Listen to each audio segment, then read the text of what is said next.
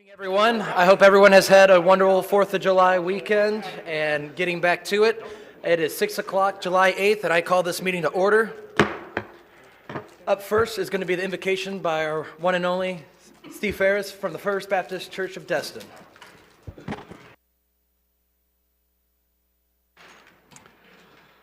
Well, Father, we come before you thanking you for this great nation, thanking you, Lord, for all those people that made sacrifices. As we finish up this 4th of July, Lord, let us never remember or never forget all those who gave their lives and what this country stands for. Lord, I thank you for these people that will work in government.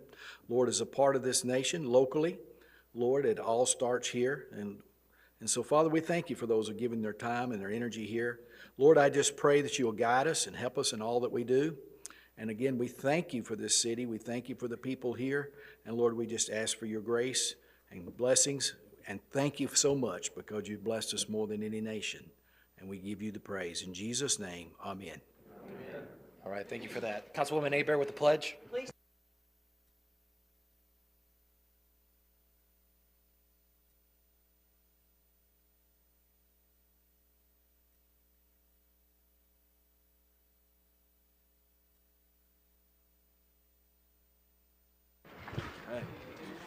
And right before we get going, I'm just going to do a little housekeeping, and if everyone could please turn off or silence your cell phones, vibrate, anything but noise, that would be greatly appreciated. Thank you.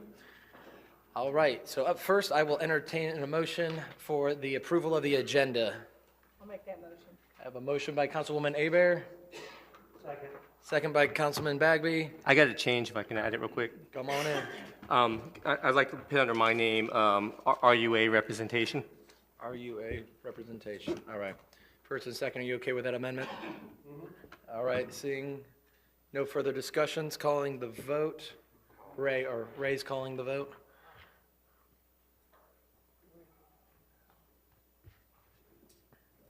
Oh. Okay, we're going to do a roll call while everyone gets back there on their laptop, I guess. All right, John, go down the roll. Yes.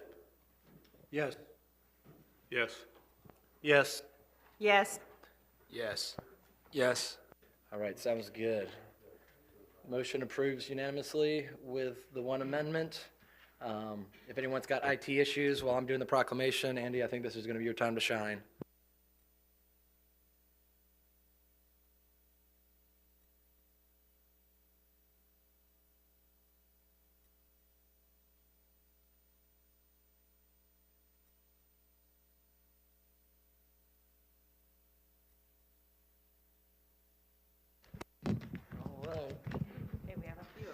Every proclamation's a good one, but the Park Foundation and the Park and Rec crew is close to my heart, so thank you guys. Go on in here. All right, City of Destin Proclamation, Parks and Recreation Month. Whereas parks and recreation programs are an integral part of communities throughout the country, including the City of Destin. And whereas our parks and recreation are vitally important to establishing and maintaining the quality of life in our communities, ensuring the health of all citizens, go figure, and contributing to the economic and environmental well-being of a community and region. And whereas parks and recreation programs build healthy, active communities that aid in the prevention of chronic diseases, provide therapeutic recreation services for those who are mentally or physically disabled, and improve the mental and emotional health of all citizens.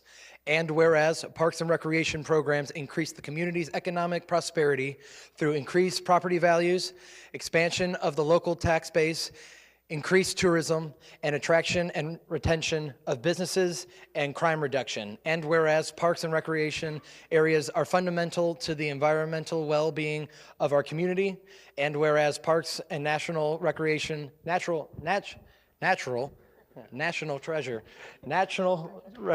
areas improve water quality, protect groundwater, prevent flooding, improve quality of the air we breathe, provide vegetation buffers to development, and produce habitat for wildlife. And whereas our parks and natural recreations areas ensure the ecological beauty to our community and provide a place for children and adults to connect with nature and recreate outdoors. And whereas the U.S. House of Representatives Representatives have designated July 2024 as Parks and Recreation Month, and whereas the City of Destin recognizes the benefits derived from parks and recreation resources, now, therefore, be it proclaimed that I, Mayor Bobby Wagner, on behalf of the City of Destin and its council, do hereby designate the month of July 2024 as Parks and Recreation Month in the City of Destin. We call upon Parks and Recreation supporters to join us in recognizing the importance of our nation and national parks, as well as our local parks here as we recreate. So, do you guys have something? Or would you have something? No. All right. Two members of our Parks and Recreation. All right, we'll take a photo first, and then I'll.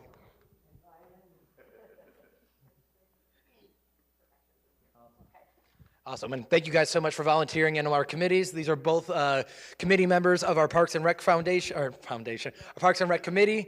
So if you guys online, anyone here in the audience, have any good ideas, things that we're missing in the parks, things that we might have forgotten or missed at our parks, it all starts with our committees. They are the engine, and then we just get to vote about it later up here at the dais. So thank you guys for always volunteering and putting our parks and people first. I just want to say this is generational. I was going to say, granddaughter.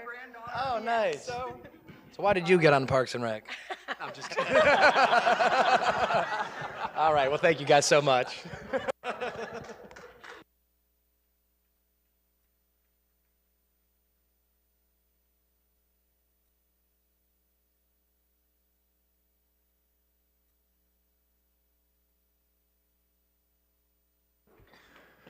All right, at this time, we're going to start the public comments. Anyone here has 3 minutes to talk about anything other than what is going to be on the public hearing, which is 5A and 5B.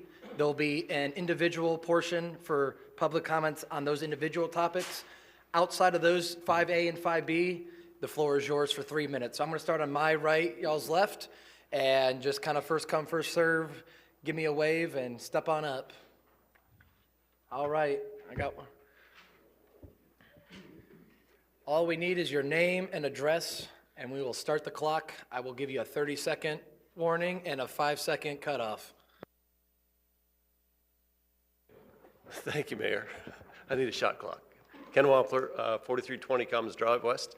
I'm here to talk about agenda item 4B as in Bobby. And as you can imagine, obviously, one of the things that I want to talk about today is really twofold. There's a lot of folds to the STR registration, and actually in the staff report, it also refers to it as a public safety impact fee or something along the line. So it's a little misleading as to what the staff is proposing, but I think fundamentally I understand kind of where it's coming from. Condominium Owners Association, unlike Homeowners Association, actually provide all those services for the condominiums on the properties. They do the security, they do the beach service, they do the trash, they do the policing, they do the noise, they do the parking, they do everything on the Condominium Owners Association. So one of the things that I've heard is that some condo owners, residents, or whatever they're referred to, is overwhelming the code department with the number of phone calls. And I will tell you, as a business owner, we get all kinds of calls. We can't control who actually calls the number. To some extent, kudos to the code enforcement department. Kudos to city council and the city for actually promoting that as a service. But there's nothing that the association won't do to instill the peaceful enjoyment of every condominium resident, owner, or tenant. And so the fact that they're calling shouldn't justify a need to increase whatever fee or tax that you want to call it. At the end of the day, Condominium Owners Association takes care of all those services. So at the fundamental reason for 718, Statute 718, which controls all Condominium Owners Association, they're responsible. That association is responsible for all of that stuff. And so for the city to feel like it's your responsibility to interject yourselves or whatever services that you feel like the city must provide is frustrating, to say the least. It really is. And you have a tough job, or the staff has a tough job as to balancing all the wants and needs of all the residents. But at the end of all the story, there's 4,700 owners that bought their condos at some point. And I think we've all been here long enough to know that the real estate values have changed. I know they've changed significantly since I've moved here. Ad valorem tax. Ad valorem tax, the basis reason for ad valorem tax is for public safety and services provided by the municipality. In the municipality, if you go to condo X, Y, and Z that's in the city limits, what does the city truly provide? Destin Waters is this whole separate thing. So they don't provide utility, Florida Power, or whatever they call themselves today, sorry, I apologize. They provide the utilities. And as a matter of fact, I think the city gets some sort of tax fee off that. If it's tourism related, they're occupied 100 days out of the year. So a third of the time that the rest of us that live here full time are actually occupying our homes. And they're paying more because property taxes obviously go up each year, ad valorem tax goes up each year. So I just don't understand why you think there's a reason for the city to interject themselves into condominium owners association management and services. One of the things that I did here is, well, it's stressed that the occupants provide on the city businesses. Well, that's a whole separate issue. That's a whole separate issue. Kudos to us for being successful that the businesses are really busy.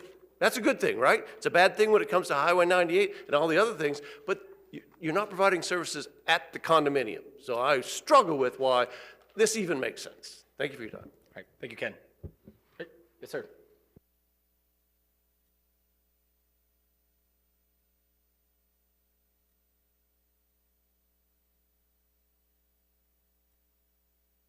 Name and address. Yes, Lino Maldonado, 1040 Highway 98 East. Been in the industry here, hey Jim, for over 30 plus years. And the thing that's troubling for me about just another new tax levied on the ownership group, vacation rentals, this is a tourism area. Like it, love it, hate it, but most of us got here via tourism. Seems like every time we get a new invoice or a bill, we just figure out a way to either charge the tourist or charge the owners who own the condos that are here or the homes that use them for tourism. And I just think that's just fundamentally a mistake. Tourism in the state of Florida generates over 25% of the general fund. We are all involved in tourism. If you work at a gas station, if you work at Walmart, if you work on the north end of the county, south end of the county, this is where our people actually work and our businesses live. We are all covering the debt of tourism in this area. But it seems like the owners and the tourists get saddled with the biggest expense. As Ken just pointed out, the ad valorem taxes that all of our owners in the condos already pay cover services that they don't even participate in, like schools and roads and other things that are already associated that, again, they don't burden. And for the 100 days that those units are occupied, there's a bed tax that's collected. This year, almost $3 million that is an extra tax paid for by the tourists are actually getting reaping the benefits here in the municipalities. That's 10% of the tourism tax. That's again, so to me, this seems like it's just another way to double tax owners who are absentee. Maybe it's because they don't vote, I don't know. But we have got to stop dipping in the pockets of tourists and the owners who provide, the lodging for those tourists. Every time we got to figure out something else to fund. I just don't think double taxation on these owners is a good idea. Thank you so much, and we appreciate the hard work and efforts that you guys put in on all of our behalves. Appreciate you. Thank you, sir. All right, middle, far right, yep, go ahead.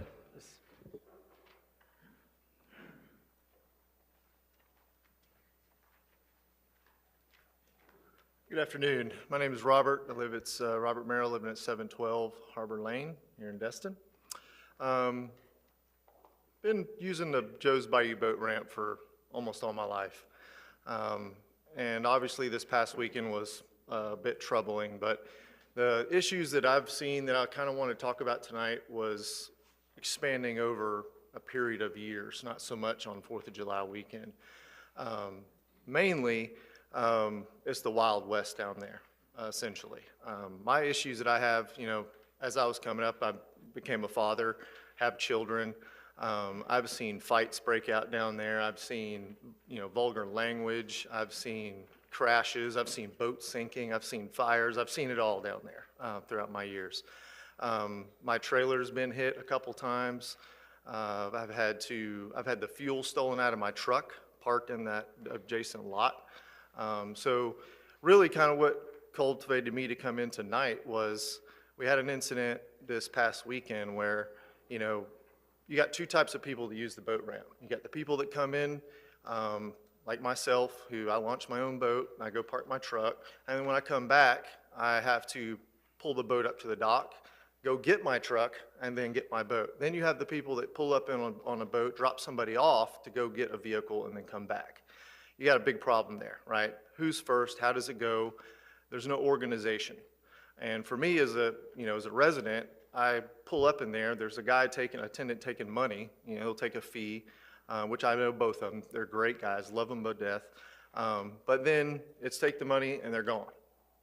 After that, it's game over. Like, it's the Wild West down there. Who's coming first? You got people parking, pulling up in cars, and then in the afternoon, there's nobody there to help them when they come back. 70–80% of them are intoxicated, and it's bad, real bad, to the point where my 9-year-old son and my 13-year-old daughter were getting cussed out by some other gentleman that felt like he had the right to be there before us.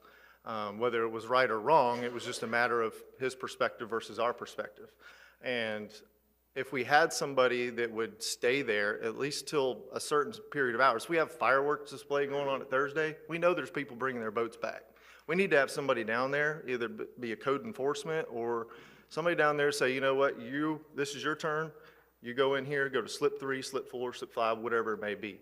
And then that way, when somebody pulls their boat up and drops somebody off, they can say, hey, I'm getting my boat. And then the next guy that shows up, the attendant can regulate things a little bit. This has been something that's been going on for years. And I feel like with the next evolution of evolvement, what we're fixing to do with that boat ramp, we need to seriously consider having some sort of enforcement going into that. And to kind of back that up, I've messaged you before on Facebook, and we've kind of talked briefly about, some of the things that we could do differently, mainly like boat flushing stations for people to utilize, because right now they're paying a fee, and the fee is just drop it off, and that's it. So I just want to bring that up to you guys and let you know that there's a big issue there, and I appreciate your public service. All right. Thank you, Robert. Thanks for being here. Yep. Here we go.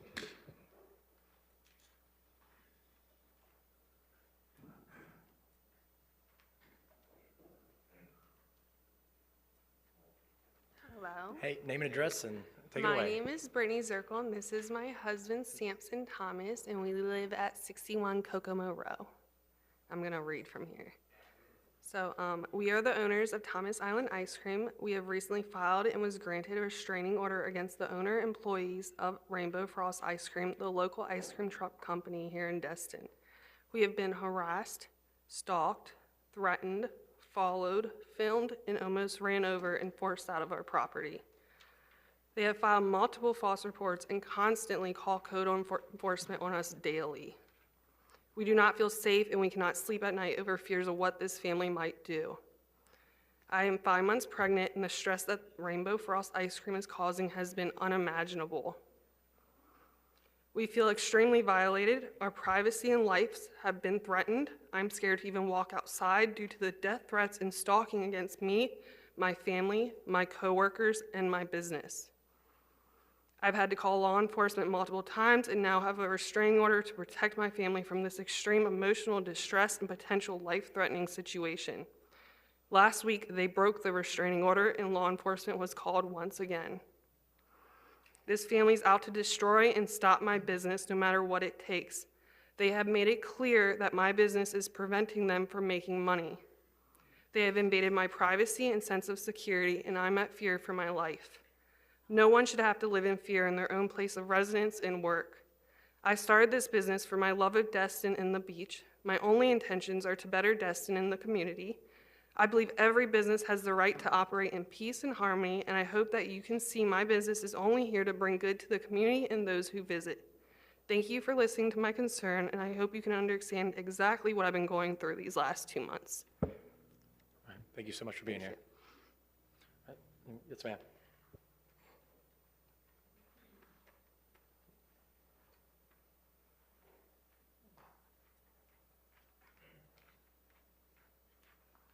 Good evening. My name is Louisa Baldock. Address is 3016 Scenic Highway 98, number 209. I just wanted to second what Ken and I'm owner of a vacation rental business as well. They've really covered a lot of things. One thing I also wanted to reiterate, something that owners are also facing now is the HOAs especially are seeing a much higher insurance cost. Everybody's HOA dues are nearly doubling right now. So if you're looking at even purchasing units, these are things that they're looking at. I just don't want the city of Destin having another fee attached to these owners when things are already down. They're getting higher insurance.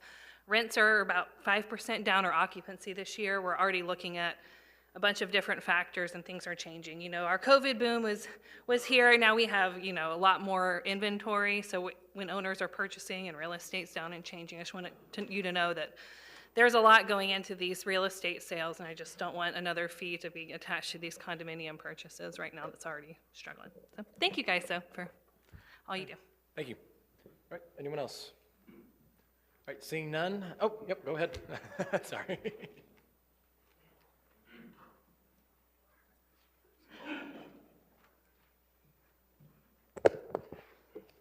Hello, Carrie Harbarger, Rainbow Frost Ice Cream, 307 Mountain Drive. I want to do a rebuttal to what was just said about the company. First, I want to say that the company that just spoke out doesn't have a permit to work in Destin. They were denied a permit, and ever since they were denied a permit, it's been attacking our company. My son does have an injunction on him, and he can't come up here and speak for himself. And it's unfortunate because our code compliance had gotten involved. And apparently they don't understand the rules and told them verbally they could do it, but when they come up to City Hall, they can't get a permit. There's a reason why we make people come to City Hall to get permitted. If you can get permitted and you have the proper stuff, you can get it permitted. Code compliance doesn't have the right to permit you verbally. So, when we complained numerous times, we were asked to, I have it in emails, we were asked to take pictures and videos. Then, code compliance goes over there and tells them that if they see us over there taking pictures and videos, to call the law and put injunctions. We have it all documented. Code compliance played both sides of this fence. And it's not right because they're not legitimately entitled to do business. And furthermore, last meeting, Gulfstream Ice Cream came up here and they complained about us. And furthermore, nobody's ever been allowed to work the beaches of Destin, guys. I got a $500 fine because I pulled the buggy to prove a point. I got the $500 fine and there was 5 carts on the beach that day. They waved at him. As a matter of fact, the Thomas's Ice Cream is the one who called. They're not permitted. They've been told no. And I also have, you know, Gulfstream wanted to talk about how they want to be grandfathered. You don't owe them anything. They were never entitled to work any beaches. And furthermore, the pre-owners to them sued Walton County for the rights to keep their feet wet and lost in a federal court. And I forwarded that court case over to you. This Department of Environmental Protection that was written in 2016 partnered with the city of Destin. They can say keep your feet wet all they want, but there's just no soliciting. This document was designed to prevent that. You know, the state water, and I'm in city water, and it's so ridiculous. So if the council is going to decide that this is the avenue that we want to do, I'm all game because I would love to create more business, but I really think it's not the look Destin wants. Because if they're going to do it on the beach, then I'm going to be there with hot dogs. And then I'm going to send suntan oil, and I'll have you know I bought my luggage on the beach in Venezuela. Let's do it. It's not what we want. That's why we didn't permit them. That's why we have rules and regulations. They're working out of their house at 61 Kokomo Row. We've argued about that. They're saying they can warehouse there and run their total business, carts and all. That's what we documented for code complaints. They show us. We did. We get the injunctions. That's not okay. So what I'm asking the council is to clarify what's going to go on. And please, I want to ask the city attorney if she knows if there's been any changes to any of the codes of ordinances maybe since 2010. If I can address the city attorney. I mean, do you know if there's been any change of I mean, that's ordinances, probably code of after, just so we ordinances? have it on record. Well, with I ya. will say no, just to say I can answer that, because Right. Final thought. if my research is correct. So while Gulfstream steps up here and wants a grandfather status, it was never allowed anyway. Guys, I've been doing this for 30 years. If it was allowed, I would have done it. Kelly Gates, I tried it. I bought hawking bags. Kelly Gates and David Baslak said, you can't do it, Carrie. That was 20 years ago. Kelly Gates will come up here and testify to that if I need her to. We don't hawk the beaches. Thank you. All right. Yes. Oh. Uh-oh. Sorry, I pointed up at you both.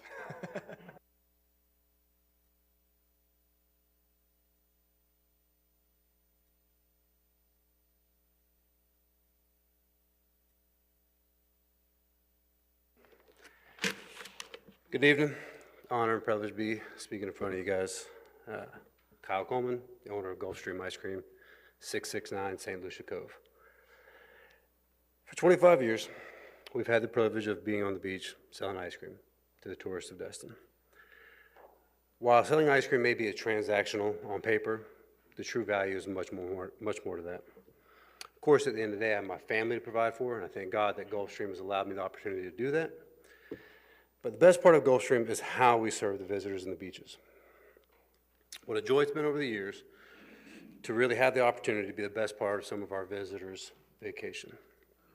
Be just that extra touch that's made over 1 million visitors' trips that much more special. It's awesome to see every age group, from kids, parents, to grandparents, enjoying the spectacle as they hear the ice cream music. Where's it at? Oh, there's a boat. Oh, ice cream. Everybody's excited. It's a great thing.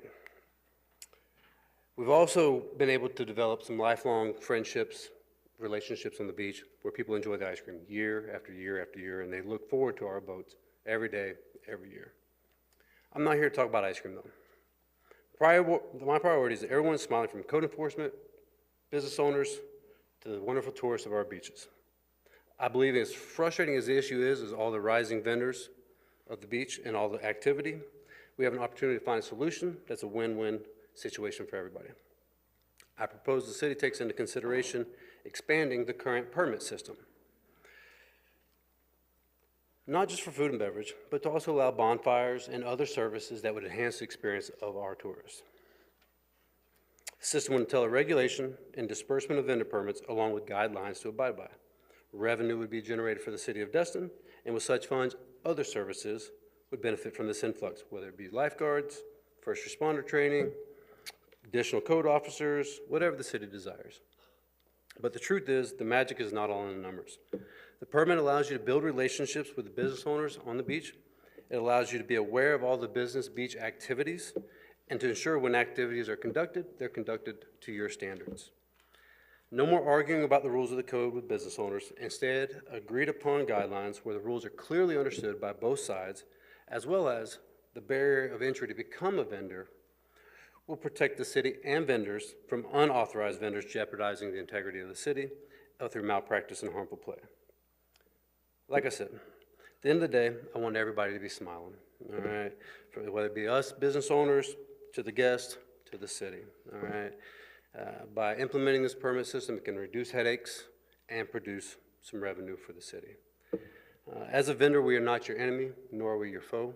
We have the same goal in mind, and that is to enhance the experience of the people that are visiting Destin. I encourage the city to consider updating or making changes to the current permit system to allow us to serve our guests. Thank you for your time. All right, thank you so much. All right, yes, ma'am.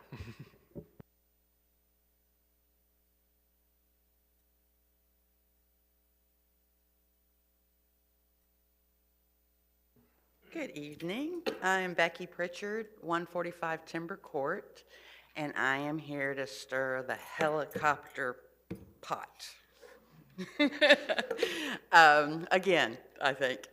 I have been up here several times to discuss this. I know that it's a situation that is difficult. I should not wish for anybody to not have a business, but if I had my druthers, I wish they did not have one here.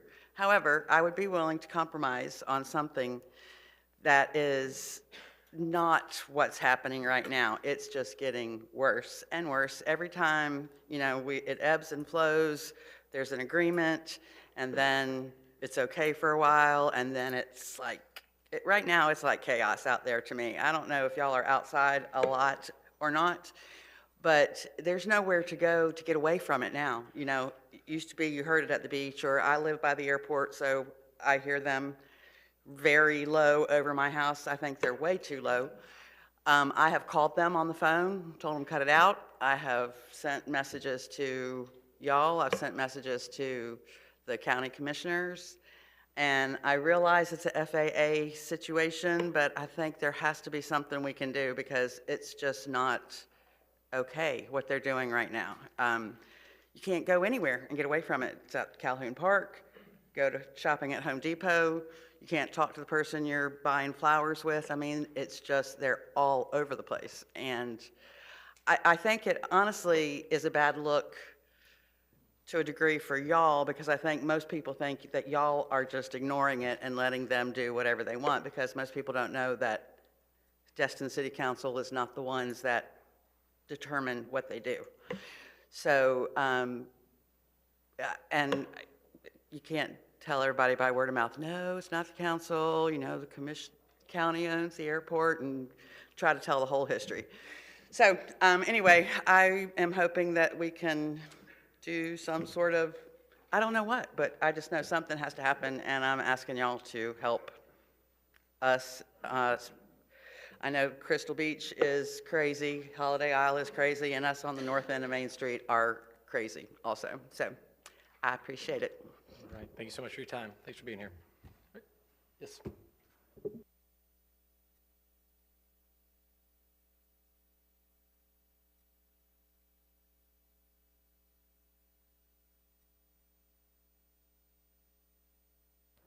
Hi, I'm Jan Lucas, and I live at 707 Main Street.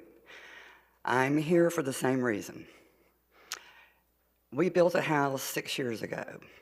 We knew we were building by the airport, but we found a really nice little lot, and we love it. We knew there were going to be planes, and the planes are no problem. Some of them are a little loud, you know, when they leave, but the helicopters, every 4 minutes sometimes 5 minutes. When you're running a $59 special for an 8-minute ride, and they got 4 helicopters, and they're so low sometimes. I got videos, lots of videos. I get tired of videoing it. I'm sitting in my chair and I'm looking up and I'm looking out, looking at people, looking down at me. It's ridiculous. I mean, we go to Fort Walton to go to the beach, mainly because there's not much access here, but there's no helicopters. If they are, they're the big ones that the guys are fighting for our country. But, you know, I don't want to put anybody out of business, but you can watch their flights. You know, you can watch them, and they're just going around in circles, and they're coming back, and they're coming back, and they're coming back. My husband and I can't even talk outside. You have to stop. Some for the jets too, but they're gone. You know, they leave. And one comes in, and another one comes in, another one comes around. And when they're coming down right below your house, and I know you may not be home all day like I am. But me too, you know. And I have a big privacy fence for a reason. If they see something they're not supposed to see, I'm sorry. But, you know, I got a privacy fence for a reason. I like to water. But anyway, we need help. And I know the council, I've read all about it. It's through the county and through its FAA. But we're ready to do something, and we're in Merino Acres. And we really weren't ready prepared at this point, but we're getting there. And we need your help if we can get it. But it's really annoying. And like I said, we don't want to put anybody out of business, but they need to find better routes. And I saw something in the Destin log, a quote from the owner: "We never fly over residential homes." This was a few years ago. Well, you know what?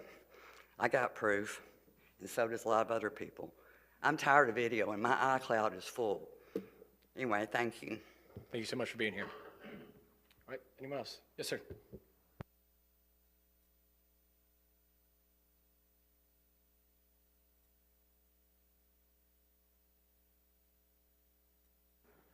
My name's Ronnie Mapes. I'm the owner of Catch 22 Beach Service. Main location is 15,000 Emerald Coast Parkway, Silver Shells Resort. I've been in industry 29 years, been permitted Bay County, Walton County, and Okaloosa.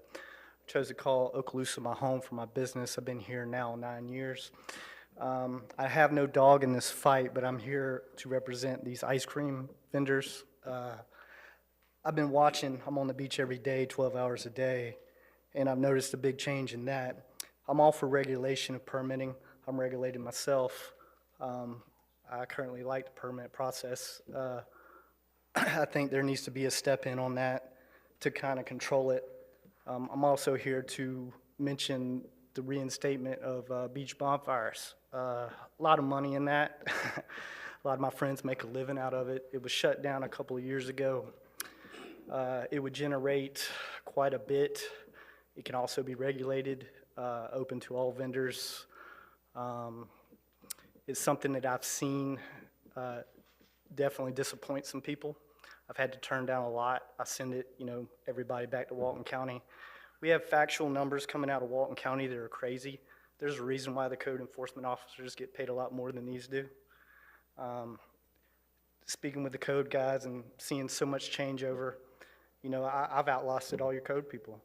You gotta have some regulation before stuff gets out of hand.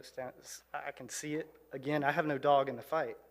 I think opening up categories of permitting, everything from snow cones to, county line to county line. I know you got the harbor and all that, but, I'm just here to think that, going forward, I wanted to plant the seed about the bonfires and permitting for all vendors, if they follow the regulations and rules and, control, if there's only 5 permits, it's only 5 permits.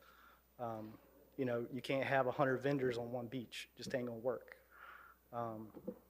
That's kind of all I wanted to say. Again, I didn't have a dog in the fight, but I wanted to show up here today to let y'all know that I'm paying attention to everything. So I appreciate y'all hearing me out today, and thank you. All right. Can I ask a question, Mr. Mayor? Can you talk to him after? Sure.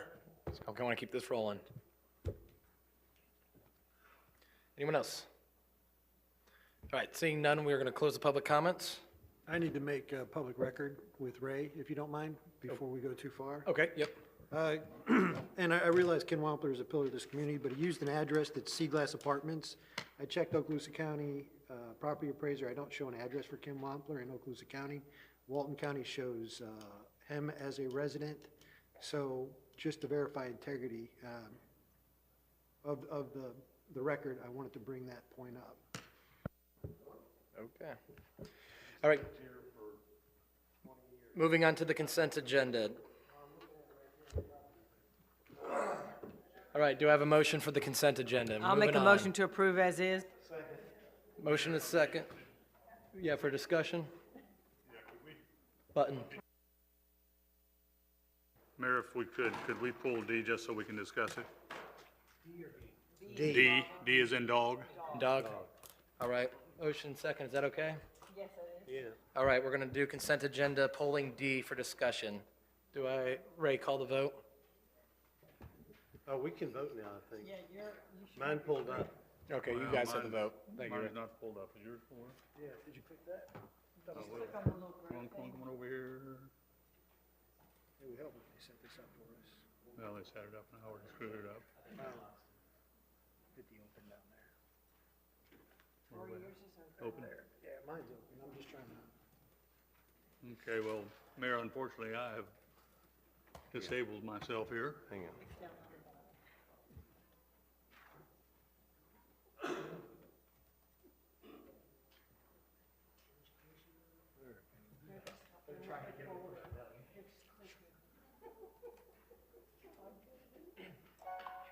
All right. Now you can vote however you want to. I'm still no, going down the I line? think we're good. Did we vote already? No, we got to lock in. We're waiting on you to lock it in. Okay. You have to go over to green or red. Yeah, I'm on green. Double click it. Come on. Mr. Destin, if you can tell me how you I can vote for you. Yeah, I'm voting yes on the motion. Yes? Yes. And Andy's right behind you. Andy, if you want to see what's going on there? All right. All right, for the other six, we'll keep rolling. All right, ayes have it for A, everything but D. Councilman Destin, do you want to start the discussion since you polled? Yeah, just a brief discussion. When I went through my discussion with the consultants that are doing the town center, they had a whole section on anticipation of what we needed in the future, how many more square feet for each thing, and they had a section on recreational needs with a projection of square feet. My question is, are we paying two consultants to do the same thing? Because it sounds like we're about to go out to bid again to do what it appears they're doing. You know, I would be satisfied to have the city manager talk to them and clarify what they're going to do and if it costs a little more, but I hate to hire two consultants to do the same thing. Good evening, Mayor and council members. The two efforts are different. The effort that the SRS team is doing, as you know, is to primarily select where we're going to put our city hall. Over the years that we are planning on it, the effort as far as the master plan is concerned is programming the activities of the Parks and Recreation, looking at our population projections, what the needs are, and also what over time, what the maintenance programs will be for the programs that they have. So those are two different elements that are being studied. That explanation is partially good. I will go forward to let you look at it, but it still looks to me like we're paying two people. And even if the second consultant would do more detail, I don't know why we would go through the process and not contact them. And maybe that will be part of the request for proposal, that someone that's already working on it has already come up with projected how many more square feet we need in recreation, and all the lists that they went over wouldn't already be halfway through the job. So I think this motion is just directing the staff to go out for a request. Correct.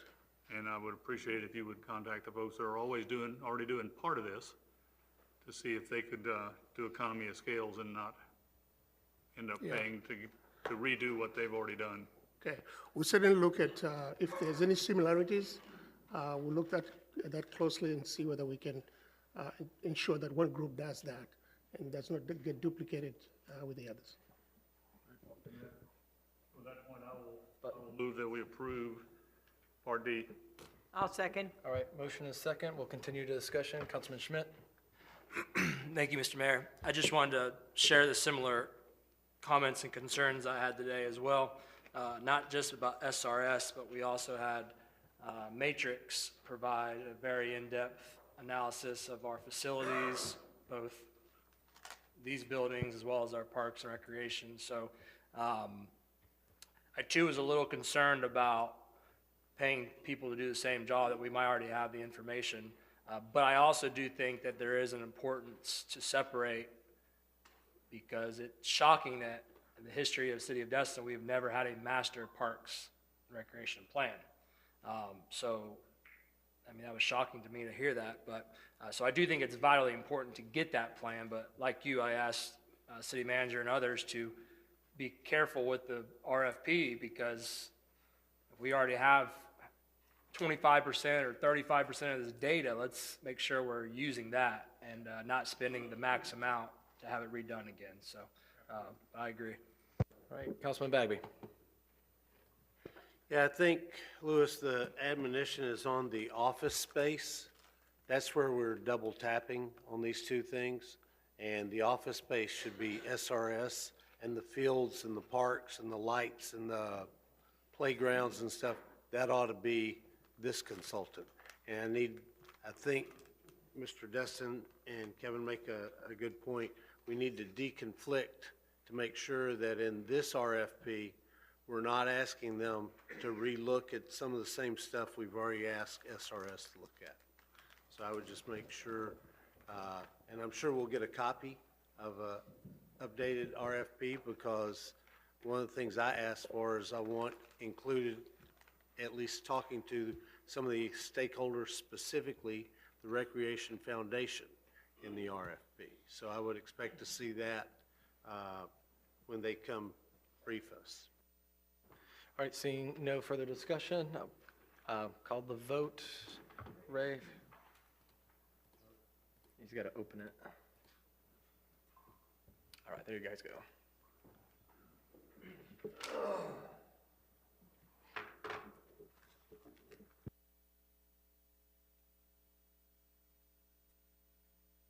Say please.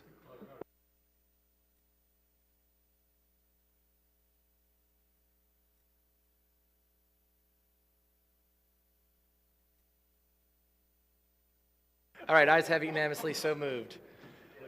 All right, consent agenda done. All right. City Manager Louis Sanguzzi, 4A. Thank you, Mayor. The first item we have for you is a presentation about the healthcare benefits for the city employees. Our HR director will introduce the presenter and lead us to discussion.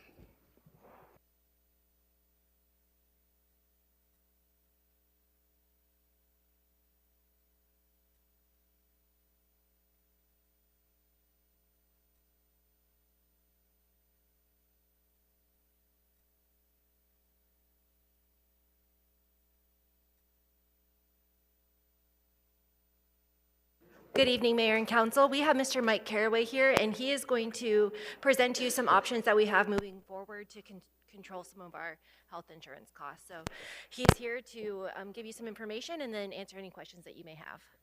All right, thank you, Jamie. Good evening, Mayor Wagner, City Council members.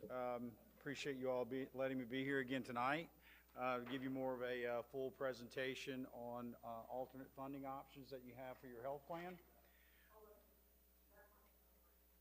Oh.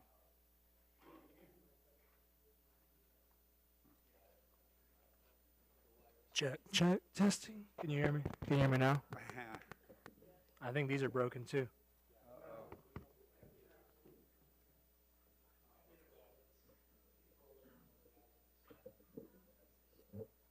Check, nope. Okay. Check, no. All right. So I think I'm loud enough, right? Okay, good deal. So anyway, thank you again for letting me be here tonight. I'm going to give you a quick explanation on the options of funding your health plan. Right now, as we talked about when I was here last time, you guys are fully insured, right? So you're paying a premium to the carrier every month, regardless of your claims. And that is a fixed cost. You guys are spending roughly around $1.6 million annually for your health coverage. That's total contributions, not just the city's contributions, but also what the team members cover for themselves and the dependents that they choose to cover on the plan. So if you could go to the next slide, please. Test, test, test. Okay, we're good. Okay, so we can, if you don't mind, we can go to the next slide because I want to breeze through the first few just to be mindful of the time and cover really the important parts here. And so if you could hit slide, please. Sorry, there's some fluff in about who we are. Hopefully you guys know who we are, but I do think that this slide's important. This represents the locations that we're in, the number of professionals that we have working for us, but more importantly, about the fourth or fifth bullet point down, we represent about 500 groups that are self-funded. So this is an option that we know very well. We have all the tools in place to guide our clients, make sure that we have the guardrails up to protect them from any, surprises that could come with regards to high-cost claims or even aggregate claims throughout the course of the year. So if you go to the next slide. These are our locations in Florida. This will be important as we get to the upcoming slides regarding the clients that we represent. So if you can move forward to the next one. Next, please. Okay, these are our Florida public entity clients. This is a mix of our commercial clients and our employee benefits clients, which is what we're here to talk to you about today. We have some of our clients are fully insured, and we have some of our clients that are what we call partially self-funded in the employee benefit space. So you can see that, again, we're very well experienced with public entity groups. Next slide, please. And again, next slide. Okay, so healthcare trend, this is the inflation that we are faced with every year when we get through with our renewal, September 1st. We're immediately going to be 8 to 9% behind the 8 ball when we start out our next year. That's medical trend. That's hospital inflation, it's pharmaceutical inflation, it's physician care inflation, it's imaging. All of those things play a part in our healthcare cost. So if we stay fully insured, right, we have to count on the insurance companies to help bend that trend, right? So if it doesn't bend that trend and we just play out how our expected claims are supposed to come in, then we're going to be looking at 8, 9, 10% even increases year after year. And that compounds over time. And when that happens, then you're forced to make plan design changes. You're going to have to make a vote whether or not you can put more money into the pot to cover the increase in cost. Or the last option, which I don't think is the best option, is you put more of the pressure on the employee, on the team member, with higher out-of-pocket expenses and higher premium contributions. So by going and exploring an alternate funding option that I'm going to talk about in just a moment, and again, we're just exploring. This is not something that we're recommending that you do because we won't have all the facts yet. But we can bend that trend and we can help control cost, and we know what's going on within our plan, and I think that's what's important long-term to controlling healthcare cost, right? So the next slide.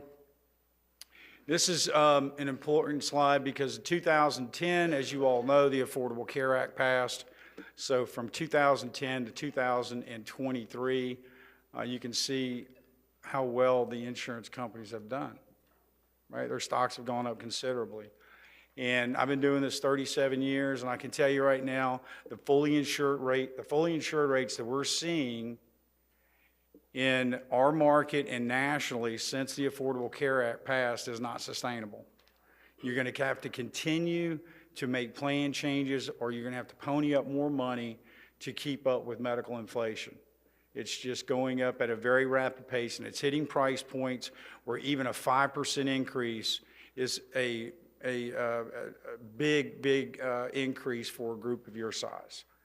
So next slide. This is kind of gives you an idea of companies that are self-funded. You can see it fluctuates, or you can see the trend is going up, moving to a self-funded platform. Next, please. This gives you an idea. You guys are the 50 to 199, about 20% of the groups are partially self-funded in this space. 200, as the groups get larger, self-funding becomes more and more dominant for those accounts because they want to have more control over their care.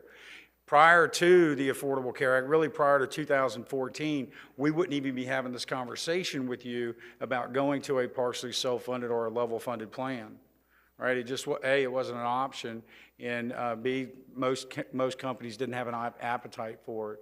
So now the carriers, United Healthcare, Blue Cross, Aetna, which are the three players that we have in our marketplace, that's the only options we have, guys, is that they've even come out with a partially self-funded plan, what's really called level funded. So it walks and talks and feels like a partially self-funded plan, but the risk to the group is still mitigated by the level funding concept behind it. So I'll speak on that in just a moment. Next slide, please. Okay, and again, one slide, please. So right now you guys are renting, right? You're paying a fixed cost. You can't make any changes to the plan design. It's maintenance free though. That's kind of a theory behind it. Everybody thinks partially self-funded requires a lot of manpower and human capital investment. It really doesn't. And typically they're less expensive on the short end. That's one of the reasons behind it, because you don't have to put that human capital involved in it. But again, your team would have our full support with myself and our service platform. And it typically, more expensive on the long-term pricing usually goes away, right? Because now we get control of the plan, we're building up surplus and what have you. Now, if we go to a partially self-funded plan, now we're going to own the house. We can customize it. We're going to take control of the plan. The money that we're spending in our claims fund is going to stay in our bank accounts, and we're going to earn interest off of that instead of the insurance company making interest off of that. We're not going to pay state taxes on the premiums that on our claims fund that we pay in, which right now we are. It runs around 1.75 to 2.5% of the premium that you pay in, we're paying taxes on. Typically, it's more expensive in the short term, but in the long term, it's going to pay dividends for you. I've seen this happen time and time again if the plan is managed well. And if you'll go to the next slide, please. And again, I'm just really high level. One of the things I want to point on here that's never talked about whether it's Blue Cross, I'm not going to pick on one specific carrier, but if you look over there on the self-funded piece, and this is becoming a larger item when we talk about renewals and revenue back to the company. But the fourth or fifth bullet down, you talk about PBMs, pharmacy benefit managers. Pharmacy costs represent around 22% of your spend on your health care plan. And that's only going to continue to go up. I think by probably 2030, it could outpace hospital and medical expenses, pharmacy costs. So what happens is every time a specialty medication is dispensed at the city of Destin on your plan, Florida Blue gets a rebate by that manufacturer. When you go self-funded, partially self-funded, those rebates come back to the city of Destin. Again, we control the plan, we control the claims. And then also we get to retain the profit, what we would call a surplus. Any claims that's left over that we didn't spend comes back to the city in the form of a surplus. If you go over your expected number or over your max number, you're protected with guardrails to where there's no surprises. So the next slide will give you a good example of where we stand today. Where we stand today, and these are rough numbers, so don't hold me exactly to this. So 1.6 million is what we're spending in fully insured premium. When we do our evaluation through a tool called Claros Analytics, plugging in really just your demographics, which is your census information, gender composition, and date of birth, we plug in. We have very limited information on Blue Cross just because they don't provide it to groups of your size. We're coming in with your expected total cost being 1.4, almost $1.5 million. So best case scenario, our best case scenario expected cost, we're going to save about $100,000 from where we are right now. If we had a bad year, the rails came off, we had a high cost in claims, you have what's called a risk corridor. And that's where reinsurance comes in for aggregate claims that we have a very high utilized year, and we could go to a max liability of 1.75. That's 25% above your expected cost. Okay? Once you get to that number, reinsurance comes in and they pay everything above that up to $1 million. Right? Anything over $1 million would be the responsibility of the city of Destin. Okay? So I know that sounds scary as heck, right? But I can tell you that less than 2% of groups that go self-funded ever go over that 1.75. Can it happen? Absolutely, but it's a very small percentage. So there is some risk that we will take. So if you go to the next slide, please. How do you protect that? How do you mitigate that risk? You have two types of coverage. You have specific coverage, which is the large water pitcher that you see on the side, on the left. And then you have the aggregate protection, which is all of your belly buttons that you have insured on the plan. So we put your specific claim, large claim, at $75,000. Each cup represents $75,000. So if Mike Caraway's on your plan and I have $10,000 in expenses, you're going to take that pitcher of claim water and you're going to pour it in my cup. Once that cup gets to $75,000, that cup comes off the table and you have no more exposure for that person. Okay, so that's called specific deductible. Then you have what's called aggregate protection. That's a combination, accumulation of all your claims throughout the year. And once that number gets there, then you're done paying claims for the year. You have reinsurance that picks up. So those are the two guardrails that we put in to eliminate all the surprises that you could have at the city of Destin. Now, what we're going to do is we're going to try to gather as much information from Florida Blue that we can and prior carriers to give to Claros Analytics. We're going to plug that information in, and they're going to come back and tell us if you guys are a good candidate to go to a partially self-funded plan. That's the goal and the intent behind us exploring this option. So if you go to the next slide, this just gives you a definition, again, of what those two represent. You guys have it in front of you. I'm not going to go through that again. And then if you'll go to the next slide, again, best candidates, financially stable employer, check. Steady population, check. You want to have more transparency. I want to have more transparency for you all. And we can get that going to this type of a model. And desire to have better expand your health care delivery. If we receive surplus and we bring that back into the city, now we can start bringing enhancements into your plan. We can really create a comprehensive benefit plan to compete with other cities that surround it or other municipalities. And then the last slide, I believe, if you'll go to the next one, we're going to also have the reporting dashboard that we're going to be able to tell you what's going on with preventative care. Is ER being overutilized? Do we need to have a focus on pharmacy spend? Next slide. Additional tools. Next, please. And the last thing I want to share with you is just a couple of examples, please. So I represent Okaloosa County School Board, much larger group. All agree with that. $38 million spend. Been fully insured for 20 years until 2023 with United Healthcare. And we moved into self-funding, self-funded plan, partially self-funded. They're not truly self-funded. All the things that we just talked about are in place. And their first year, we just completed 2023, and they had a $9.5 million surplus.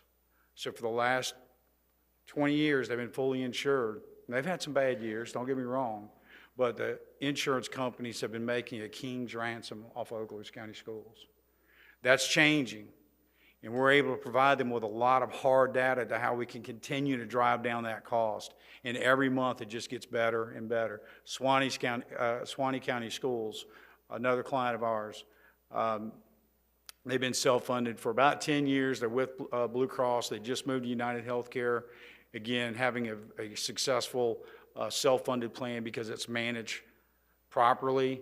And that's where you win at in this game. It's the long play. We're not going to go to a partially self-funded plan for 1 year and out. That's just not the appetite to make it work. But it's certainly something that I'm a huge fan of.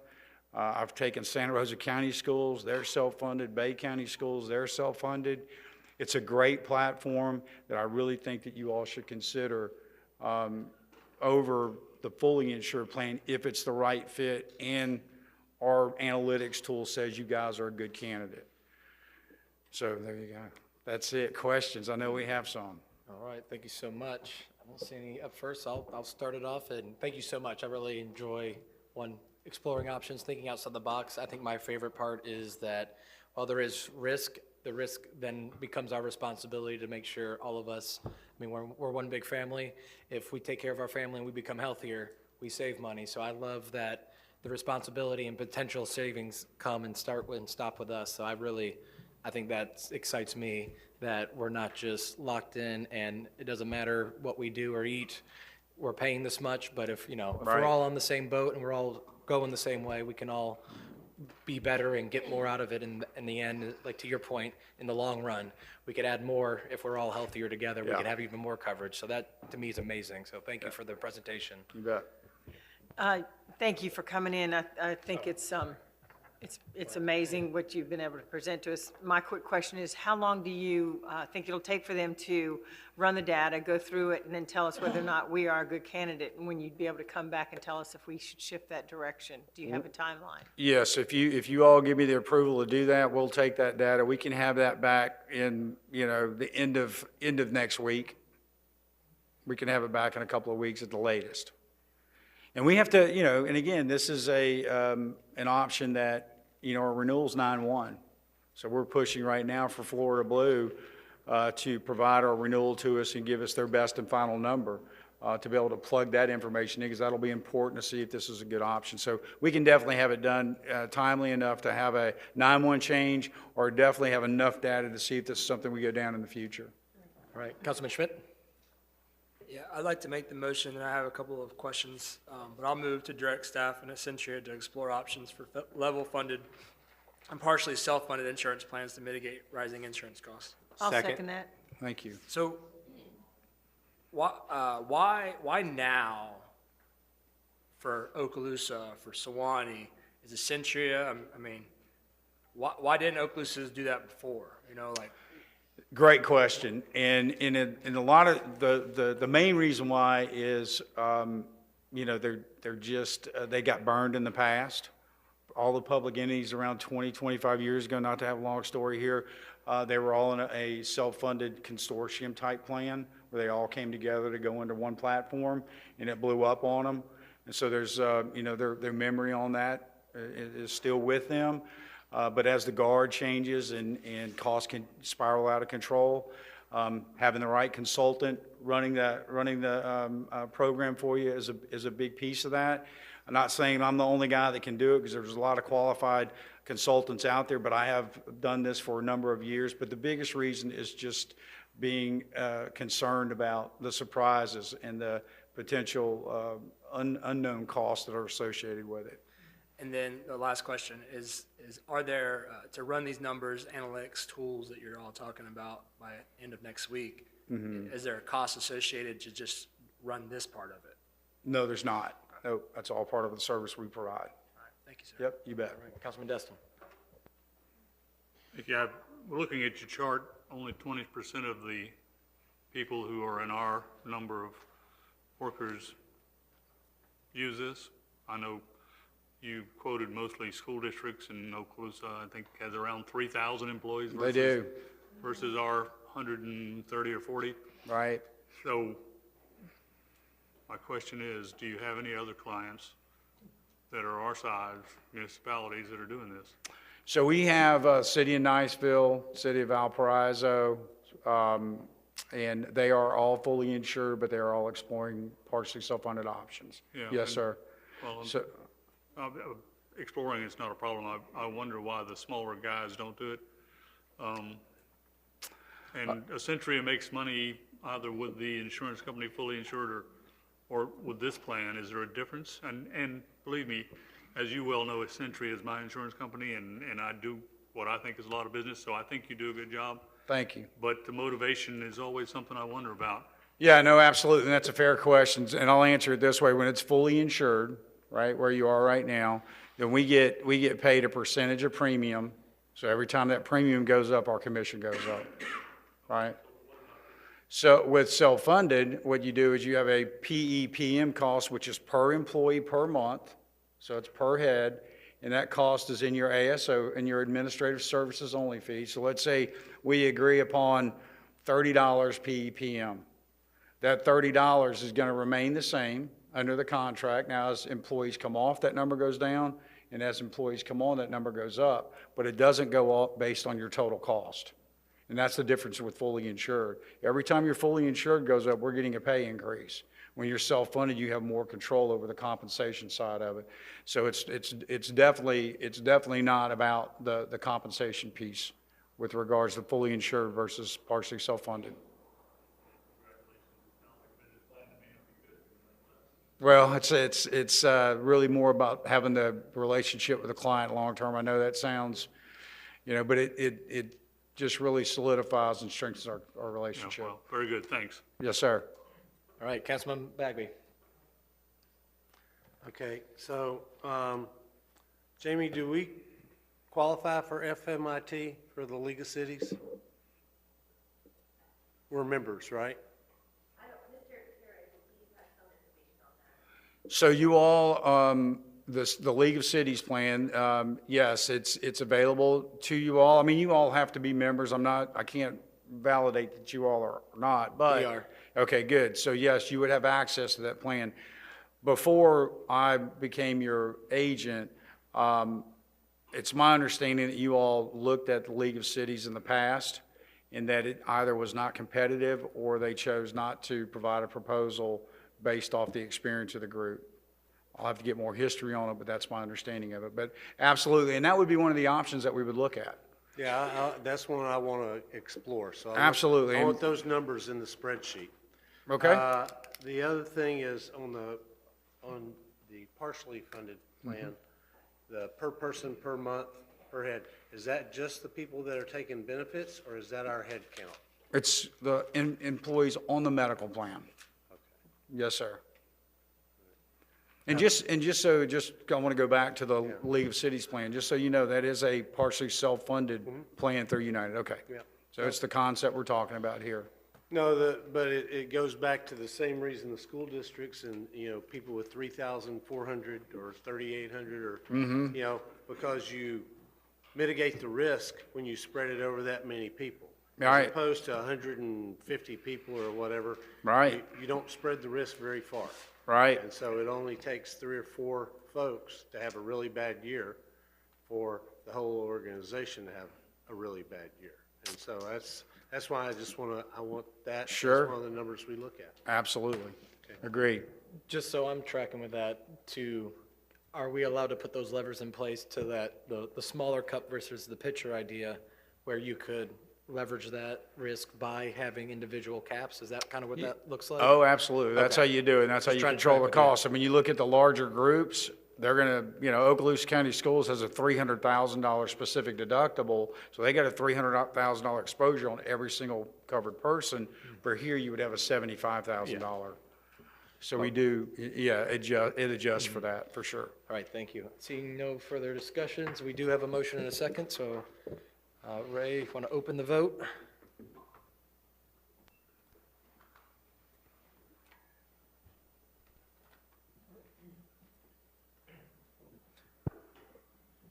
All right. Oh, ayes have it unanimously, so moved. Thank you. Thank you so Appreciate it. much for your Thank you so time. much. Thank you, Mike. All right, Louis. Yes, the next item is about a discussion about the proposed incorporation of condominiums into the city's short-term rental program. Our co-director will introduce the topic. Good evening, if it pleases the council. Since I got here, part of the short-term rental plan that the city we had talked about the condominiums. I know there's been a lot of discussion over the last few weeks, some rhetoric about it. It was never presented as necessarily as a tax. We were just looking at potentially bringing it to the council to bring the short-term rental condominiums into the fold of the current short-term rental program. Right now, we do the single and multifamily residential units, and there are roughly 1,200 of those. In order to have some consistency and synergy, bringing those condominiums into the fold with the program. It's currently, the registration cost is decided by square footage. For 2,499 square feet or less, it's $500. For 2,500 to 4,999 square foot is $600. Anything over 5,000 square foot is $700. So I don't think we're talking about a lot of money when you're really looking at it. As Mr. Wampler had said earlier, yes, the condos probably have some of their own oversight, but there are far greater impacts to the overall city, the infrastructure, and the resources. So again, having everybody operate on the same short-term rental program is something we were looking at, wanted to bring to the council for their direction, and open to any questions you might have. All right, I guess to start it off, Crystal, can you kind of get us how we got to this? I'm not a fan of just bringing extra dollars in unless we have a reason and a need. So where did the gap come from of this being an idea to even need to raise anyone's fees? Okay, there are a few things that I'd like to just clarify. First of all, people talk a lot about how tourism brings a lot of funds into our city. But the fact of the matter is, sales tax is distributed on a population base, not on the dollar amount generated within the city boundaries. So the fact that we have a lot of tourists greatly benefits larger cities like Crestview up in the north end of the county, less so for Destin because our population is only 14,000 people. Another one is there's misunderstanding that bed tax, that same idea. You would think that bed tax generated within Destin city limits would come back to benefit the city of Destin, but that's not the case at all. 12.5% of the bed taxes collected within the county of Okaloosa is distributed amongst the municipalities, with 85% staying with the county for the county to invest where they feel is in the county's best interest. So there's not a lot of either of the existing taxes coming back into the city. During the 100 days of summer, we can have anywhere from 65,000 to 100,000 people in town, which is greatly enhanced by having all of these short-term rentals as well as our hotels. As Troy just mentioned, currently we have 1,200 single-family dwellings in our short-term rental program, and the fees that they pay, the registration fees that they pay, we work with them, we educate them on all of the laws and everything. We make sure that they're up to date, that they stay within the restrictions of, number of people in a unit, with, code and fire and all kinds of other regulations. And I understand that the HOAs, they certainly have their own rules that they put upon their condos that they're managing. But the fact of the matter is, because we have all of these extra people in town, the sheriff's office kind of has a rule of thumb. You need,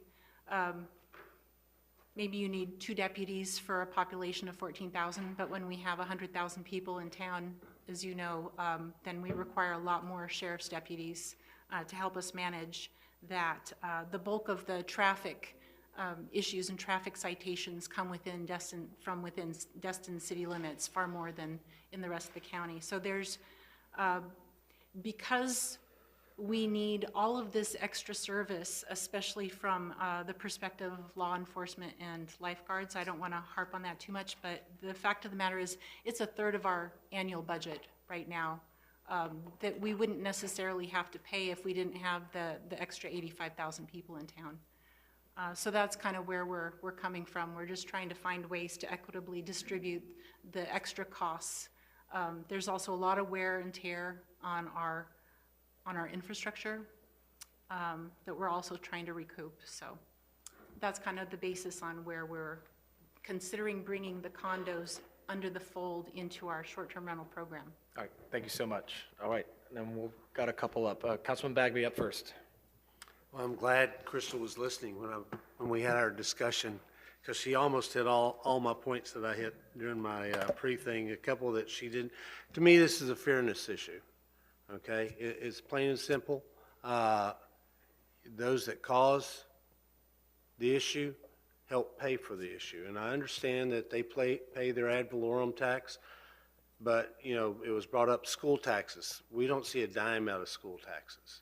And our ad valorem tax is capped at 2%, which is not extravagant. Now, the county gets a lot of money off the ad valorem tax.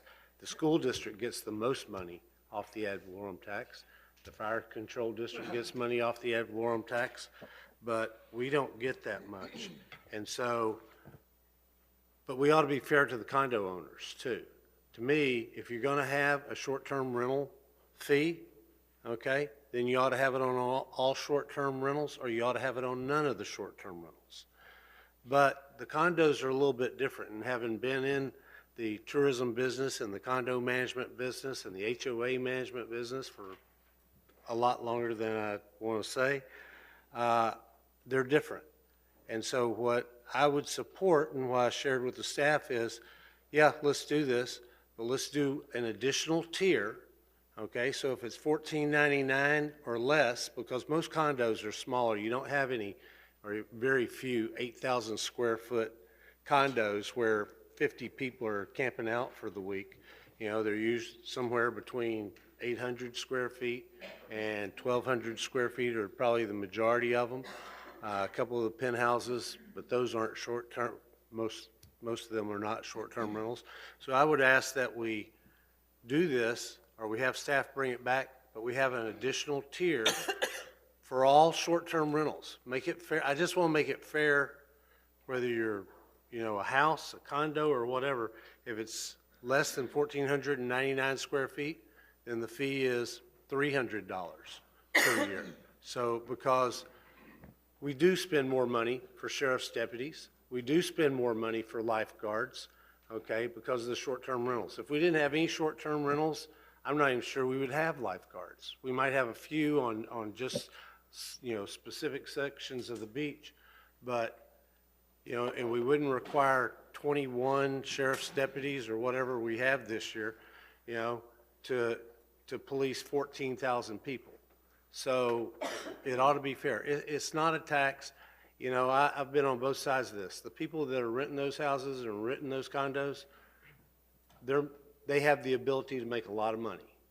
And $300 a year or $500 a year for a, 2,500 square foot house, that it's just a sense of fairness. This has nothing to do with code enforcement. And I think we learned our lesson in talking with Mr. Wampler that got taken out of the equation. This isn't a code enforcement. Yeah, they administer the program for us, but we can do that a little bit smarter working with the county. So I'm going to make a motion that and I saw Kevin's already pulled up, but I want to move to direct the city manager to bring back a proposal including short and long-term rental condominiums in the city's short and long-term rental program with an additional tier of 1,499 square feet and less, and a reduced price charge for that size. Okay. I have a motion on the floor. Do I hear a second? I'll second that. All right.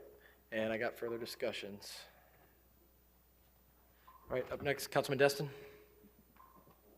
Thank you, thank you, Mayor. I saw a projected income stream, Crystal, from this at 500 or whatever the proposed was. How much money was that a year? I'm sorry, could you repeat your question? I saw a projected income stream from this tax or fee or whatever we want to call it. How much was it? So that would bring in it would be about $2.5 million a year. And we're assuming that the bulk of the short-term rented condos are the smallest ones. Right, so $2.5 million a year. Pretty substantial amount of money, isn't it? That's correct. And there's been a lot of discussion about trying to help the fire district expand their lifeguard services, to expand the hours during the days and the number of days per year. So that would help us accommodate that. As you know, the TDC has a cap by the state, so they're not able to contribute anymore to help them expand their program. So currently, we're looking at $3.1 million next year for lifeguard and Sheriff's Office services. How about let's separate that out. As last I recall, we were given $100,000 to the district for our contribution. How much is it? That's correct. We've been giving $100,000 a year to the fire district for lifeguard services since the early 2000s. Yes. We haven't And increased it is, and what is it proposed for this budget? This year, they're proposing $200,000, but ultimately, they would like to increase it to $300,000 a year from the city of Destin So we're talking to add a few more stations We're and talking expand about days. another 100,000. That's correct, 200,000. Okay, so that's separate, and to tangle it in with the sheriff department is, it's quite a bit less. This looks to me like an occupational license issue. I mean, do condominium, people who rent their condominiums, do they buy an occupational license?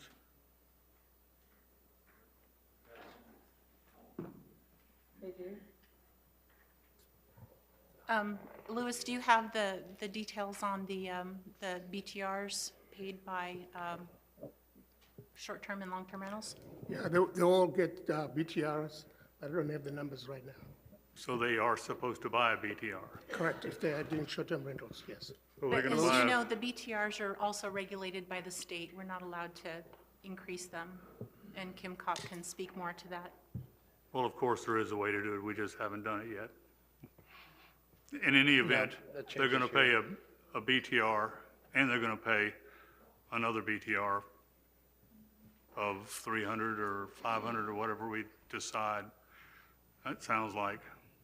So it's an additional fee, because after all, they're in the business of renting their condo out, and if they're buying a BTR already, which I probably feel many of them aren't, then now we're double dipping. The condominium associations, do they pay a BTR also? We don't think so? They wouldn't be paying a BTR as a short-term rental, no. Yeah, okay. And we're very limited under the state law on how much we can raise the BTRs, very limited. So we definitely can't raise them very much anymore. Those days have passed. Yes, I've seen what they passed. Yeah. I don't know, should they pay to be in business? Just like the rest of us who have BTRs and are in business. I don't have a terrible heartache with that concept, but if we're double dipping them, I'm not so sure. I mean, are we double dipping them?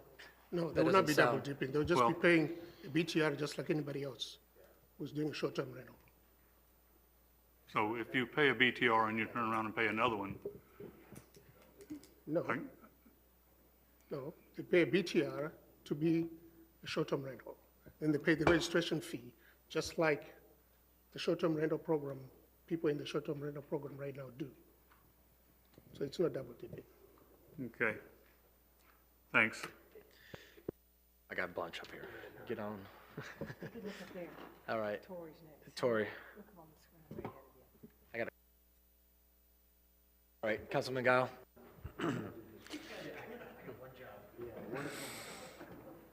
I somewhat agree with Councilman Bagby, but I don't believe it should be a different number. I think it should be the same across the board based off square footage regardless, or however we're billing that number. We're looking at more than just an impact of the size of the apartment or the condo or the space. It's how many people are packing in, how many vehicles are wearing down our roadways. I believe last I heard we're 18 years behind on roadway repairs. The impacts on our community, if we're saying that locals are first, you try to go into Publix on a Saturday, you try to get dinner reservations somewhere in this town, there's another impact on the locals that I think we need to be able to not subsidize their wear and tear and not subsidize the negative impact they're putting in this community and try to sugarcoat it with false numbers. So I would support the full registration fee and not a partial. Crystal? And just to put things in perspective, I just want to mention the BTR, the business tax receipt to register your business in the city of Destin for all hotels, motels, houses, cottages, condominiums, and so forth is $31.25 a year. $31.25 a year. I'm glad to hear that. I've not been able to ascertain what my BTR price is this year yet. How do you come up with that figure so quickly, Crystal? I'm looking at the schedule of fees. Okay, well, you and I can get together and talk about how we can figure out where everybody can come to a number that quickly. I've got a 7-point direction on how I should work with Intergov to try to figure out what my BTR is this year. Yeah, I understand that. And Kim Kopp and I have had numerous discussions over the last 4 years because we all wish that we could highly simplify the BTR list, get it down to maybe 3 fees instead of the 5 pages of, five-point font that we have currently with the city. And the state restrictions are just not allowing us to do that. But certainly encourage that, since I got a postcard about that big from the county telling me exactly what my BTR license fee was and when to send it in. All right, let's not talk about you. Let's talk about the short-term rentals. All right. And then even if we were to go down. All right, I guess, Councilman Schmidt, we got a Christmas tree over here. Thank you, Mr. Mayor. Sorry, Mr. Wampler, for missing your call Friday night, and busy day work-wise, so haven't gotten back in touch with you guys, and thank you all for coming tonight. I'm definitely interested to continue talking about this and the next steps. Obviously, tonight we're not making anything permanent or putting any fees in place. I have received a few emails. None of them are from here, which it doesn't bother me as much as it might bother some people up here sometimes. But I've asked them all the same question, though, whenever they've sent me their concerns, and I'll be happy to talk to Mr. Wamper and whoever else as well, is they talk about the increase in insurance and HOA fees, and I get that. And when I ask them why, well, it's because the insurance market in Florida is increasing, and the inspections because of the state requirements on the buildings, and we get all that. But when I ask them, how can the city of Destin help to continue to contribute to the experience of your guests when they come visit us, they don't have an answer for me yet. And maybe y'all will have one of those answers. They do use our facilities. In case you haven't been to Morgan Sports Complex on any day during the summer, I'm sure Lisa and them can tell you, I think 99% of the visitors are from out of town, right? Parks and Recreation is losing money every single year right now. I'm not saying that should be subsidized by the tourists, but they are using them. And we want to be able to continue to use them and allow people to come use all these facilities, and we need to fix them, and that's a whole other discussion and a whole other battle. And the master park plan that we're talking about earlier, these things should have been done years ago. They haven't been. So, the tax for ad valorem, like everybody's already mentioned, we've already hit that. The gentleman on the beach, I was going to ask him. He talked about our code officers. So obviously, code enforcement officers are down there on his beach because he knows them by name almost, and it doesn't sound like the Condo Owners Association's security is. I didn't get to ask him, so I'm not sure. But all I'm trying to say is there is usage by the visitors. And I don't agree with the same price as the homes. It should be smaller, it should be less, because there is less of an impact. But at the same time, I've also asked staff. My request is I didn't like how this was portrayed in the agenda. I don't like how it was a code enforcement officer. We need to add this staff person to our list of roster. I want to know, what are we going to do with this money? What differently? Yeah, sure, we can make the budget. I get that, but I would feel better at the next meeting when this comes, hopefully soon, to specify the things that we are going to earmark this increase for specifically to help offset certain things that we do provide to the tourists. That way, it's even better to show them, our locals, and everybody that we're not just trying to bring in more money. That would mean more to me to be able to express to the visitors and to mainly, number one, the residents, and then the businesses and the visitors, because we do rely on them, and all the restaurants rely on them. I get that. But at the end of the day, for me personally, I understand it'll require more management from these companies. I think that's probably some of the painstaking parts, is because they now have to register X amount of hundreds or however many short-term rentals with the city, and we do need to make it easier for them. That's all. We all know that. It's a pain to to use our online system. So the next item about using the Okaloosa, I think Mr. Bagby talked about that too. It'd be a great idea. But the county doesn't give us enough. We already know that. Sheriff's Department keeps increasing, no offense to this new gentleman back here, keeps increasing their contract every year, and they say the reason why they're increasing is because it takes more and costs more to deal with everything around here. So we have to find a way to help that too. So I don't agree with the same pricing, but I do want to continue to see the next steps and having this come back to allow the public to have actual time to read it, to soak it in, have talks, have conversations with these people in the back as well as others, and maybe be educated more or less, and come up with a good plan for everybody. All right, good stuff. All right, Councilwoman Hebert. Thanks, Mayor.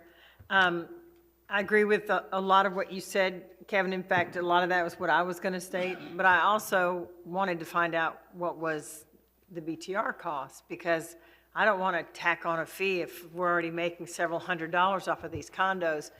But if their license is $31, then I really don't have a whole lot of heartburn with, okay, the infrastructure, overall, the roads, the parks, everything that our tourists and visitors enjoy, then it really should be not a big expectation of them having to pay a couple $100s a year, not a month, but a year to help us with our infrastructure.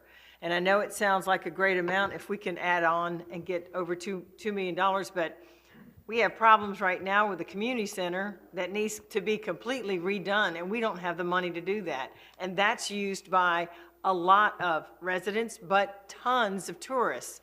We also have problems with our park that's over at Morgan's Park, our children's park. We haven't upgraded that in decades, and it's finally been shut down. We need to just destroy it and just rebuild a kids' park for all the people that use Morgan's, and they have little people they need to entertain, whether it's a guest or if it's the residents. So I feel like the money that we're asking in the big scheme of things ultimately will be spent very well, that I think the tourists will enjoy as well as the residents. But I, like Kevin, would like to see it more of a spell it out. Let's make sure what we're doing with it so that there's not this, we're choking on another fee. And it's not that we're trying to add another fee to the condominiums. We're just trying to make it fair that there's a smaller, not necessarily a larger chunk. I agree with Mr. Bagby on that. You know, the square footage is a whole lot less people. It shouldn't be a flat 500 or 700 a year if it's a small condominium, which a lot of them are. So I'd like to see what comes back from the city for us to help make this not only approvable by those in the condominiums, but also something that feels like it's reasonable, because it is overall infrastructure, lifeguards, sheriff, our roads, everything that we enjoy here in Destin needs to be upgraded and taken care of. So I feel like this is the right direction. We just need to do it and spell it out a little bit better on what it is all about that we're trying to do with this money. Good point. All right, Johnny, Councilman King. Thank you, sir. So my understanding is that right now, single-family, short-term rental homes are up to 2,500 square feet, pay $500. So all the single-family, short-term rental homes are paying this already, is that right? So that's what Mr. Bagby was saying, it's a matter of fairness, correct? You know, this one kind of hits home, I think, a little bit. I've got a client right now who lives in a high-rise condo that's fixed. They're trying to figure out how they're going to come up with $100,000+ for an assessment that they had no control over because of the state. You know, the state of Florida is requiring that now. So they don't have $100,000. They've got to sell their, a stream of income that they have. So I think it kind of stinks to throw another tax on top of people that are having taxes thrown on top of them, like crazy. So I think as far as if it was a matter of fairness, a lot of these people stay, they're using our parks, they're using the grocery stores, they're using all the amenities of town. But, I would say I would say a nominal or a minimal amount compared to what we're looking at right here. But if people are already paying these in single-family homes, I think there's I would agree with Mr. Bagby. There's got to be some kind of something. It just doesn't seem fair. But I would say a much smaller number in my opinion. So, yeah. So, I don't know where else I was going with that, but I had a question. That's all right. So yeah, I'm curious to see what y'all bring back. But I wouldn't support numbers like what we're looking at right now. All right. Back to Jim, second bite. Yeah, I just wanted to answer or respond to Tori's question. These condos, and we can probably have them pull the information off the property appraiser site, but the average square feet of these condos is probably less than 1,400 square feet. You're probably going to 6 or 8 people max going to sleep in there, as opposed to the 24. My house is 2,500 square feet, and if I made one of those 4 bedrooms a bunk room, I could probably get close to 16 people in that house. So it's a relative impact cost is why I brought up the fourth tier. Because a 900 square foot or 892 is what they are at One Seagrove Place. 892 square foot condo is not going to have the same impact as a 2,400 square foot house. So there's got to be some give in this system to say your short-term rental, that's the cost of doing business, it's 500 for all of you. I just don't think that's fair in my personal opinion. And I am more than willing to go along with Mr. Schmidt and Teresa and say, yeah, let's come back. We want $200,000 of whatever $300 generates. $200,000 is going to go to lifeguards. I want some money to go to the Sheriff's Marine Unit next year. I want some money to go to the parks to redo the kids' park over at Morgan's. I want, and to, for lack, I don't like this word for a lot of reasons, earmark or identify where some of these monies are going to go. I don't have a problem doing that either. But in the end, it's got to be fair. And to Johnny, I get yours. That to me, that's a one-off. That's a condo association. If they're having to do, and I know condo owners that are having to pay $50,000, $100,000 because they deferred their maintenance for so long. Their boards deferred their maintenance that when the state stepped in and said, "Yeah, no more deferral, buddy. You're going to have to put the money in the reserves, and you're going to have to show it in here, and you're going to have to pass this inspection." That, to me, those are two separate issues. I feel for them, but they probably benefited, at least the ones that I know, that I'm aware of, they benefited from extra lower annual assessments, quarterly assessments, monthly assessments, whatever they were paying, and they just deferred that maintenance, and then all of a sudden the bill came due. And that's kind of the same way the city is, and why we've gone to, trying to get a plan of our expenditures, because eventually the bill comes due. And so if we just spend $200,000 a year as opposed to waiting 15 years and trying to find $25 million, but I feel for you, and I'm sorry for them, but to me this is a separate issue. But it has to be fair.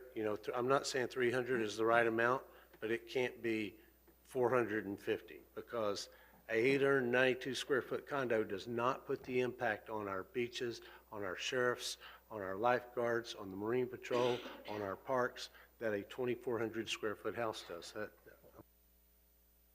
Right, Councilman Stevens. Thank you. So when short-term rental registration started a while back, we had a working group. So I almost feel like with the condos, we should probably at least have a workshop where they can at least discuss it. And so I don't know if that's something we want to add to the motion of modifying to where we're adding all the details of where the money's going to go, and potentially have a workshop before everything's brought back to us. All right, Councilman Guile.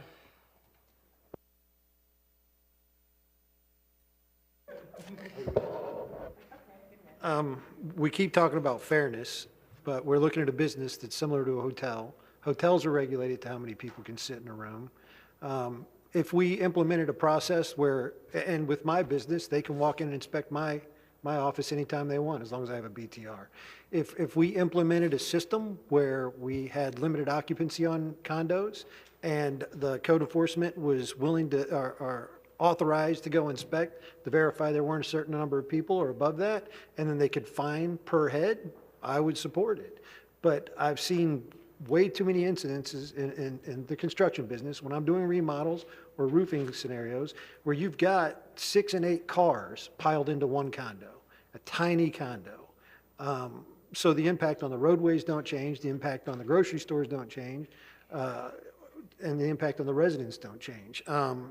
The locals, the quality of life of the locals is being affected drastically. So in my opinion, I would support the lesser fund, or the lesser fee, if we supported an inspection process through BTRs, just like they do on my business. And it's not fair to the local hotels that have to compete with these businesses. Good adjective. All right, Councilman King.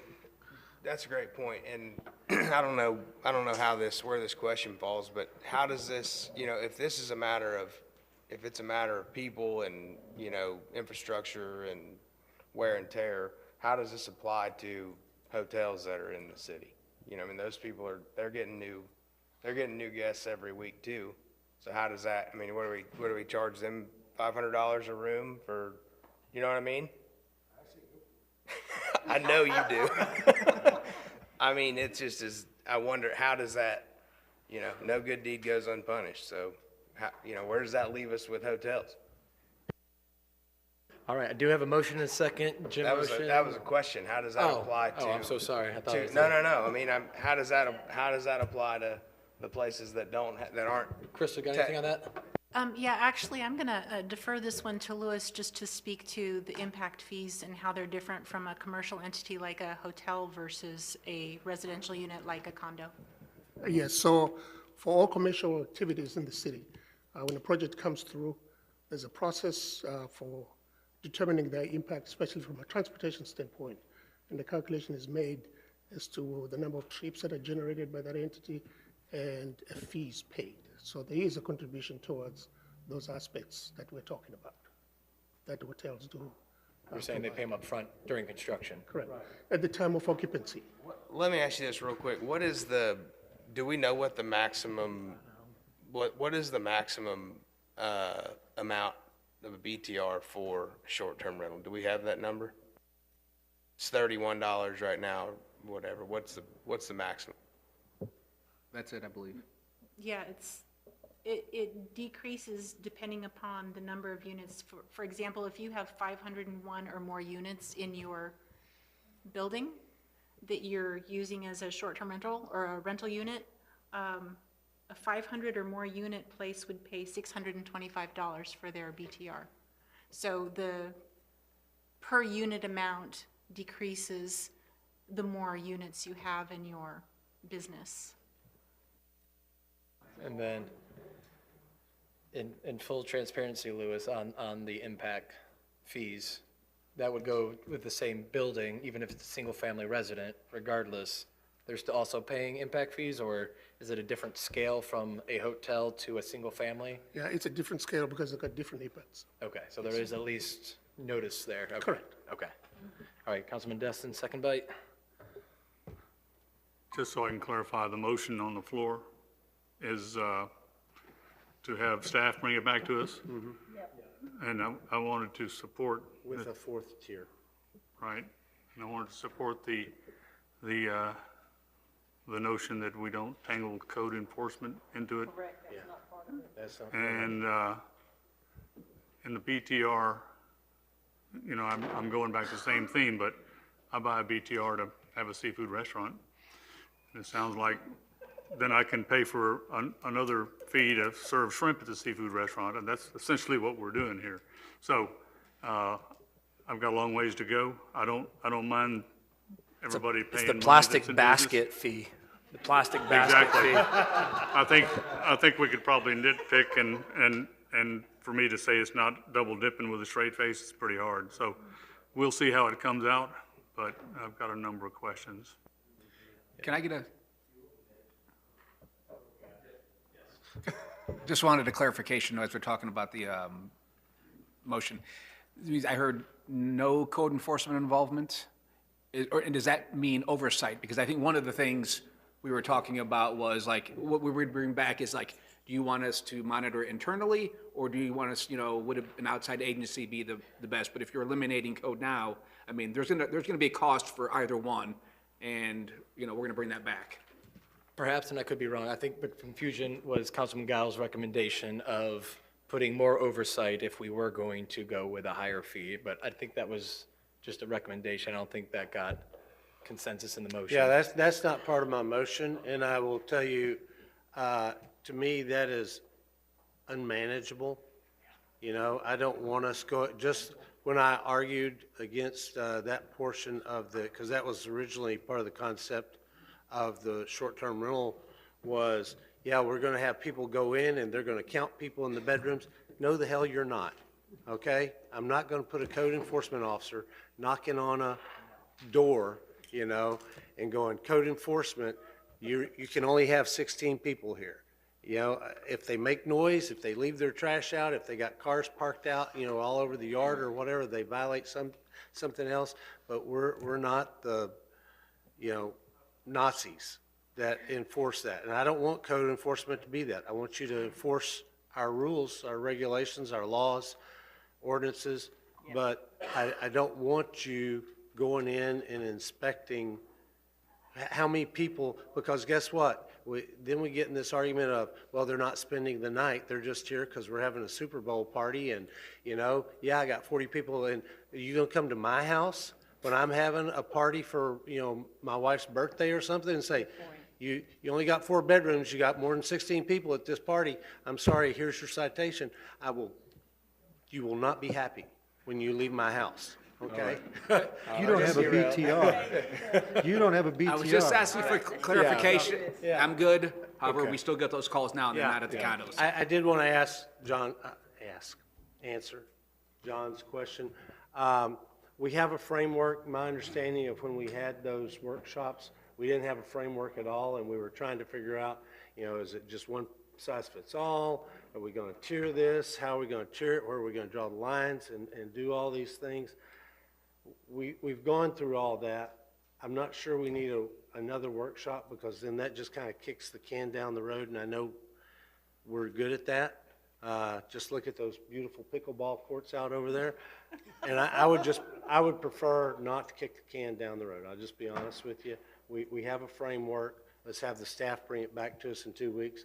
I'm sure Ken and Lena, who I've known for way too long, will be back to tell us how that number's too high or it's not high enough or what. No, they'll say it's too high. So that's why I don't want to include the workshop. I mean, it just, I don't think it gets us anything. If I thought it got us a new facet to this program, I might reconsider. All right, I think we're on the same page. We're going to figure out where we're going to spend this money. I think that's going to come up with the dollar amount that we suggest, and then we'll figure out with everyone in the back of the room, on both sides of the room, if we can all come up with that, compromise on that. So that's kind of where I'm at. All right, no screaming back at me. Sounds like a good idea, so I will call the vote. Everyone understanding the motion? All right, good deal.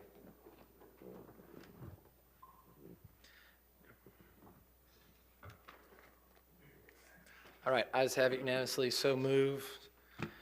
The discussions begin. All right, Mr. Zanguze. Yes, the next item is a discussion of the proposed improvements and renovations at the Morgan Sports Center, as well as at Dalton Threadgold Park. Parks Director will lead that discussion. Do we all need a break while they're shuffling out? Are we guys good? We're good? All right. It's a natural shuffle. Sorry, Louis. Good. All right, we're good. Go take it, Lisa. You're good? Okay. Okay, so in the first budget hearing, I told you what I thought we needed, and that was the playground to be totally replaced at Morgan Sports Center, and the field lights at Morgan Sports Center changed over to LEDs. And the Destin Community Center, I gave you a price of almost $800,000. But after we talked, let's see, the community center was 717. After we talked, and SRS bringing their information to us,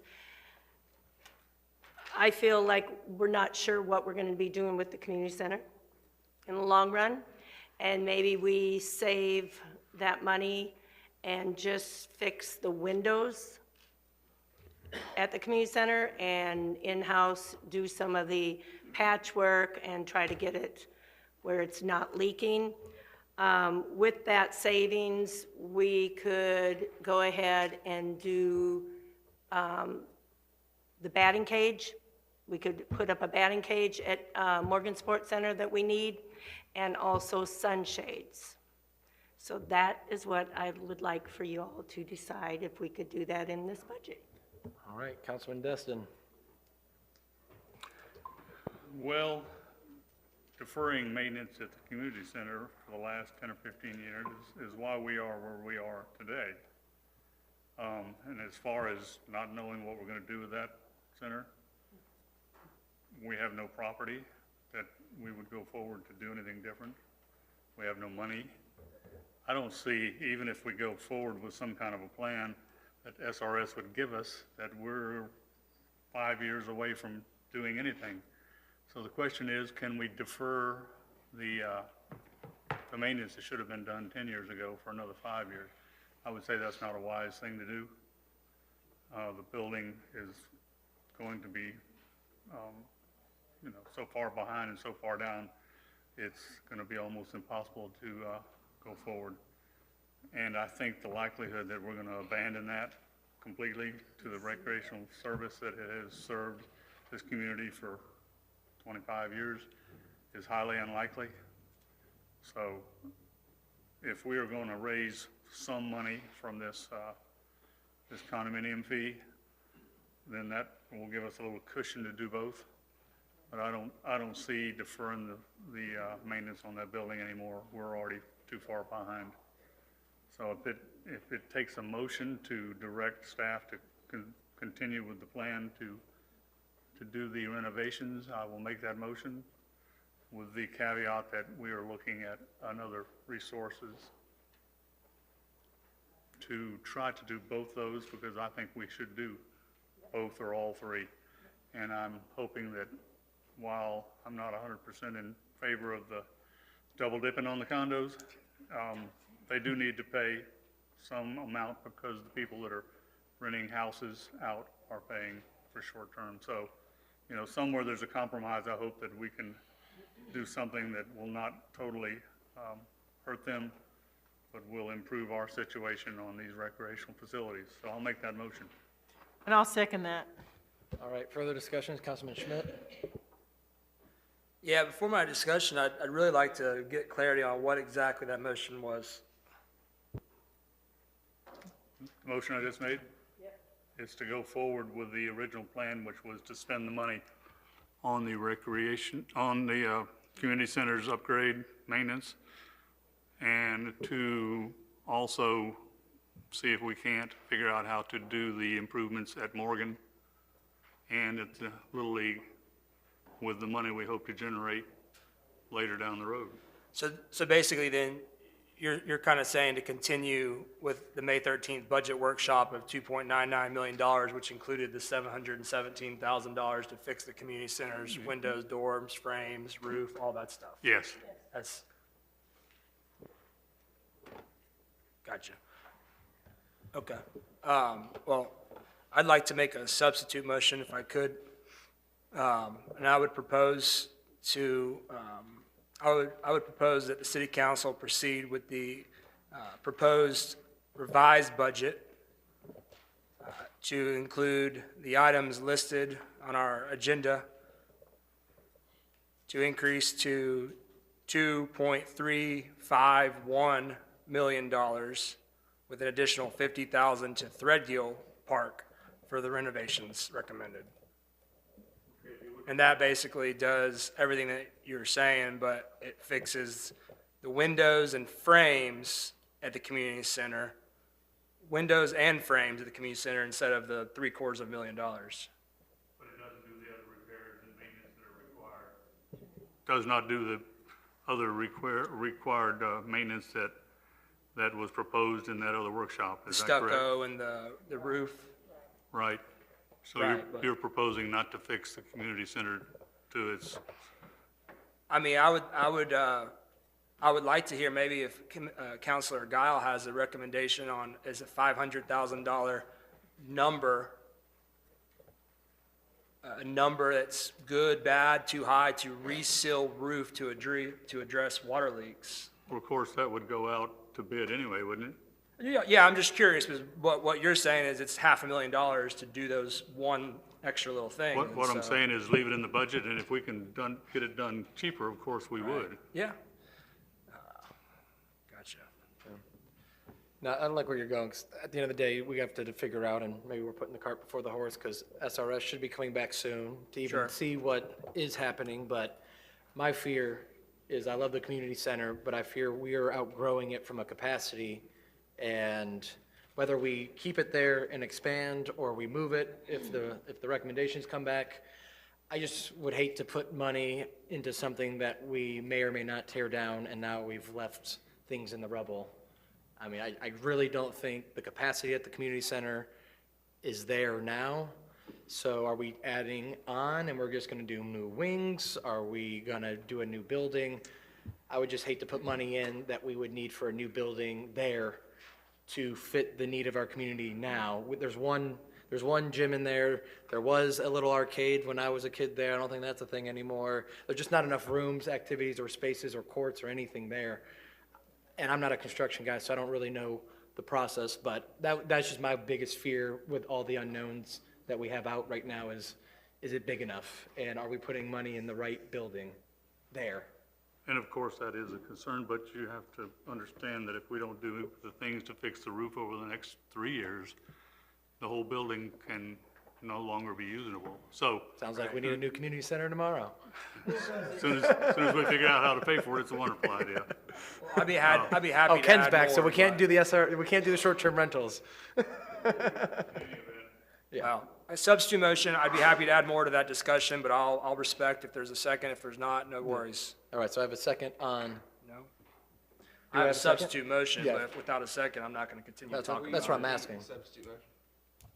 So my substitute motion is to continue with the revised budget that's in our agenda with one addition above these items of $50,000 for Threadgill. So that would include the Morgan Sports Center LED lights, the Noriego Park, which we've already agreed to do, the walkover, Morgan Sports Center sunshades, Morgan Sports Center 2 fields of turf, Morgan Sports Center batting cage, community center replace windows and frames at the community center. Was the playground in there, Kevin? No, it's not. That's its own item because it's in such dire repair, or unexistent repair. All right, so I do have a. No, we just want to clarify, the list that Councilman Schmidt just proposed does not include putting in the playground at Morgan's. It would exclude that, so we would not address that playground. Is there another line item for that? No. Sorry. The budget. Yeah, that would add, so he's proposing the Parks and Recreation budget be 2.351 million. So if we were to add the playground into that, that would add an additional, I think it's close to 8. So I'll tell you, my 790,000. thoughts, if I can add my thoughts, if that's all right, Mr. Mayor? Go for it. And then people, if want to call me on the table, it's fine. I don't disagree about there might be a need for a roof fix over at the community center, but in nearly 4 years that I've been up here, we've yet to see that report, that bill, that quote, that whatever. I'm not saying it doesn't exist, but the community center is still operating right now. There needs to be some things fixed there. But the Band-Aids of $160,000 should allow us to continue to do some things for at least another year or two. The needs of some of these other items that we're talking about in regards to these fields are some of these fields and parks and lights and everything else. These are the needs that we are having people visit our parks on a daily basis and experiencing for a need for fixes and changes and upgrades sooner than later. Community center is a nostalgic place for a lot of us. I get that. I know, obviously you spent more time than me, but I was 4 years old as well, growing up, dribbling the basketball too. I would invite you to come to an event there, a recreational event in the community center, to see how outgrown we are for that building. So, and I want to keep the discussion about a future community center to the side because that's not where I'm trying to go right now.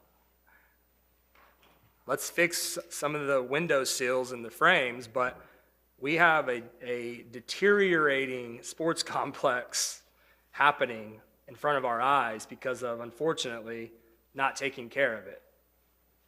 As well as the community center, I agree with you, but we have people that are leaving our sports complex to going to our neighboring cities to take business elsewhere. We are one park away in Sandestin or Walton County to be built to almost losing even more business at this sports facility. The amount of sports revenue and tourism that will be generated at this sports complex, doesn't matter about baseball, it could be any sport over there, is astronomical right now. And we are losing, slowly but surely, that revenue coming to the city, our Parks and Recreation Department. And that's a fact. We are losing that. We need to do something. And so I think this allows us to do something immediately for the community center, but also for this sports complex. So that was my additional selling point, but I still don't have a second, so whatever you want to do, Mr. Mayor. Mayor? I got Rose if you want to rebuttal. As we're having a discussion on a motion that doesn't have a second, I would like to answer those questions. My original motion included doing all the repairs at Morgan's. It just simply said that we anticipate we'll be able to raise some more money. And I would point out the argument over the community center, whether it's going to be there or not. If all of you went to the same briefings that I did with our consultant, they also proposed dramatic changes over here, closing the city hall down, dramatically changing Morgan. So we're having the same issue on both facilities. The point is that we have deferred the maintenance at the community center as long as we can. If either the roof needs a new roof or it doesn't. Our staff says it does. We need to do both. We don't need to push off the maintenance of the community center. And yes, it is not adequate, but you don't make it adequate by tearing it down and building another one. You build another one and keep using the one you have. So from that point of view, we need to fix the community center. For sake of Robert's rules, do I have a second on the motion of the substitute motion of Councilman Schmidt? All right, seeing none, motion dies, and we're back to the original, and we'll move on. Councilman Bagby? Appreciate that. So a couple of questions for the staff. So what's on the screen there is budgeted for this year. So repairs to Dalton Threadgill Park and some to the Morgan Sports Center, correct? And the motion on the floor, as opposed to what was in the substitute motion, was we're going to do the northern crossover, vice the southern crossover, okay? We're going to, in both of them, we're going to do the Sports Center LED field lights at Morgan's, right? In this motion that is currently on the table, we're going to fix the playground, whereas in the other motion, we weren't going to fix the playground. And then we're going to repair the community center. Now, I think Mr. Schmidt mentioned $50,000 for something else, and I think it was Threadgill, but I didn't quite catch. What was the additional $50,000 for at Threadgill? Well, if we could take a couple steps backwards to get clarity on what you're asking, because I don't think we're all on the same page with what you just asked and said about those items. Are these items on the current budgeted year? for 2024? Crystal? Why aren't we doing them then? Yes, those, well, Why aren't we because, doing them? well, some of them have been done. And the monies for the sunshades, I had a small amount for the field lights. Anyway, those amounts are going to be moved into the 2025 to cover what we're trying to do. But they've already been funded. They haven't been What? funded. The So 20 what up No, here let me is not going to clarify. get done? Right. Yeah, that's what I allow me wanted to clarify clarify, Lisa. that for you, please. So what Lisa, that slide. No, go that back to Lisa- that slide, guys. Yes, this slide that Lisa has up here, She's proposing that instead of doing the $717,000 fix to the community center to stop all of the water leaks, instead of doing that, she would like to put sunshades at the Morgan Center. And she listed on there to artificially turf 2 of the infields at Morgan Center. I'm surprised you have that on there. But Well, wait, no, see, this is what we had in 2024. Okay. Okay. Guys, this is y'all what are you getting have in ready to really 2024. make me Sorry. sad, and I'm getting really ready to know. make y'all sad too. This is what you have in 2024. If you don't even know what the heck we have left in the budget for Parks and Rec to fix, then. In 2024, it's listed on your agenda item. That's exactly what was proposed for, oh, this is 2024. Yes. This is 2024. Okay, so yes, what she has listed here was budgeted for 2024, but she did not budget enough. For example, actually the sunshades were not in the 2024 budget. The playground renovation that was that is budgeted in 2024 was only $200,000, but it's closer to $800,000 is what we need to actually renovate that playground. The LED field lights, the same thing. It's 1.3 million to address all of the LED lights at Morgan's, but she budgeted only $200,000 in 2024. So these items she listed up here, they are in the 2024 budget, but there was not nearly enough to actually accomplish what needs to be Okay, so how accomplished much for is these left items. in the 2024 budget? There's remaining right now $200,000 in the Parks and Rec And for we haven't these done items. any of these things up here. Yes. Let's see, the windows at Morgan's have been replaced. Sunshades, no. Playgrounds, no. The shed has been encumbered, the Morgan's maintenance shed. The 4 dugouts at Threadgill have been done. The drainage problems need to be looked at. Artificial turf, no. Those are just things we were looking at to talk about putting in the budget for Dalton Threadgill. But we have also replaced all the sod Yes. at Morgan, so the sod is completed. So to reclaim the floor. The thing I like about the proposal on the floor is I'm not sold on the turf, AstroTurf for the ball fields. I mean, we can have that discussion at a later point. I want to know, so of the $200,000, if we put $50,000 toward Threadgill, right? Where would we put that in what has not been done? Is that finishing the LED lighting or what? Okay, here's what I want. I want y'all to come back at the next meeting and tell me where the heck we are and what you want to do with the $200,000 we have left this year. And then I want you to bring back Mr. Destin's motion, because I'll support that, and I'll support it tonight. But I just don't think we know where the heck we are and where we want to go. I want to fix the community center, and we're going to be in that community center in 3 weeks voting, okay, or 4 weeks voting. We're also going to have kids in there this fall when school comes back. But I want to know where $50,000 for Threadgill can go in, and then this money that is in Mr. Destin's proposal, because this is where you say it's going, right? That is correct. And then I want to know where you propose to spend the other $150,000 that is remaining in this year's budget. That was going to be moved to 2025. Is that not correct, Crystal? You're going to get me in trouble with my wife. All right, Councilman Guile. All right, I think one thing that you forgot to mention as well, Lisa, is that you guys did have to fix that roof for Clement Taylor Park. It was caving in, it was structurally unsound.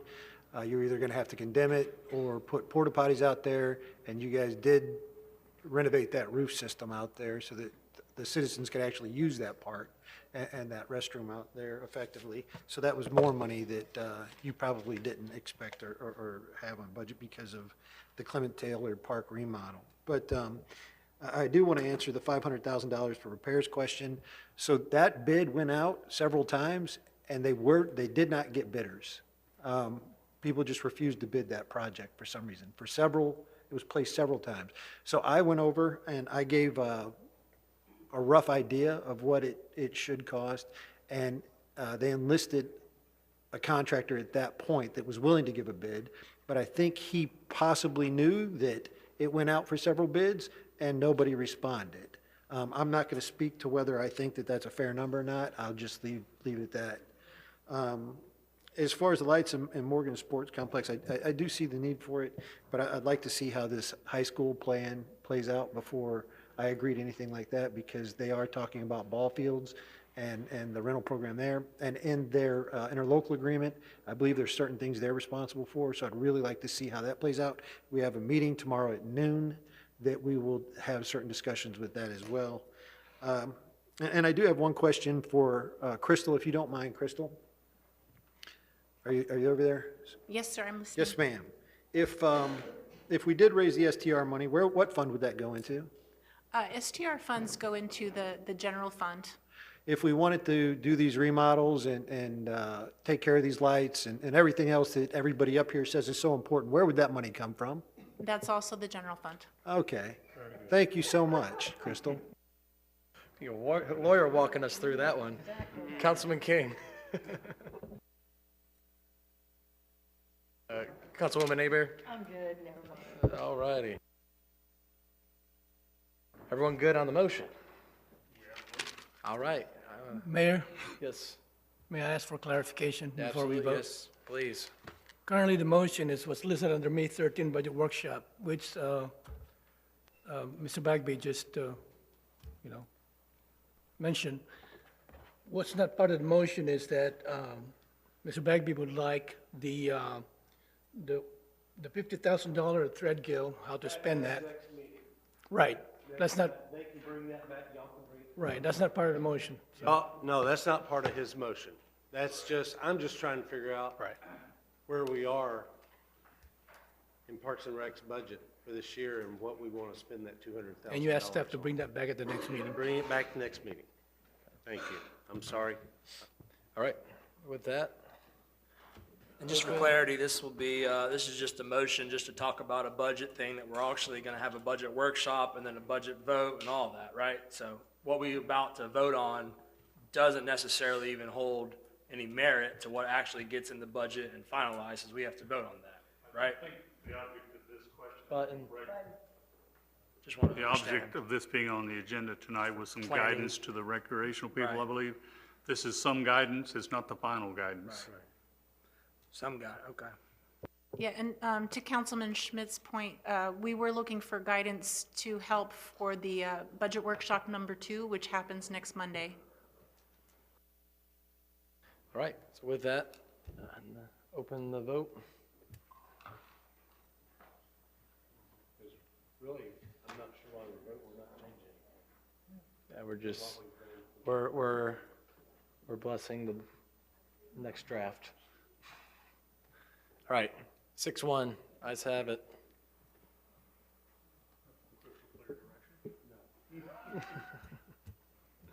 All right. Okay, the next item is about a discussion about the options and costs as well as benefits for undertaking and implementing the city's annexation policy. Our principal planner will lead the discussion.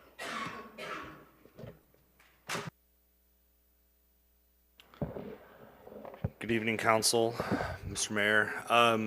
Staff's brought forward a formal annexation policy before to Council, requesting that the actual policy and regulations and guidelines be incorporated into the Land Development Code rewrite. Part of that discussion also focused on the areas in this area that are not annexed in and are in unincorporated Okaloosa County. The map that you see before you right now shows those areas. Essentially, there's the enclaves, which are kind of between Commons Drive and Triumph, all the way to Airport. And then you have most of the residential area, Kelly Plantation, and then the commercial area that's directly abutting Commons Drive and a portion of Highway 98 or Emerald Coast Parkway. And also the Regatta Bay, Emerald Bay area as well. So the need for an understanding of where council stands and where to go forward from here on the effort to annex in is the question at hand tonight. There are benefits and drawbacks to everything, as you all know this. And part of the objectives that were identified by council previously were the elimination of the enclaves, which is kind of the low-hanging fruit. There's also the enhancement of the city tax base, which could help with funding some of the impacts of the infrastructure that we see from the areas that are not incorporated in the city. There's also control over the development of the areas that are unincorporated. And also an increase in voter base.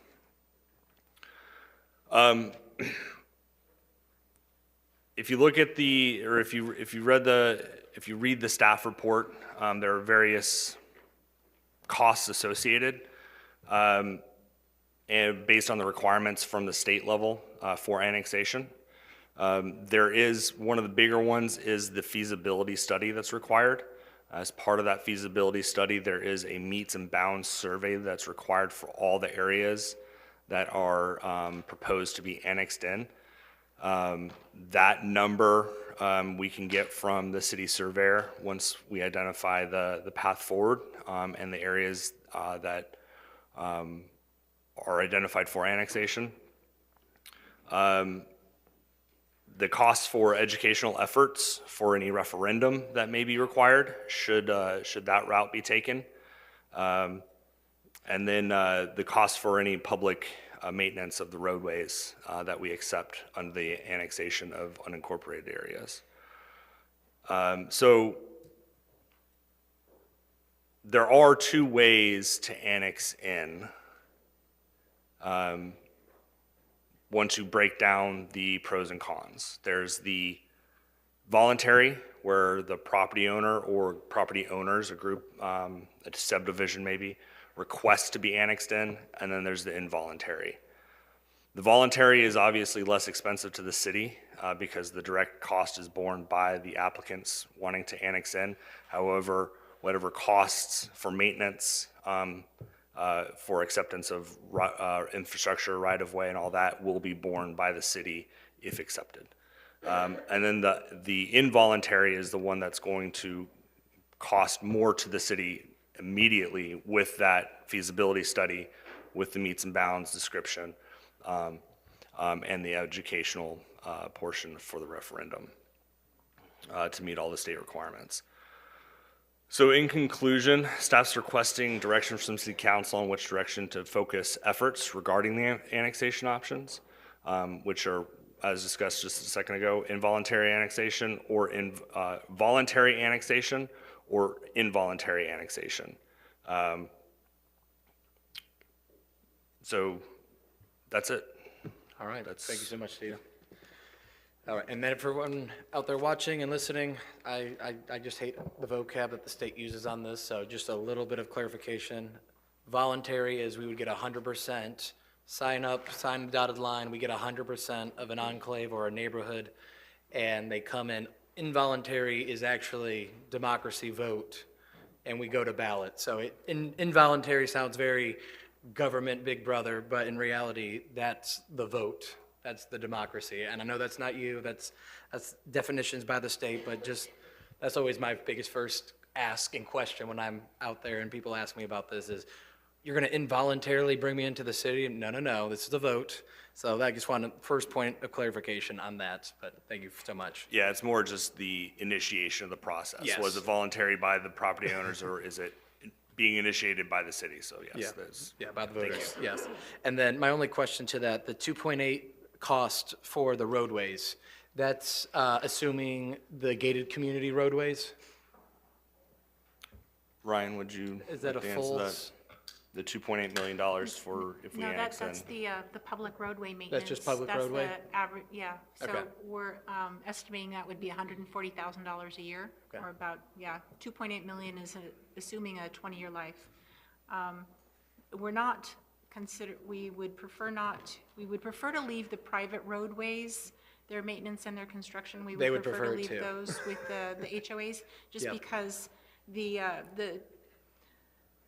2.2 to $3 million a year that we would receive in additional taxes by annexing them all in would not be adequate to cover the maintenance of all the private roadways that would come in as well. And I think it's a win-win because they want to keep them, for sure. All right, Councilwoman Aber. Thanks, Mayor.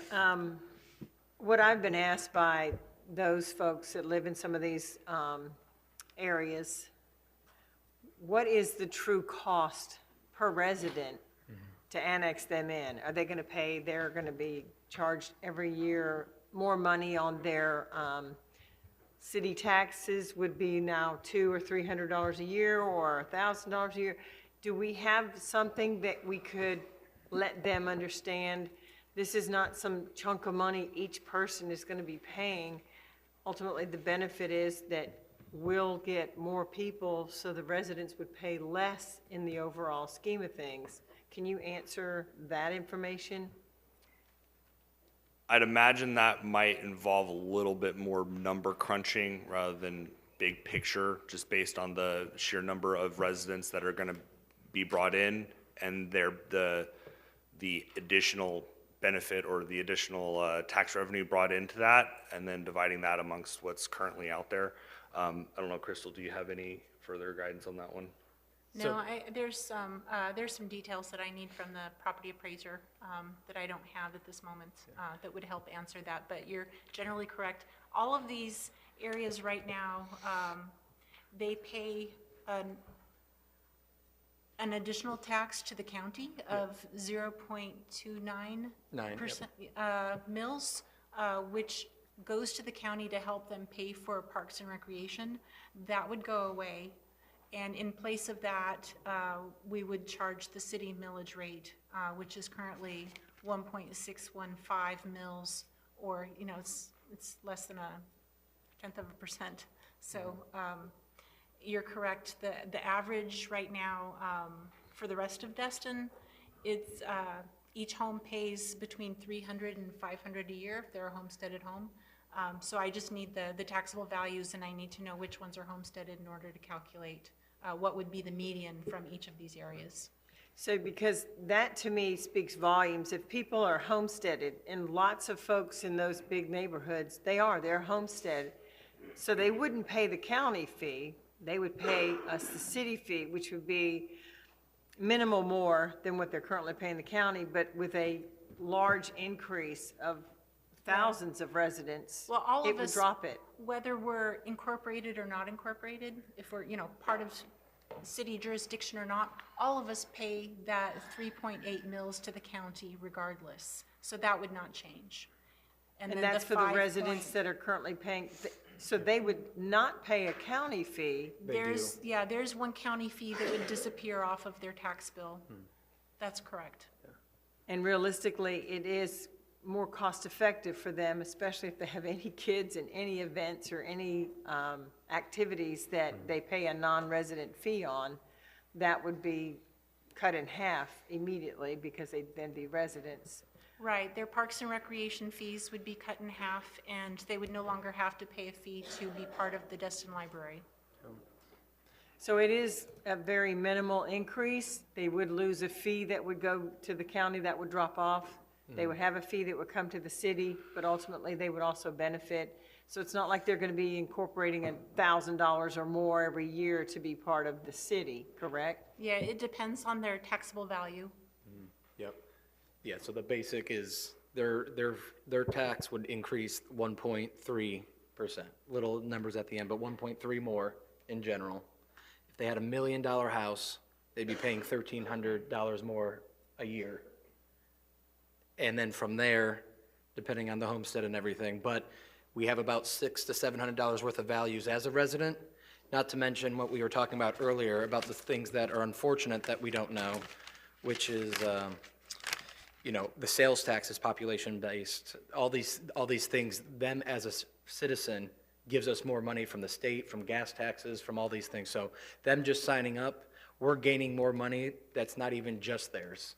Of course, they're paying more because it's going into the city, but we're also getting money from the state now that our population's increased. So they're double dipping for us. Without us, we're only getting one from them, but we're getting multiple streams of additional revenue since the population's higher.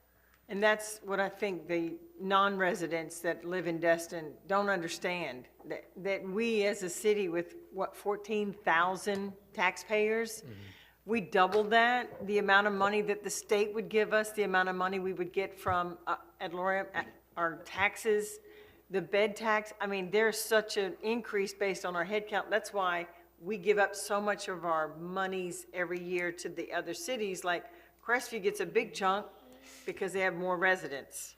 Not on the bed tax. But, Yes. but on ad the valorem and sales the numbers and sales tax. tax money, there's just so much money we don't get because we are at a quarter of the true percentage of Destin residents. Right. That's correct. And all that information that you just discussed right there would be part of the educational aspect of any referendum that we take forward. And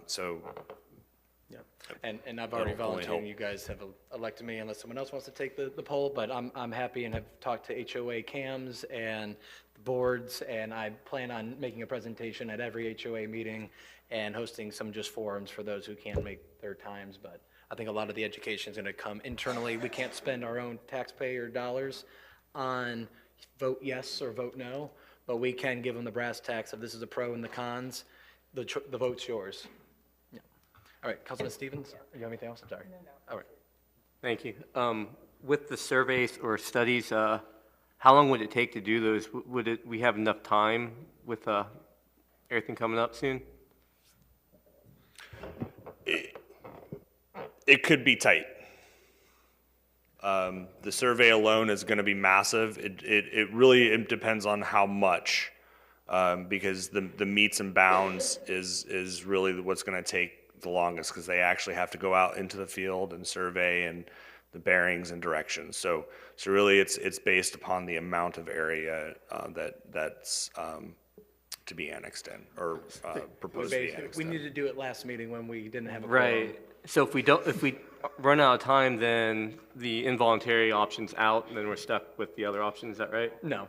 No? No. Okay. No. If you don't make it to this general election, you can do it at a special election, which the city would pay for, or a subsequent general election.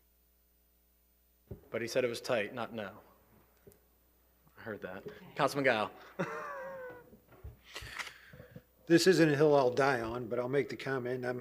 I'm more for the Commons Drive area, the commercial properties, the income there. But if it's better for the community, I'll support the whole thing. I'd prefer just to stick with the Commons Drive, but I do truly understand what you were mentioning about the legislative vote and the restrictions, so I will support what I need to support. Councilman Destin. Convincing the folks out there that it's in their best interest to come into the city is really the only avenue we have. Voluntary, if you try to shove it down their throats to an involuntary annexation, the chances of that passing are pretty slim. But the situation is not nearly as simple as comparing ad valorem taxes. We have franchise fees on power, water, and sewer, on cable. Those are not applied to the people in the unincorporated areas right now. They will be, should they come in, and those fees usually are more than the ad valorem taxes are. After all, we have 3% on power now. So convincing them to voluntarily is not going to come in, will not be as simple. I think that that's what we need to do, though, that if we can show them that they are going to get a benefit, then they will voluntarily want to be part of the city. But the voluntarily is 100%, which is illogical. We've had a number of voluntary annexations in the last 20 years. I don't see why democracy is involuntary. I'm sorry? I don't see why democracy of a vote is involuntary. Because some folks will say no. And I'm just saying to shove it down their throats is more difficult. Maybe not impossible. If it's just a bad more- deal, they more won't go for it. The survey cost meets and bounds. I've had surveys done. I estimate that's going to be in the hundreds of thousands of dollars. What do you guys think? 110 is the cost they have on our 110? briefing. Yes, sir. 110,000? And, you know, that's a substantial cost. And then we would have to do a substantial political campaign to convince them to do it. I got my boots on. I'm walking. I'm walking and knocking on doors unless they have a no soliciting sign. Well, I'm just telling you, it's a hard road to hoe. I know, I get it. We had to pull them out for us to become a city back then, but I think times have changed, opinions have changed, and I think the majority of people in there, a good chunk don't know that they're not in the city, and when they find out, they want to be. I think there's a different mentality than 40, 50 years ago when we had to take them out to become a city. And I think we have capable council members, staff, and benefits that a lot of people want to join in on, that we can create a better Destin together. And if we're all together, we can stop with the mini hotel suites, we can stop with the car washes and all these things that are undesirable. And that's the last few open pieces of land left. And if we want to keep the community together, we gotta grab it, because the county isn't in the business of quality of life and management growth, as we've seen in those unincorporated areas. And if we want to keep Destin fully Destin, there's only a couple parcels left, and then when something's built, it's built for the next 50, 60 years. So, you know, I think it is a nominal fee, and I don't take that lightly, but I think the community pulling together, not just on their funds, but on the emotional value of us being a community, makes this worth it. And that's kind of my emotional plea. But Councilman Bagby.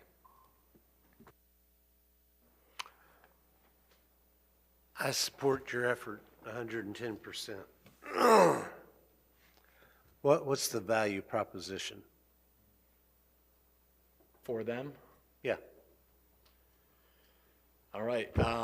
When you go outside the gates of Kelly Plantation, to your left, if you don't know, there's going to be a new private school going to be there. I don't think they have the right infrastructure in place. I think that's going to cause a bigger issue on Commons Drive. To the right, you'll see a couple car washes that I don't think a lot of us need. Over by Fuddfuckers is another storage unit. It's not just, there is a money proposition. I think we meet over halfway on the value that we're given. The other half is about caring about your community and what it looks like, and living in a place that you love to be in.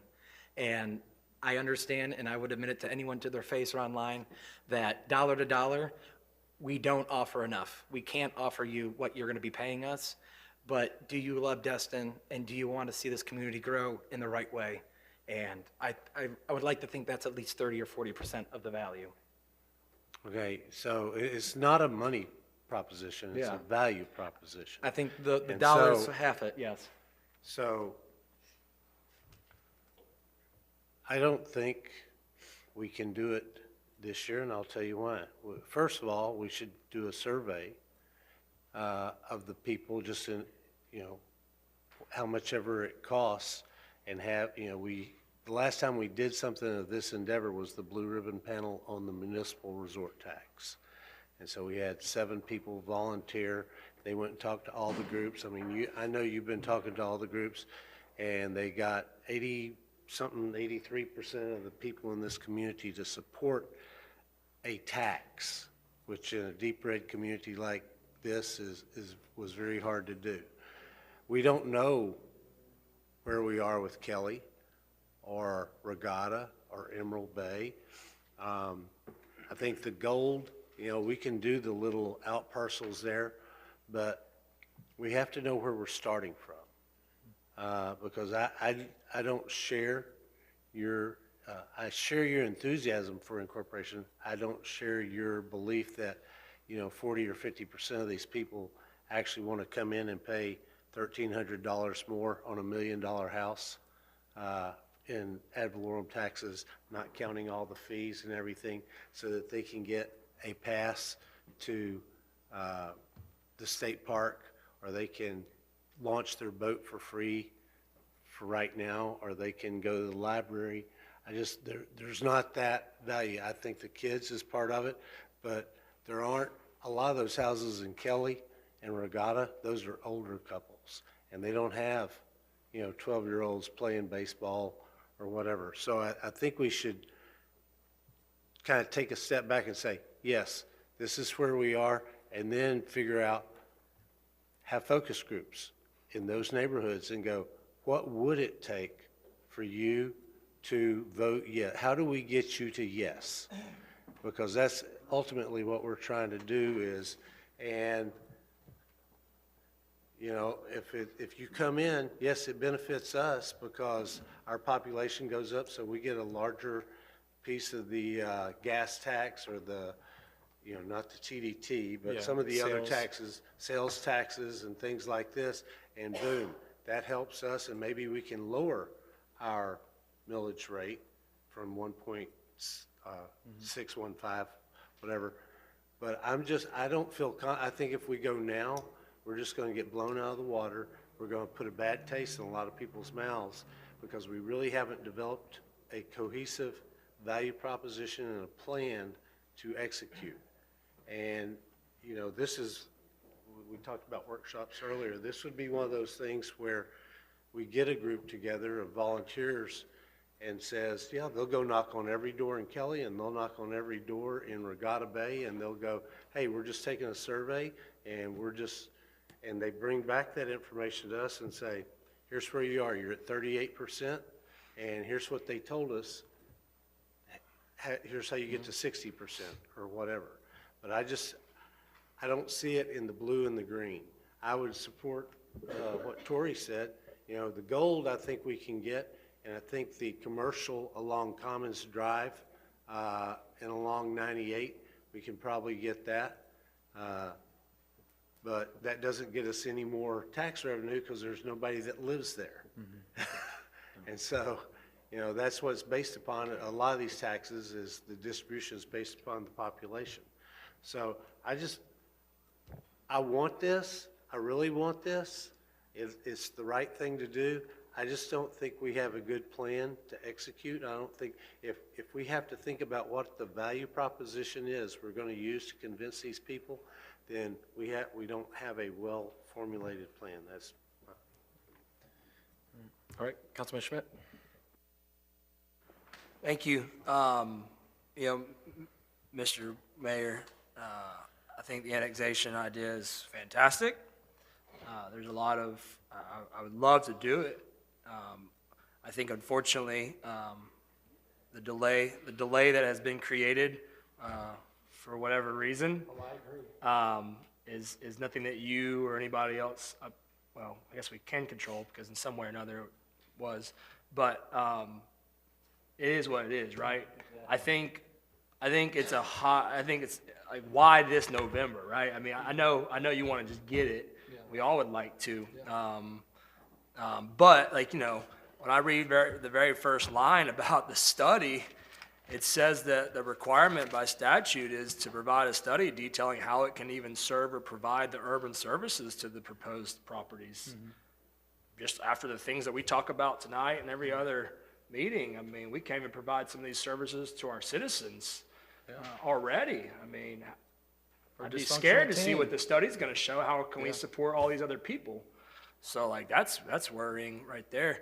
But I think we're putting the cart before the horse without a little bit more. I don't doubt your boot effort, and I don't doubt some of us talking to a lot of our friends. Yeah, I've talked to a board member on the HOA at Emerald Lakes or whatever, and they're all about it too. But I feel like we're rushing it for this November without, we just started bringing it up a few months ago.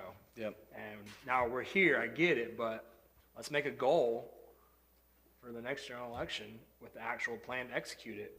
My selfish reason for the statistical reason for having it in November is that it's a presidential year, which means you're going to get a larger turnout, which means you're going to get a more general population that would be a more fair and accurate statement of the voters who are in there. So for me, my fear is if we do a special election or if we wait to a non-electoral presidential year, yeah, you might get a lot of old guards who come out and are thinking about the next 5-10 years. I'm wanting to get people who are wanting to be here for the next 10, 20, 30 years, because it's not just the infrastructure. Without going on a tangent, I think we need a EMS station here, not one over in North Fort Walton to come here when there's an issue. Like these little things and these large things all happen and only are going to be able to happen if we're together. So I guess the rush is we're here, we're here. I should have pushed even harder than I did push with staff. But we're here and it is what it is. I think we can still get it done. I believe it's the right thing to do. I think it's a pivotal point in changing the dynamic of what Destin will be because of what we can be when we're together with this. And to the blue ribbon panel, I absolutely respect and get that. If they're part of the city, guess what? They're voting too now. If they want something changed at that point and they were on the nay side and then they became a city anyways, which evidently happened 40 years ago, I don't think everyone was 100% on the city becoming a city, but here we are. So now I think it's time to take another jump that doesn't require 100% to move Destin towards the right way it should go, and that's us together, making decisions together, saying yes and no to the right development, and allowing everyone to have the services, even if it doesn't equate to $1, it's still our home. Yeah, so I get we're tied logistically to where we are at now. Councilman Guile? Thank you, sir. One quick thing. One thing that Councilman Bagby asked you is, what do they get? And for some of them, I was here whenever, before pre-council, but when they were voting on the Morgan Sport Complex. And I watched several Kelly Plantation and Emerald Bay people stand up and claim, we are Destin, we are Destin. They claim they're so proud of Destin, but they're not contributing in that portion. So I think maybe a sense of integrity. Maybe when they claim they're Destin, they can be a part of Destin. And I do have another question. I apologize, Councilman Dewey, Destin brought up the fees for the surveys and everything that's going to partake in here. What fund would that come out of? Those fees are paid from the general fund. From the general which is fund? Yes, And if we incorporated the short-term rentals, where would that money go? from the general fund. Okay. And I do have one other thing. I do appreciate something that Councilman Destin said a second ago about potentially forcing them into this. But it is a vote, and unfortunately, Joe Biden's my president, and there's nothing I can do about that. I lost that vote. All right, I like that. We're not voting on him tonight. All right, I'm seeing no further discussions. I would entertain a motion of substitute. I plead for it all. I respect I'll make the a logical. motion to involuntary annexation as shown on attached area map covering gold, blue, and green. Second. Motion and a second. Any further discussions? Motion is to put it on the November ballot, or what is the motion? It's an involuntary. Yeah, the involuntary, to start the involuntary process, which is referendum. And to start it with the outcome, Kevin, that's, I mean, we were talking about November, as in this next election. yes, sir. Let's see how fast the speed of government is. Well, let's ask the question. Yep. What is the last date, Ray, you may know? August that- 11th at noon. I think it's about August 15th To put something on to the put ballot? something on the ballot. And then it would have to be clarified, I think, that council is authorizing the 110,000 or whatever it is to get the legal descriptions necessary if we're doing. Does that 110 include the green?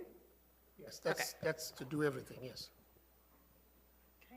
So we're going to get surveys of green, blue, and gold in A month. A month. 6 weeks. Less than a month, really, because you gotta take out, I mean, I'm talking 25 business days or 24 business days. The owner has been made aware of this great opportunity. And you have to do 2 readings for the ordinance that'll go with that, correct? You'd have 2 readings of the ordinance, and then when it goes to the supervisor of elections, it would have to be translated in English and Spanish, and there's a few. Bobby, I love you, but no.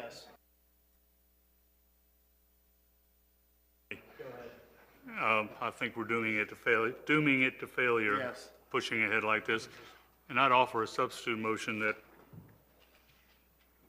that we go forward with it, but not for this November, for the following election cycle. Would you consider a special election, which would only be $10,000? Until we can do the surveys and the outreach to the folks, I just don't think it's going anywhere. Just disagree, but we can disagree. We can. Absolutely. I'll second the substitute motion. One comment.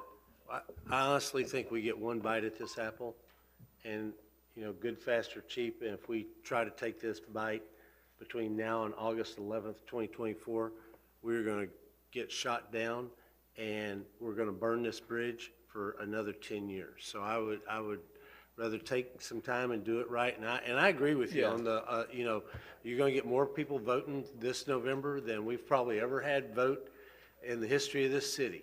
And we will get a fairer representation, because if it's a special election, the no's will all show up. Absolutely. I guarantee you.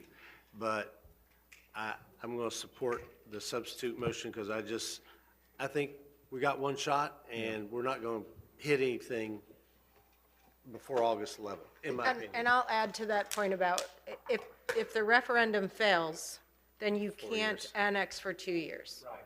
That same property. Yeah. And I would just point out that on the sales tax that we did for the school district, we pushed it ahead the first time, and it failed. And it was 10 years before we were able to put it back on the ballot, did all the footwork that we needed to, and enlisted all kinds of people in the communities to support our effort, and the sales tax passed that time. And if we don't do that on this, it doesn't have a chance. And to that point, and I know it wasn't, so as the legislative sponsor to the annexation, I have been doing this for over 14 months now. And I know that's just one person. I know that only goes so far, but just for everyone to understand, I have been sitting down with the CAMs, the HOAs, every acronym someone can come up with to say I manage or I am on board of a neighborhood. And I at least may not know every single person's percentage on this, but I understand the talking points, the pain points, and the wish list for almost every community. There's 2 I have not been to yet, and truly have sat down with the majority of the board, but while it's not real scientific statistic data, I have done a lot of face-to-face craft bar dinners, for a lack of a better term. All right, well, we're voting on all of it. Mayor? Oh, the sub first for what? I'm sorry, Mayor, Huey. may I? To put this off for 2 years till the next legislative cycle. Not legislative, the next voting cycle is when we vote on it. And I'd like to add to the motion that we do some surveying. That we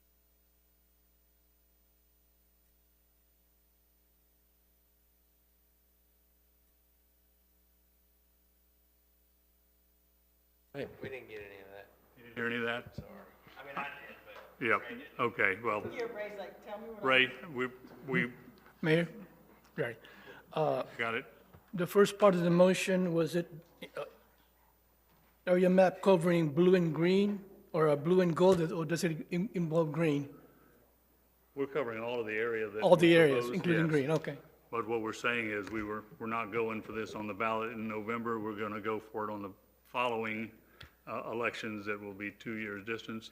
And I would like to add to it that we'll have to come back and talk about what we can spend, but we need to do some outreach to these communities to find out what it is that they need to make them be in favor of it. Yeah. And For the record, we fought to include this area in No, the original I incorporation. understand that history real well. It was taken out by a legislative She's long act. gone. Yeah, so this was supposed to all be part of the original and should have been. Mm-hmm. But, you know, we're gonna have to be very, very concise and very good at what we do to get it in. So that's the motion, and we'll go forward from there. All right, Ray, you got that? Yep, and then, okay. I do have a local PAC personally ready to go, and that's at least my thought process on the funding. Since the city gets dirty really quick in the waters of what we can and can't do as a city. I've already have verbal committed donors. The local PAC is going to be one Destin. There's nothing out there yet, but I was waiting for, I can't act before the council acts, but to that point of the funding, that was at least my thought process. All right. And whatever's legal for us to do. Yes, to get whatever's legal. money from outside sources would be wonderful. Yeah. Is it pretty well guaranteed that if we had a special election that, I mean, you're gonna, It would be much harder Yeah. than this, Okay. coming up in November. so the next election in 2 years, or 2.5 years, is not Not it's not a big. presidential election. Yeah. So I mean, Half yeah. of what we're going to get this year. Do we, I understand where we're going from. I ordered a survey 2 weeks ago that's not been done yet on a small parcel of property. What would you do? So, I mean, that seems real nice, $110,000 for all this, but like, How hard would you work for the best I don't project? think it matters how hard you work. I know surveyors. All right, we're getting tangent. All right, we'll call the vote unless there's any further discussion on the substitute motion of Councilman Destin.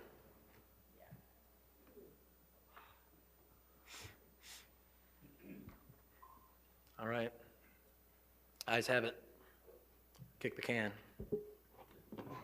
Oh, that hurt. It's okay, that's okay. I'll be here a couple more years. Mr. Zanguze, debt issuance. The next item is an update regarding the debt issuance, next steps, as well as timing. Finance Director? Yes, good evening again, Mayor and council members. So on the June 3rd meeting, I brought forth a proposal that would take about 3 months to issue debt. We need to reimburse the city $9 million for the purchase of One Harbor Boulevard, and we just signed the contract for undergrounding, which is a $10 million contract. So I need to raise funds to meet that obligation. At the June 30 meeting, council requested that we request interest from local banks and that we do a request for qualifications from the underwriters, and that we bring to the next council meeting a revised timeline. So this evening's agenda item shows the revised timeline. So I'm currently working with the city's financial advisor to write the request for qualifications and a request for letters of interest from the banks. I hope to have that ready for your review on July 22nd. On August 7th, we would like to release the RFQ and RLI to the banks and the underwriters. And on September 4th, we'll have the bid opening. September 5th, we have a bid committee gathering, so they will review the bid openings. So that should be ready for us to present at the September 16th council meeting to present the results. So the results that we're going to supply to council will show the differences between, if we have letters of interest from bankers, what the potential rates could be, and see if they can match the duration that I need to match my cash inflows and the amount I need. So at that meeting, council will need to choose if we're going to go the bank loan route or if we should do the public issuance route. At that meeting, if we choose the public issuance route, it will still take approximately 3 months to complete our ratings with the rating agencies and the preliminary official statement, which is the document that will be taken around and marketed to all of the big investment firms like on Wall Street to raise the funds. So this is, so if we do the bank loan route, We could hope to close maybe in early October. By mid-October, if we go the bond route, we would probably be closing in the November, December timeframe. So that is the revised timeline, and I'm here if you have any questions. All right, seeing none, do I have a motion? Or- So there's no recommended motion Okay, listed. just This was information. just informing Okay. council of the revised timeline. Okay. All right.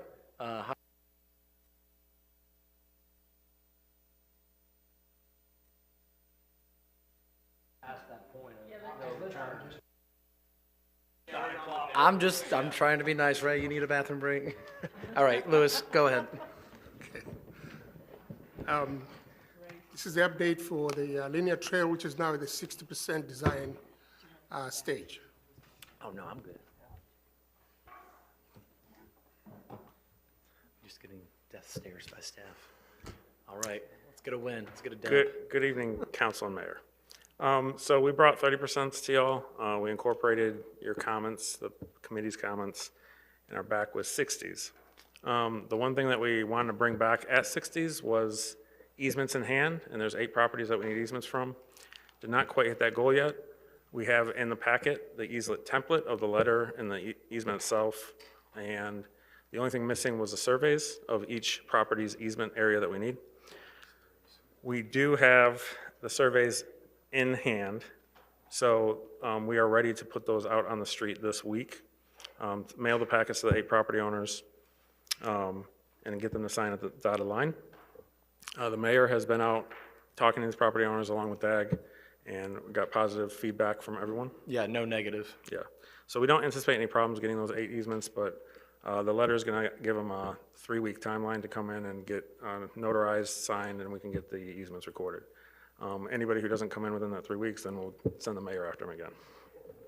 With the notary. Yes. So with that, we do have a recommended motion that includes what Parks and Rec recommended. And one of those was take the palm trees out of the catalog and not have palm trees along the linear trail. The other was to deal with the trees that we're taking down, to replace trees around the city for the trees that are being lost as part of this project.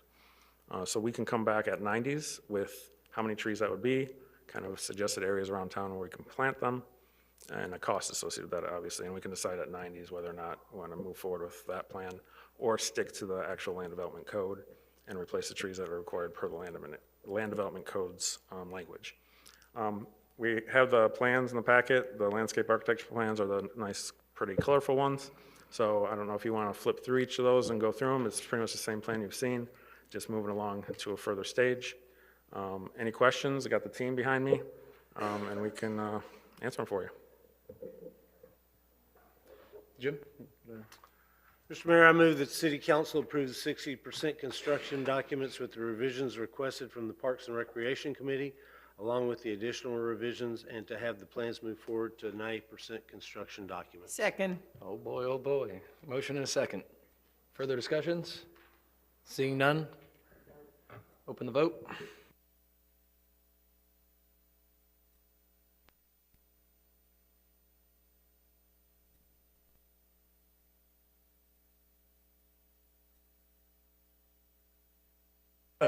Yeah.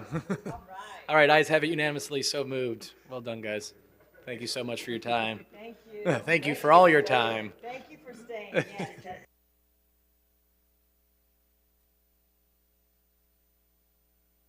now the library. All right, Ryan. 2 for 2, come on. Yes, the library improvements. Yeah. All right, good evening. So, library came to the engineering division and said, hey, we need some more parking for employees in the back. It's too dark back there too. So what can you do to help us? In this packet is, we went and got our own development order to increase the parking spaces for the employees, which is gaining them 4 spaces back there, adding 2 lights back there. While we're doing that project, we said, why not also add a light in the front by the ADA there, because it's also too dark at night there. And then there's some stormwater rework with the new impervious that we're adding with the parking spaces. So with that, this is basically 100% plans with the permit already in hand. Looking for the blessing to move forward, to get pricing and get this under contract and get the parking spaces added. All right, thank you so much. Councilman Stevens. All right. I move to approve the construction plans as presented and to direct the city manager to work with staff to begin procurement of construction services. Second. All right, seeing no further discussion, open the vote. It's a 2-0 for Ryan tonight. Thank you, Ryan. Oh, 2-0. Whoop, Batting whoop. 1,000. Thank you. You're done. Thank you. Thank you for your work, Ryan. Information, Mr. information, Zanguzzi. move on. The next two items are informational, TDC report, and also draft minutes for your committees and boards. If you've got any questions, we'll be happy No. to answer them. Any announcements? Yes, announcement. All right, Councilman. And this is for Teresa. At the next meeting, can you ask Jennifer if we can have a year-over-year number of units? Because there was, 2% is basically flat. Actually, 2% is probably a decrease because the number of units has probably increased by 2% over last year. Plus, people factor in inflation and charge more for their, so if we're at 2% over, we're probably less than what we were as far as occupancy last year. And so I would like to know the occupancy numbers because they are year over year, because they are most likely going down. And that is a trend that we, everybody goes, oh, well, we're still pulling in money. Everybody's still, no, we're pulling in money because people are maxing out what they're charging these folks and people are leaving us. And if they are leaving us, we need to know that before it becomes a real decrease in the bed tax revenue.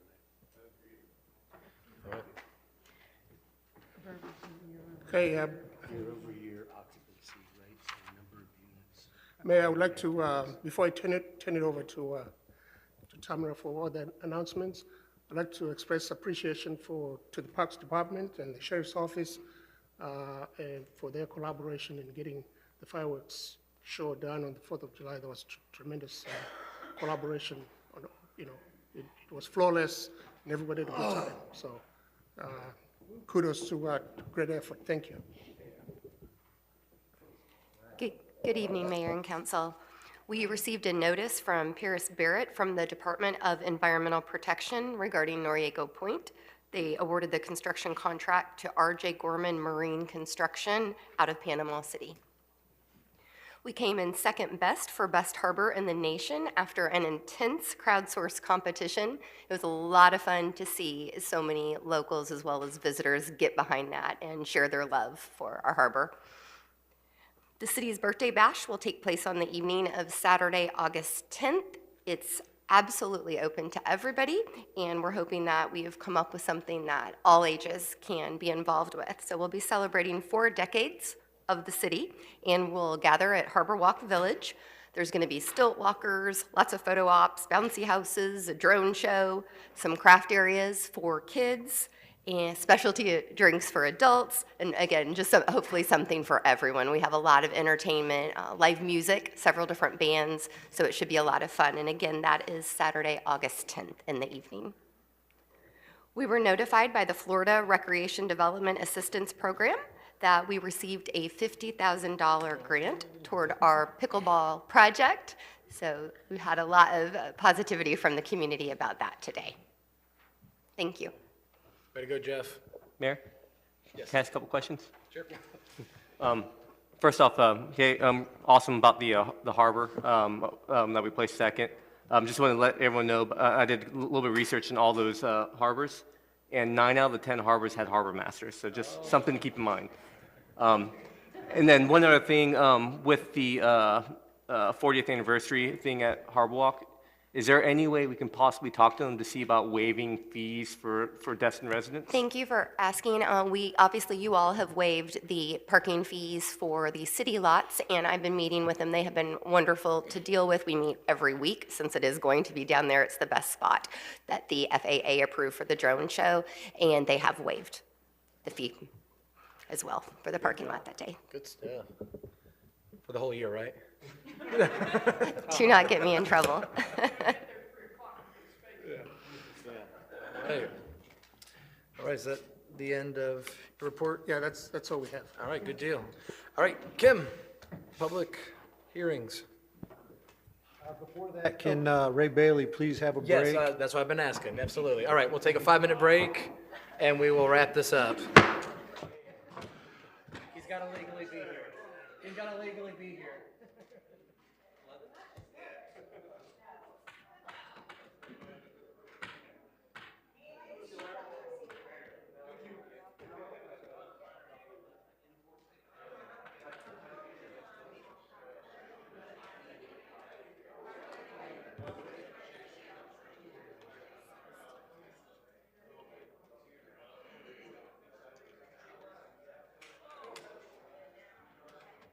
Sorry, man.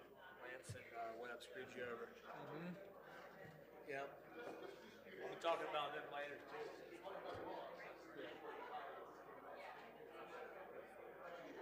Yeah.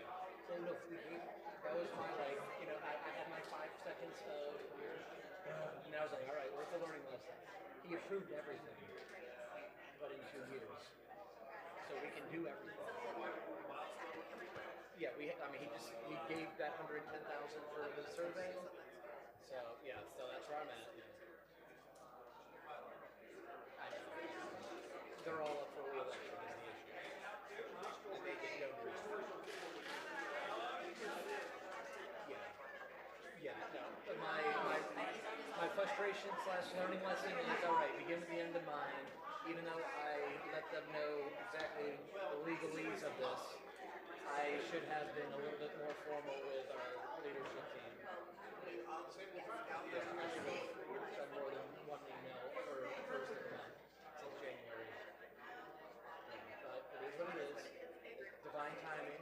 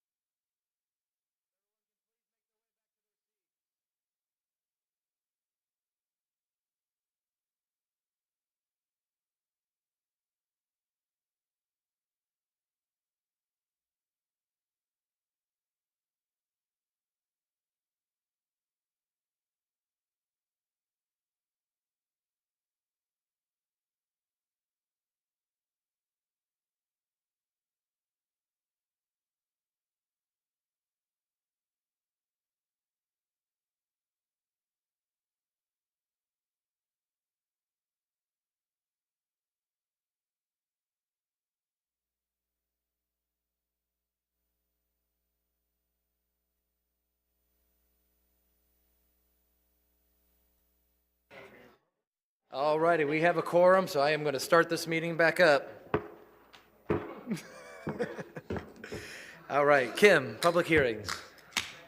So this is 135 Benning Drive, it's conditional use.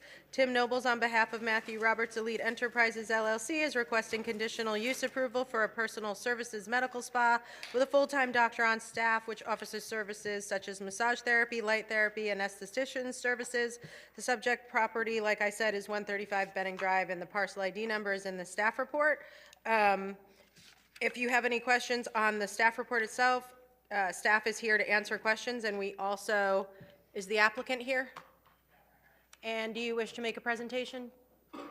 Okay, so the applicant is here to answer questions as well, if needed.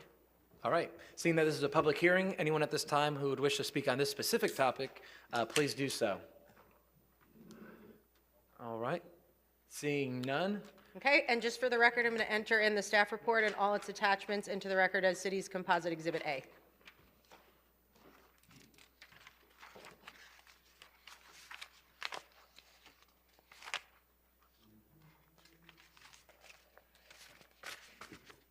That's it. Oh, I thought you were going to read it. No, Oh, unless you perfect. have questions. No, okay. So do we have a motion on the table or any discussions? Mayor, I move that the city council approve conditional use LU-001-409-2024, subject to approval of the development order minor deviation and the project receiving all applicable city and state permits. Second. All right, motion and a second. Any further discussions? All right, seeing none, open the vote.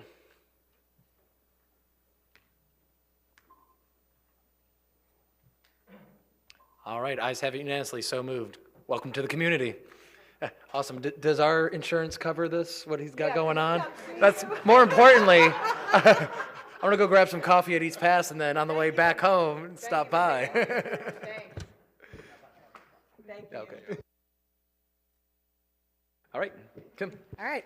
The next item is Interlight Engineering Corporation on behalf of Johnny Boswell requesting approval of a conditional use application, a major development order application, and a major subdivision application. This project includes the construction of a 54-unit long-term multifamily attached townhome development and the associated site infrastructure. Subject property is generally located within the 100 blocks of Seibert and Calhoun Avenue, totaling approximately 5.2 acres.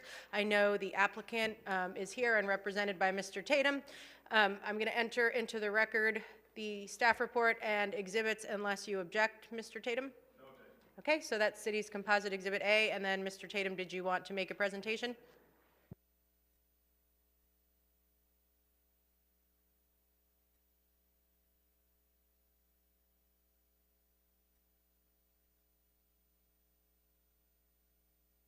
Just need to swear you in, or the city clerk, or your client if he's going to speak.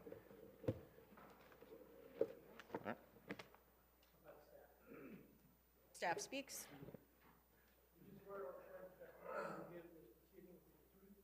I do.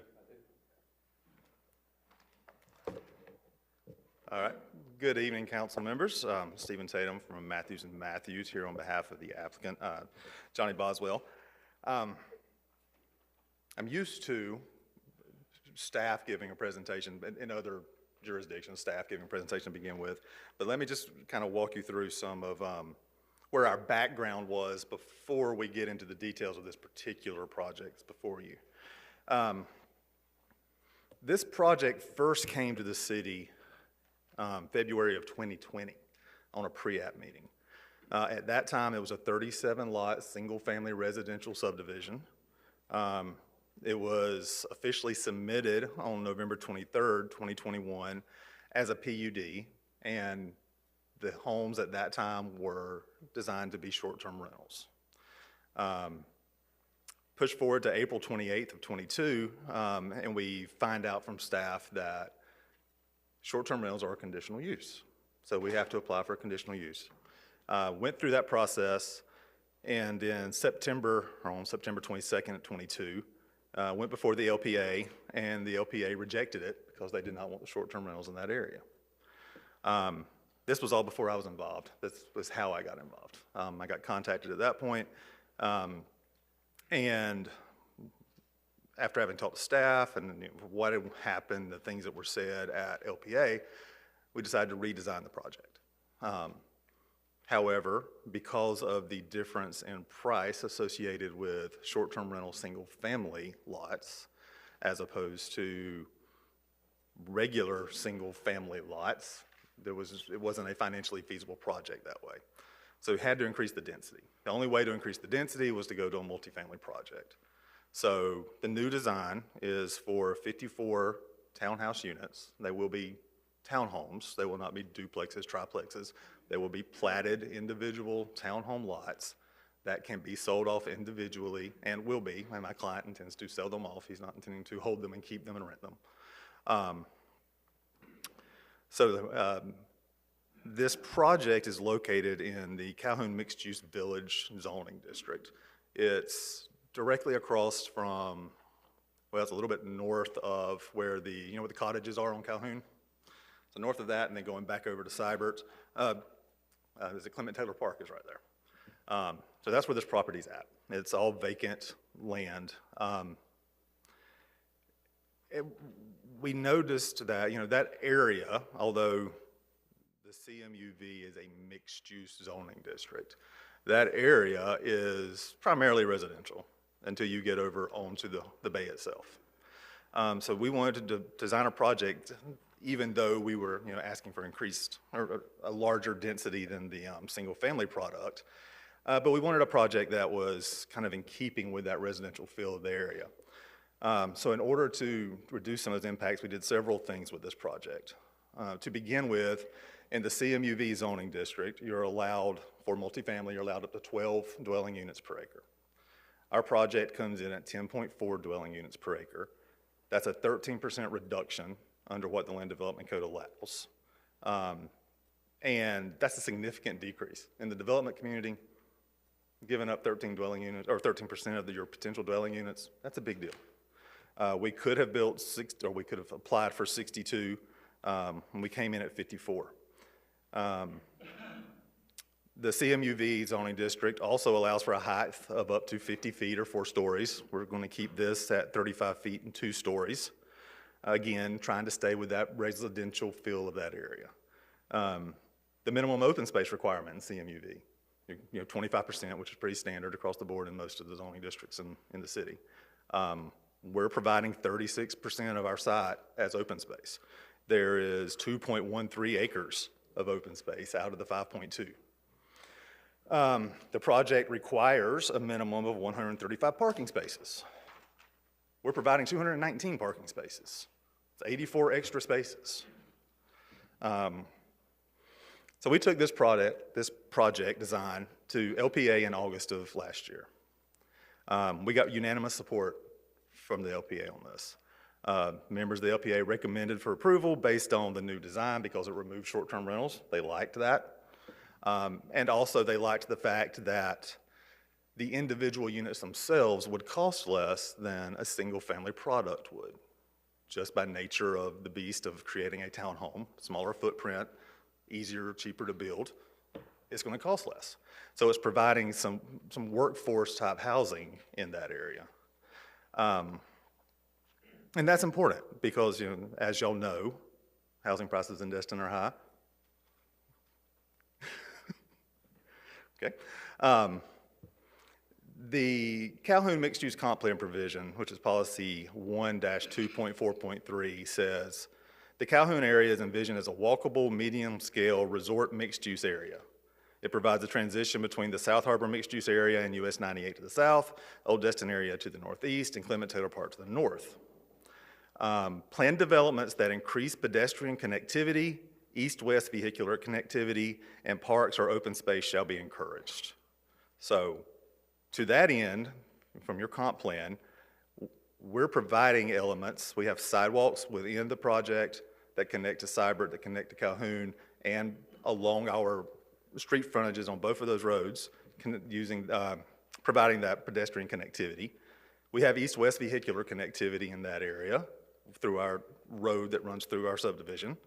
And we're providing 36% open space and a pocket park, which is also things that are to be encouraged according to your comprehensive plan. The comp plan goes on to say the Calhoun area has an excellent tree canopy, and before major new development occurs, it is important the tree preservation ordinance be enhanced to ensure the lush character of the area continues even as new development occurs.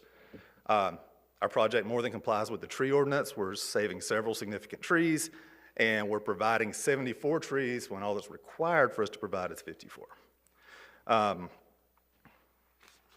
It goes on to say the area shall develop as a mixed-use area accommodating primarily medium to high-density long-term and short-term residential uses. Now, this is in your comprehensive plan that says this for this area. It will primarily be medium to high-density long-term and short-term residential uses, primarily. But it also says that commercial hotels, motels, bed and breakfast establishments, and other commercial transient living accommodations shall be allowed. That means that we could go on this property and build a hotel, however many room hotel that we could fit in there within that 5.2 acres, and it would be an allowed use, not a conditional use. But because we're wanting to provide multifamily residential use, we have to come and ask for a conditional use.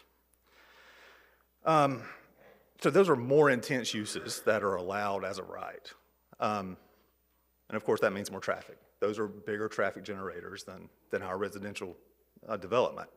And we know traffic's a big concern, especially in that area of the city.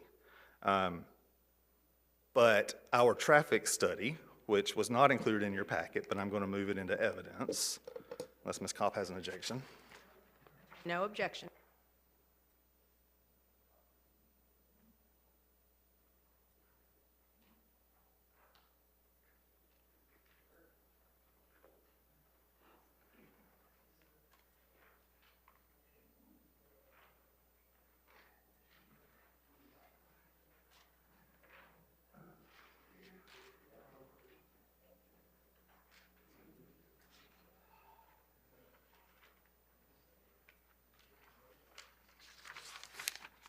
All right, so this traffic report shows that our 54 units during the PM peak hour of the city, or the city's PM peak hour will create 30 trips. That's 30 total trips within the PM peak hour. To put that in perspective, that's one trip every 2 minutes on average. So the amount of traffic that we'll be producing is relatively minor. In fact, it's less than what the 37 single-family homes would produce. And I have here a copy of the traffic report that was created for that project. And it shows that the 37 single-family detached houses would have produced 7 more trips, 37 trips in the PM peak hour. So we're actually, by building the townhomes, creating less trips on the road. Now, why is that? Doesn't really make sense, right? The reason for the lower trip counts is because on average, people that reside in townhomes have fewer cars. The homes are smaller. It's usually younger families, young professionals, or retirees that tend to live in them. But I think more importantly, the location for townhomes generally is intended to be anyway in walkable, bikeable communities. And that's exactly what we're creating here. This project's within 1 mile of new marina, existing marina, event venue that's being created, several restaurants, Mr. Destin. Harbor Walk Village is right there. There's water sports businesses. There's Clement Taylor and Leonard Destin Park, the library, the community center, the fire district's right there at us. Not to mention all the other businesses located on Mountain, Azalea, Stallman, and on Harbor Boulevard, all within 1 mile. So not only are we creating a community that is walkable, bikeable to work for people, but also to get the things they need. No, there's not a grocery store out there, but we can't just create a grocery store that's going to be feasible in that area.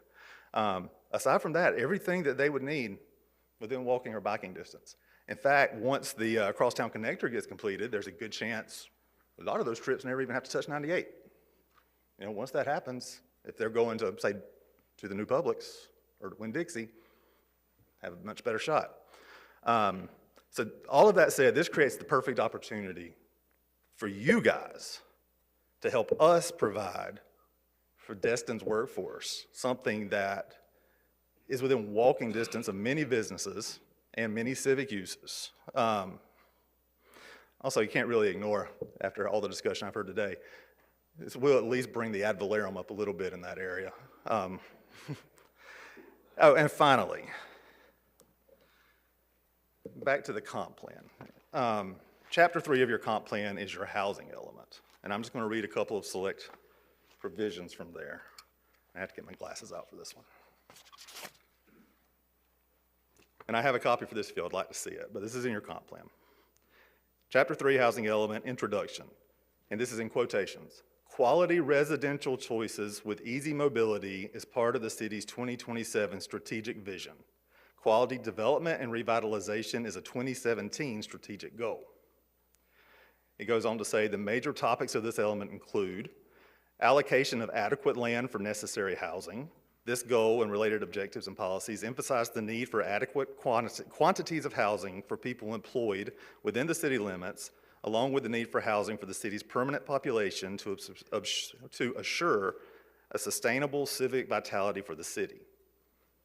Next bullet point, making housing affordable for city workers. This goal and related objectives and policies provide the framework for significantly enhancing the affordability of housing for city workers, recognizing the below average wages and above average market prices of housing and rents in the city compared with those in the rest of the metropolitan statistical area. And finally, assuring housing job accessibility. This goal and related objectives and policies promote practical multimodal access linkages between home and workplace within the city. So your comp plan speaks to the creation of something that we're asking to provide. I know this is a conditional use, but we believe it's a use that is needed in that area. It will be beneficial to the residents of the city and to, up and coming new residents moving to the area, younger people who need a place to live. And by creating, as they get older, get married, have kids, get a little bit better off, they move up into another single-family home. That opens this back up. So just increasing that inventory of housing is good for the city. If you have any questions for me or for David Smith, I'm sorry I didn't introduce him at all, from Interlight, he is our engineer. Y'all know David. If you have any questions about design, he's here to answer those. Otherwise, thank you for listening to me at least. All right, Councilwoman Aber. Just, I'm sorry, It's a just pub- for, yeah, just Yes. for, Yep, public comment. yeah, it is public comment, but I'm also going to ask staff to just go through the criteria for a conditional use for you, since this is a conditional use.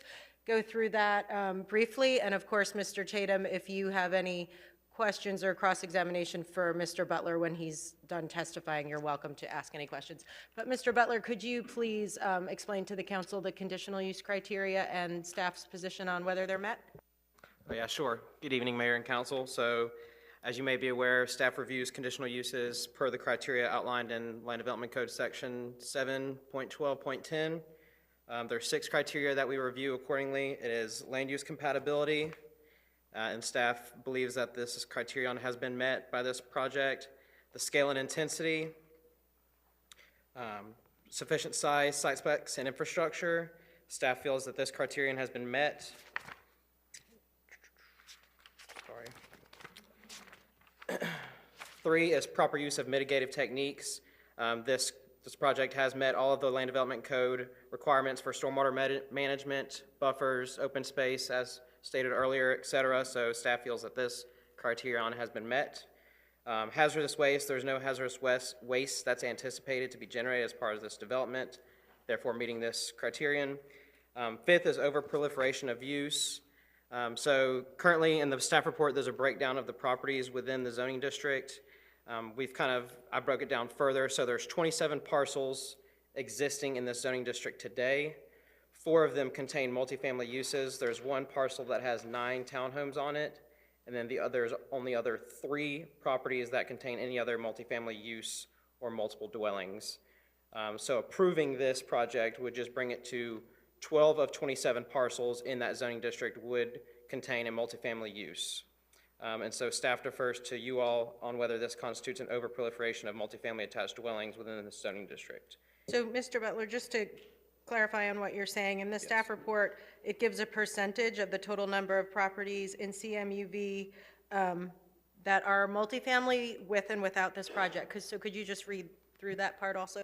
Yeah, and so that was part of my clarification. So the staff report says 56%. If you do the 12 out of 27 parcels, it's actually 44%, and that's because it says in the staff report there's 12 multifamily properties. That is inclusive of the 9 townhome properties, because townhomes are their own property. So that's how that 12 became, because there's 9 existing townhomes, and then only 3 other properties that contain the multifamily use. So if approved, then is it 44%? 44%. Would be Of multifamily. parcels within the zoning district would contain a multifamily use. Okay, thank you. And then the last criterion is compliance with all applicable laws and ordinances. And as this project is before you tonight, it has met the criteria and all land development code regulations, as well as gathered a LPA recommended approval at the August 3rd, 2023 LPA meeting unanimously. And we are here to answer any questions. Mr. Tatum, did you have any?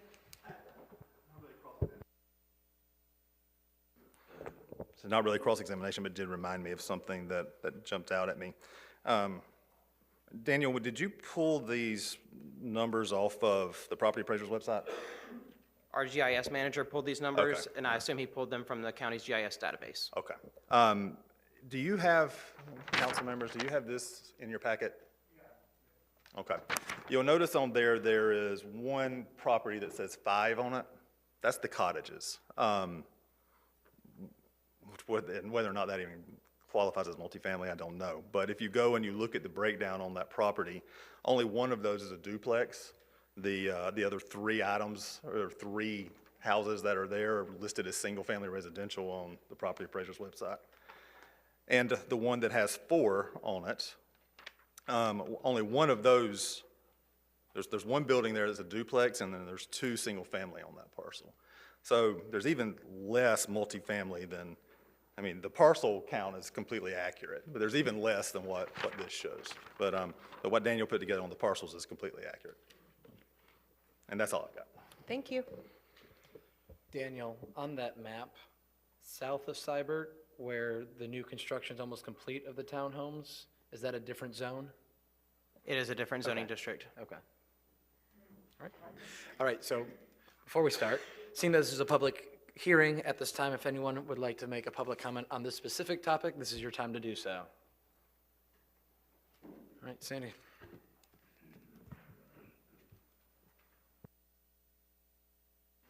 Hey, Sandy Trammell, Indian Trail, Destin. I guess one of my biggest complaints here is that there's no guest parking. I'm a grandmother. If I want to go visit my grandkids in this place, I have to hope that they don't have their garage full of their stuff and I can park my car there. There's no place to park. So what's going to happen is they're going to end up using the parks across the street to park cars so they can go visit, which I think if you'll remember on Holiday Isle, we're already having some of those problems. And our code may say that's okay, but I think we need to change the code. Did you say your name and address? I'm sorry. Yeah. Okay, yep. Drove 8 hours today. All right. Anyone else? Public comments? Seeing none, I will close the public comments and change my window. All right, Council. Yeah. Stephen Tatum again. Yeah, let me just rebut that. To say no guest parking is, I don't know where she's getting that from. We have 84 extra spaces above and beyond what's required by code. So I believe that with there being 54 townhomes and we're providing 84 extra spaces above what is required by code, that we're definitely providing some guest parking.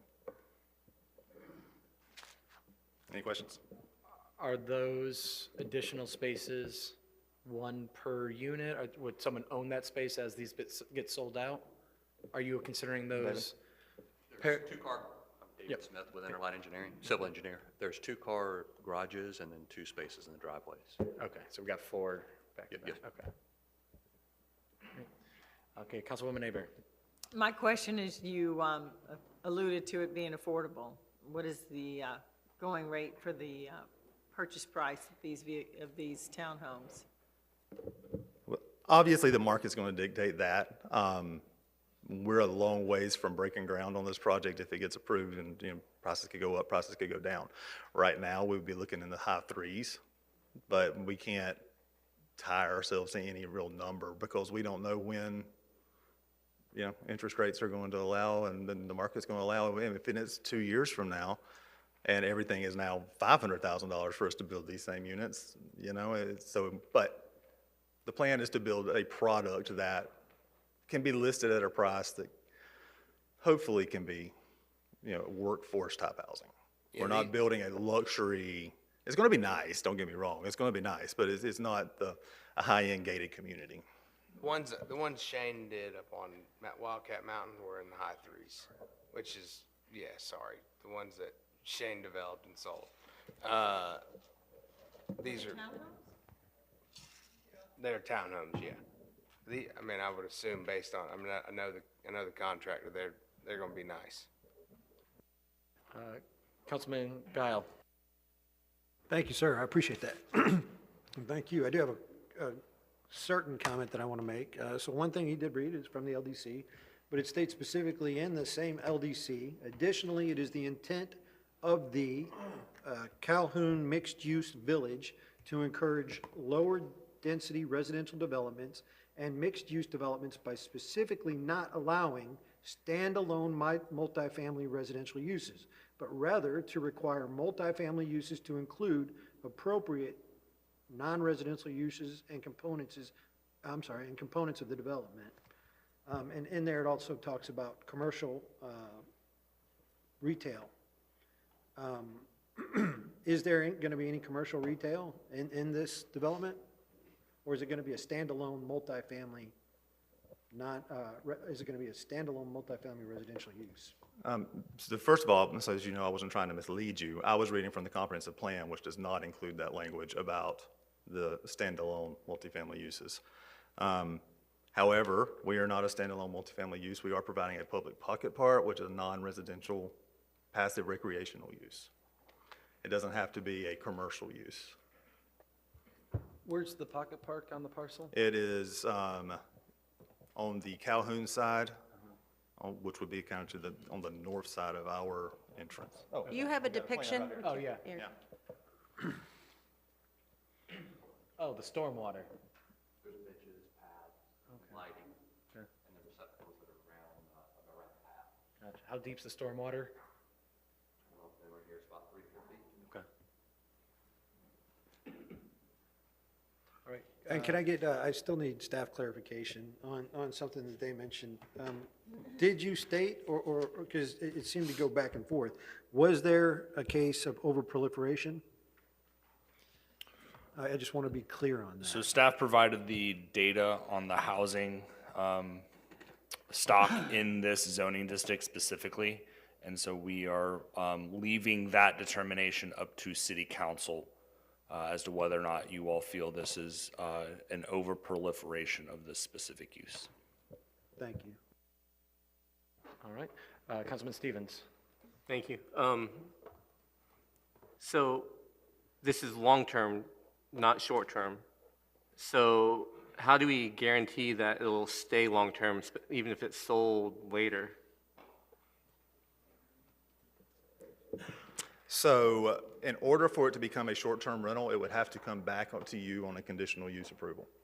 So whether it was the entire development or if it was just one of the single units, it wouldn't be as simple as, oh, well, I mean, they could start renting it, but code enforcement should be on top of that and shut that down pretty quick. And while I've got the microphone lit up, the overproliferation question, I mean, what does that mean? It's vague at best. But I would point out that your comp plan and your land development code say that this area is intended primarily to be medium to high density residential development, primarily. So if we're looking at only 44% of the parcels containing multifamily uses on them, we're not primarily at that level yet. You know, I think primarily it definitely is more than 50% of the area being used for that purpose. So I just thought that should be pointed out. Anything else, Stephen? All right, Councilman Destin. Thank you, Mayor. Medium to high density, what would medium be on this parcel? Let me take a look at the range real quick, and I can get that number to you. Well, I think it was 12 at top. 12 at the top, so mid-range, if you want to go all the way to one dwelling unit an acre, would be 6 then. I think that's the correct calculation. Medium would be 6. This is 10. The pocket park, does it have any public parking? So it's primarily going to be used by the residents that are in the development. It interconnects to David Smith with Interlight. Yeah. It interconnects with, there's pedestrian interconnections that connect to the 10-foot sidewalks being proposed along Calhoun.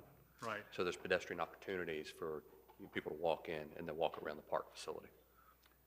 But it has no public parking. No, sir. So to consider that a commercial use or a mitigating is really unsupported in my opinion. Let me ask another question about mixed use. Mixed use districts such as this one and the other mixed use districts in the city, is that per parcel or is it just in the district? So how do you make a mixed use if you approve all of one use in an area?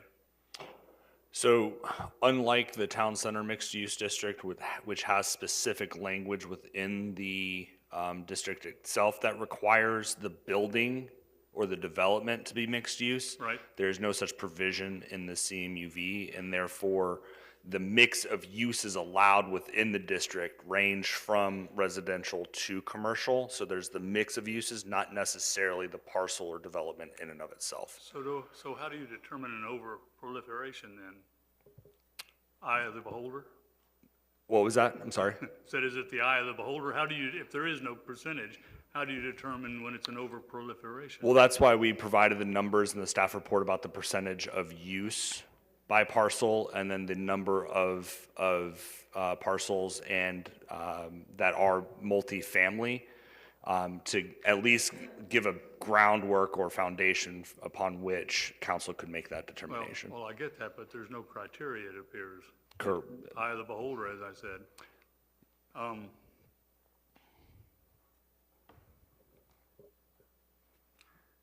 54 units on 5 acres. That's high density. This is high density, and I really am having a hard time continuing to approve these high density developments. And I mean, to say that that is compatible with the neighborhoods that's there now is pretty much of a stretch. And a conditional use, define conditional. Does that mean we can approve it, disapprove it, or approve it with conditions? So there's 3 categories that you look at when you have a use coming into the city or proposed in the city, whether it's permitted, prohibited, or conditional. If it's permitted, the use itself won't come to council. If it's prohibited, it also won't come to you because it's not allowed. But if it's conditional, then you look at the criteria that Daniel Butler, our planner, just read to you and determine if those criteria are met. In staff's opinion, they found that the other criteria were met and they did not have a position on this particular criteria of the overproliferation. They were leaving that to council. So further, I can read the definition of conditional use per the LDC, which is a use that would not be appropriate generally or without restriction throughout the zoning district, but which, if controlled as to number, area, location, or relation to the neighborhood, would promote public health, safety, morals, order, comfort, convenience, appearance, prosperity, or general welfare. So meets all criteria. If it doesn't meet one criteria, in our opinion, is that yeah, it's basis? supposed to meet all of the criteria for a conditional use. That's what it's supposed to do. So the land development code said medium to high density. This is definitely high density. Is that If correct? you read the land development code, it says it's the intent of CMUV to encourage lower density residential developments and mixed-use developments by specifically not allowing standalone multifamily residential uses, but rather to require multifamily uses to include appropriate non-residential uses as components of the development. Therefore, they put in the pocket park to meet that criteria. With no parking, okay. Well, they have, how many is your total parking spaces? We're 84 over. How many is total? 200 and, But just to give council the idea, you've got 56 townhomes and yeah, and 219. 219 parking spaces. And how many of those are open to the public? Well, the ones, I guess, are around the pool, if a person could pull in there and park in them. But, I mean, it's not going to be advertised as being open to the public. I get it. But I want to touch on something that you've said a couple of times. This is not a high-density development. In the planning world, this is not high-density, and I would hope the planners in the room would agree with me on this. I used to be a planner myself. This isn't high-density development. This is medium-density development, even at 12 dwelling units an acre. Now, I know 12 is the max allowed in this zoning district, but how many is allowed in TCMU? 22, 24, something like that? That's high-density residential. How many is allowed in HDR? Somewhere around that same number. That's high-density residential zoning. So right now, we're at a medium-density zoning. It's just at the upper end of what's allowed in this particular district. But the density itself is a medium density. Well, if we pick densities out of all the other districts in town and use that as an argument to justify what's medium density, then medium density has no meaning at all, except for as a reflection of the highest density in town. It does have a meaning. And medium density, and there's no textbook definition, but from a planning standpoint, medium density is in the range that we're talking about. It's not the high densities that you get when you start looking at, condominium projects and that sort of thing, where you can get 20, 30, 40 units per acre. That's high density. So that's typically the way it's perceived in the planning world.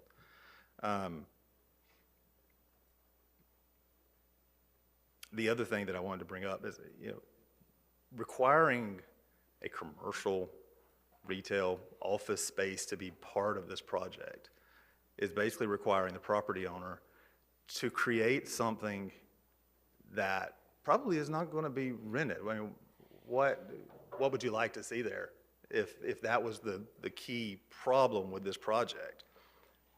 An office building on one of the corners that is leased out for, 2,000 square feet of real estate space or something like that? I mean, is that what you have in mind, or are you thinking a true mixed-use development where you've got commercial office space on bottom and then going up with residential above it? Because if that's what you're thinking, well, that's certainly not what the character of the neighborhood is. Of course, that's not what I'm thinking, and we've already established that mixed use does not apply to the parcels in this district, unlike where the new public is going, so staff straightened that out for me, and I don't suggest that at all. Okay, all right. So I can give you a little bit more insight on the density question that you were just talking about.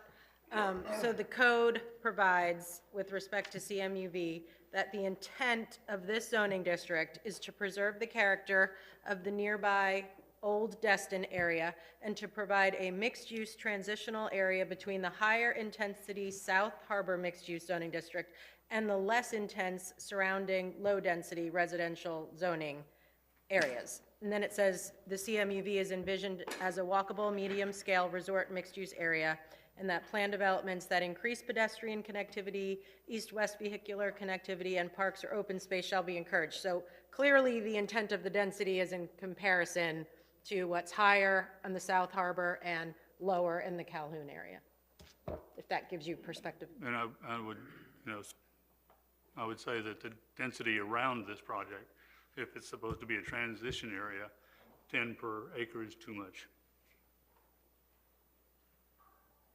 All right. Councilman Schmidt. Thank you for presentation and everybody being here. Can you it's been a long one, so can you remind me the original plan before you were on board in 2020 was to bring individual homes, or how many did you say? that's right. The original plan was for 37 single-family houses, and all of them would be available as short-term rentals. So The LPA did not would like they the short-term be- rental. Yeah. I mean, would they be considered putting 37 or single-family homes there again? If the short-term rental was on the table, yes. The problem is the But you're gonna value. sell the house or the townhome based upon the market, right? So, Right, but the value of a single-family short-term rental is what we need, or we need the increased density from the townhomes, one of the two.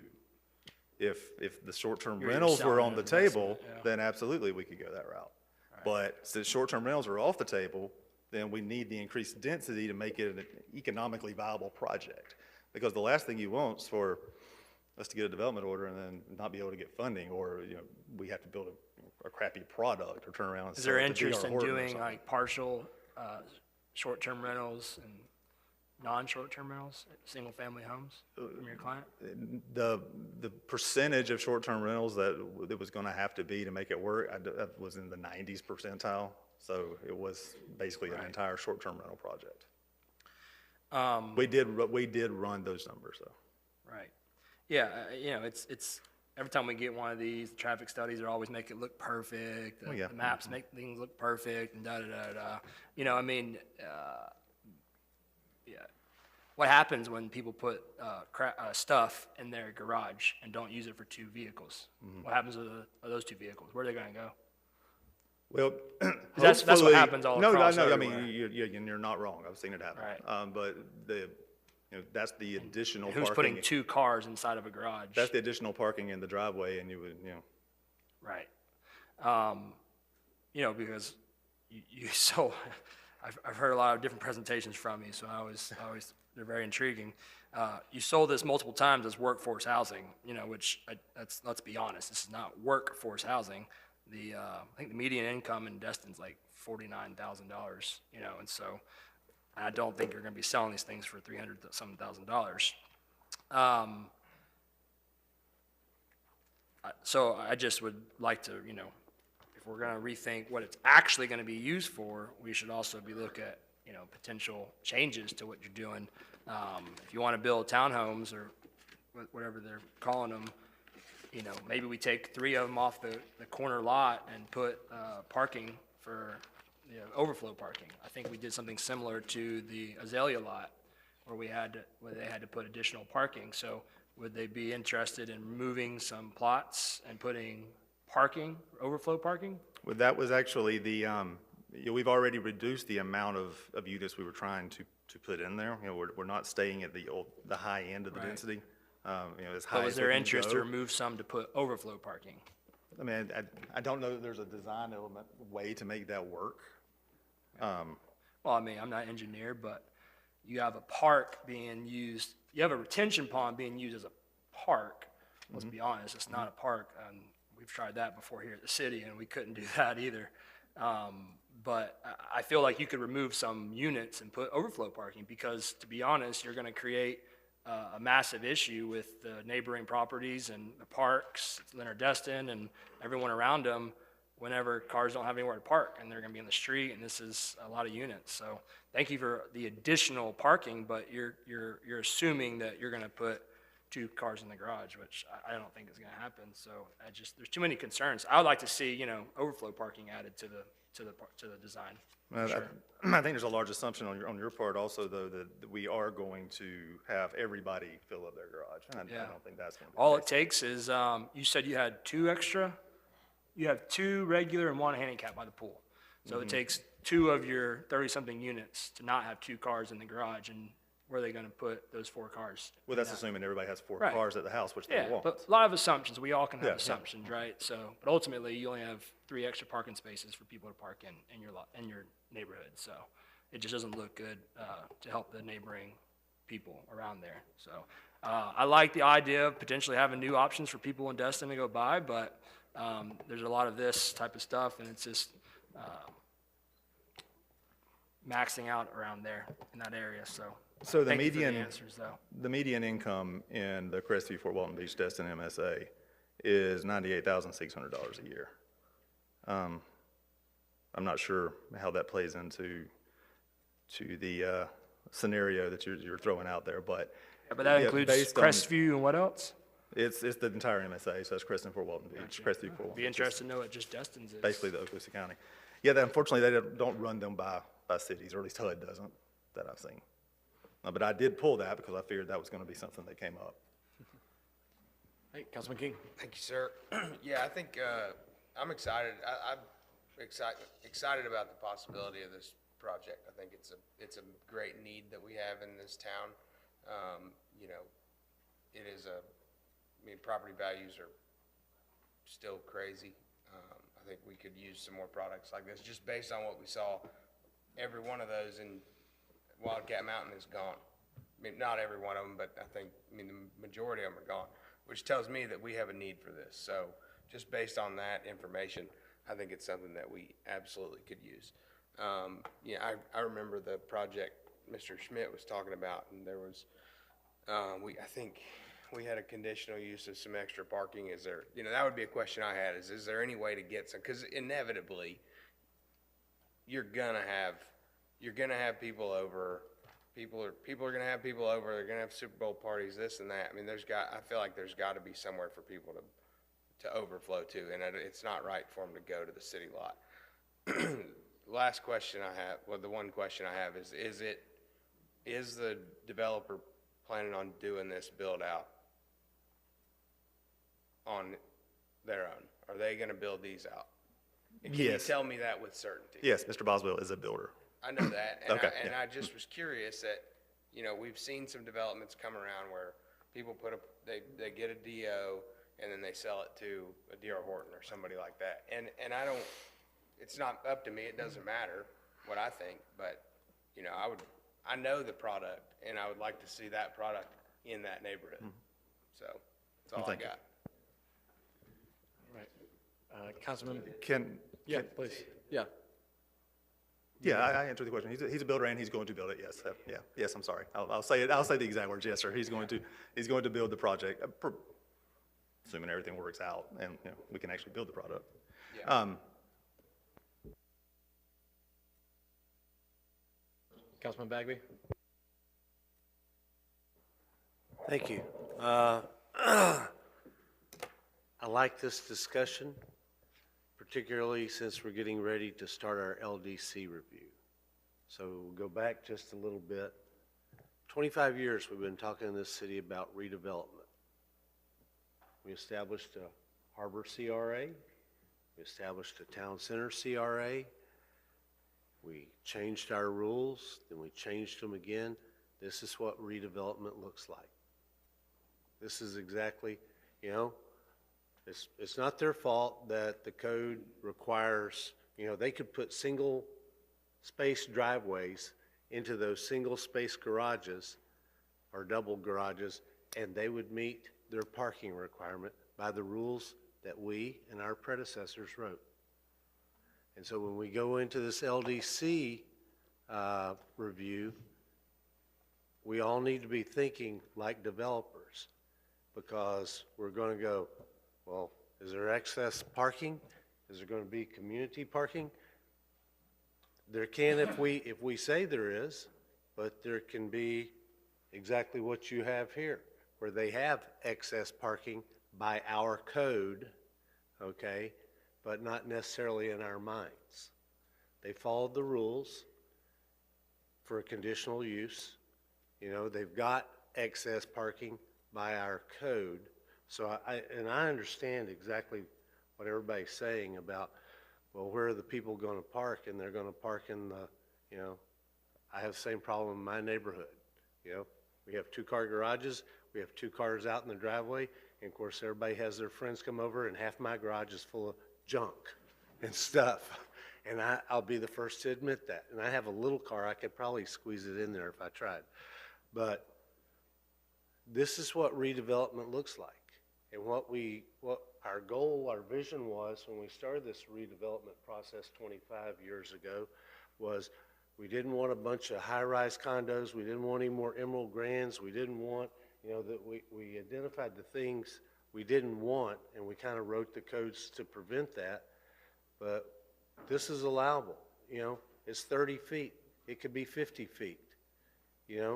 This is, if you read, the the books on development of communities, this is what it looks like. If you take that harbor as the center of our community, you know, and you go away from that harbor, this is what you're gonna see, and then you're gonna see single-family residents on bigger lots, and then you're gonna see some of those estate lots that are out on the bay, like Miss Sandy lives in, you know, and that's what. No one calling you out, Sandy. Oh, okay, well, but that's how development goes. You know, the further you get away from the town center, the bigger your space becomes, the more acreage that you have and things like that. And that's standard development. So, you know, I'm gonna vote for it. There are some things I'd like to see changed, but you followed the rules. You've got the sufficient amount of parking by our code. And I just want us to use this as an educational jump-off point when we start reviewing the LDC and say, hey, wait a second, if we allow that, we're gonna end up with this thing that a bunch of us didn't like because it didn't follow our, you know, our idea. Not that it didn't follow our code, but it didn't follow our idea. 30 feet or whatever, I am ecstatic about that. People walking around in that part of town, you know, where they can walk to either Mr. Destin's restaurant or walk down to the Emerald Grand. We used to live about 2.5 blocks from there, over off of Stallman on Ridgewood Circle, and we walked down to the harbor weekly because we just walked by the cemetery or the veterinarian, then the cemetery, then, you know, the community center, and boom, we were there. And so that's the vision when we start going through the LDC, that we need to be thinking through, what do we want that down by the harbor to look like? And then as we get away from that town center and the harbor CRA, what do we want the rest of Destin to look like? But, you know, you had me at 30 feet, pretty much. Yeah, I'll make the motion. I'm not sure I'll get a second, but I'll make it here. Oops. Gotta do this. And then I gotta do this. And it says, all right, item report. There I am. Yeah, I'm pulling it up. Hang on. I move that the City Council approve Calhoun Harbor a conditional use major development order and major subdivision as presented. Right, I have a motion on the floor. Second. The second. Anything else, Councilman Bagby, for discussion? No, I'm sorry. All right, Councilman Guile? I just wanted to answer Councilman Schmidt's question. I just looked at the U.S. Census for Destin, Florida. Average income was 46,906 as of 2022. So, yeah, you were talking about with the average income. So according to United States Census Bureau, $46,906 based off 2002's numbers. Person or per person? Family, okay, per person. Per person. So a two-person family would be 92. Well, I'm a single father, so Yeah. we're not all two-person people. Yeah. Additionally, I would disagree with you that this meets the land development code because I don't consider a water retention pond with a bench around it as non-residential use, personally, and so I just have to disagree with you that, and I'll pass. All right, Councilman Destin? Just one further comment, and I would agree with Mr. Bagby's analysis where there's not a conditional use. Conditional means we could put conditional. If we want to say we approve this project with 7 units per acre, that is a conditional approval that is more close to the criteria of medium than high. I doubt that these folks would be real happy with that. But that certainly is an option. And when you have conditional uses, it does not meet the straight criteria that they have met the code. Conditional means we set conditions. Yeah. Can I say something again real fast? I know this is probably completely out of order, but just to at least Mr. Schmidt's and Mr. King's point, with this current design, to add any additional guest parking would either have to be in this area here, but that throws up a problem for engineering with your throat clearance distance from that intersection. So that that would be a potential area to add it, and then there could be a couple of spaces from there. Or there's 2 or 3 townhomes that could be removed and then right there, right? That's a possibility though, right? Okay, you're pointing out empty space and that whole thing could be redone. I'm just saying, Mr. Tatum, that's a possibility. That's what the last developer did too. They took something off and they added it. That's all I'm saying. It's okay. I guess what I'm trying to explain to you is that we've already done that. We've already taken the off. Right, yeah, we've already trimmed the fat to try to get a palatable product. And so that's why we're at this product.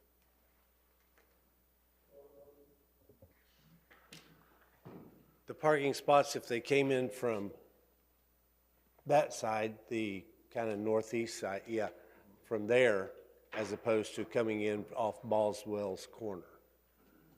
You see what I'm saying? I'm not sure, I don't follow you.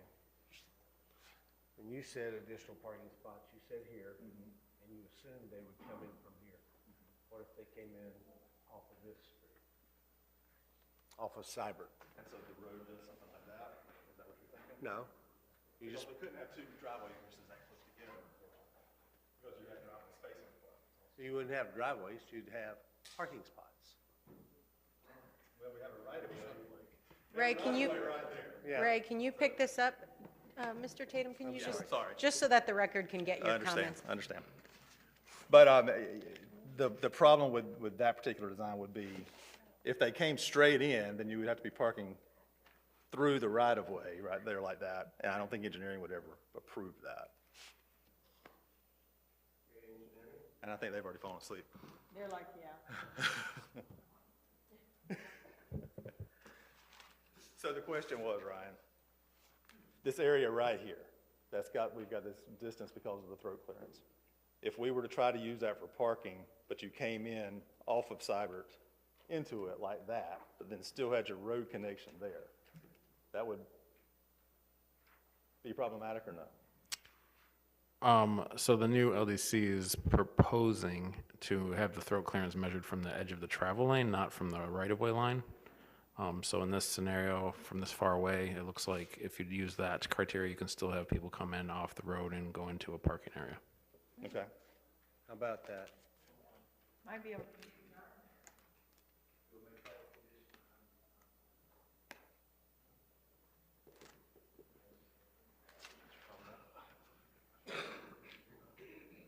Under the new LDC, is it still 40 feet for the throat distance from the travel lane?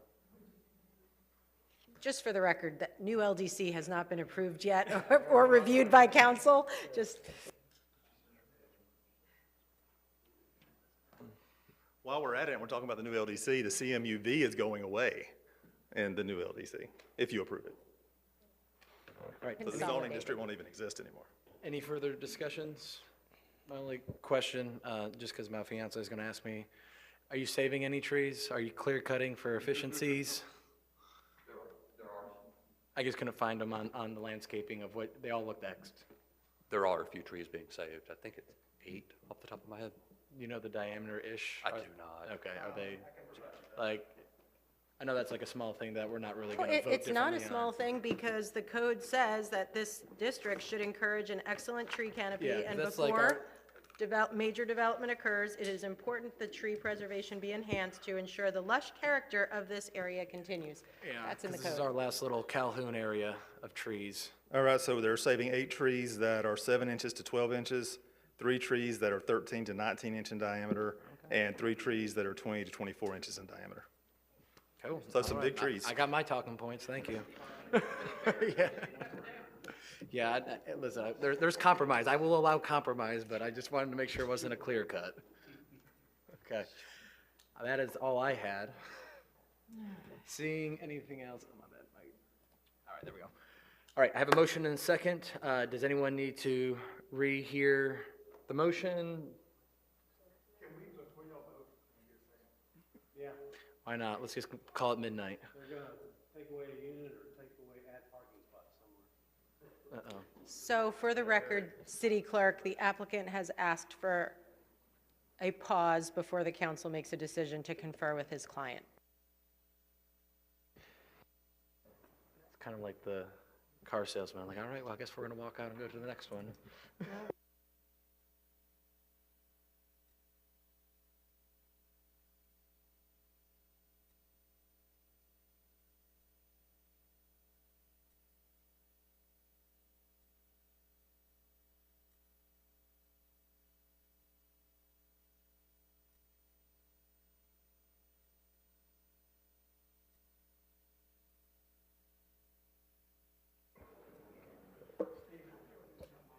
Okay, so we're back.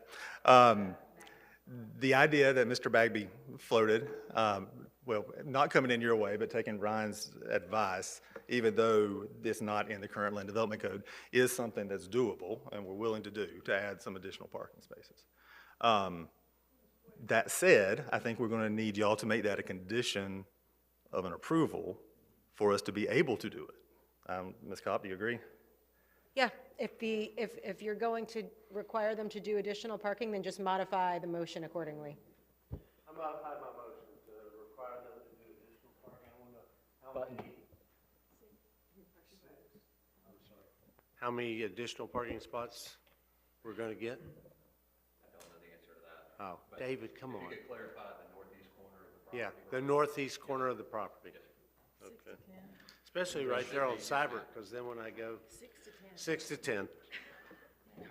If you make it a black and white condition that staff can look at and know that it's okay, like saying a specific number like that, it would not have to come back to you, you know? So if you said 6 to 10 and they come back with 6 spaces, staff will approve it, it won't come back to council. If you said something more vague, maximize your parking, we'd probably take it back to you. I mean, my only other suggestion is we bit the bullet to make our park a park and get rid of the stormwater, and we've paid for that.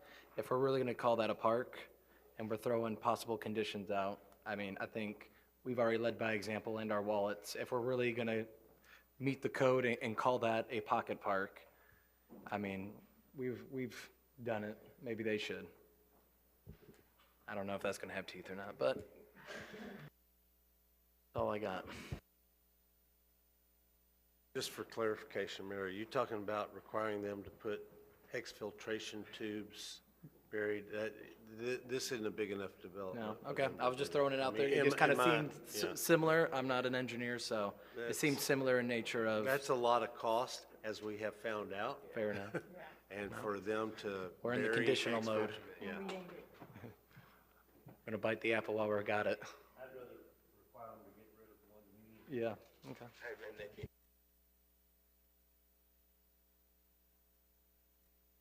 So just to be clear, what was the modification to the motion exactly? You put additional parking in the northeast quadrant, and did you say 6 to 10?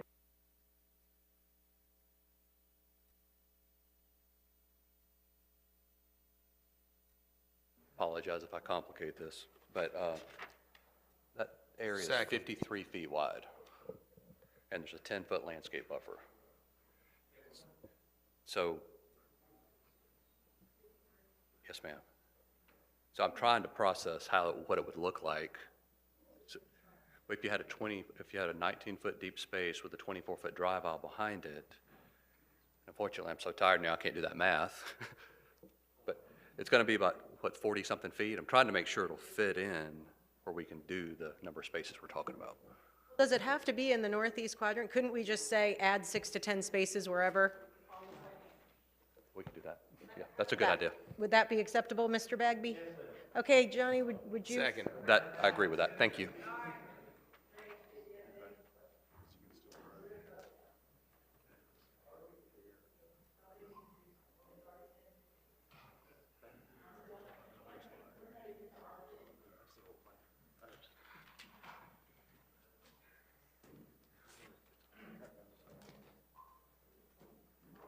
Oh, man.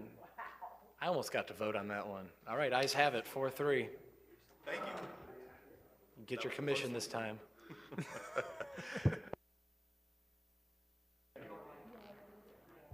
Yep.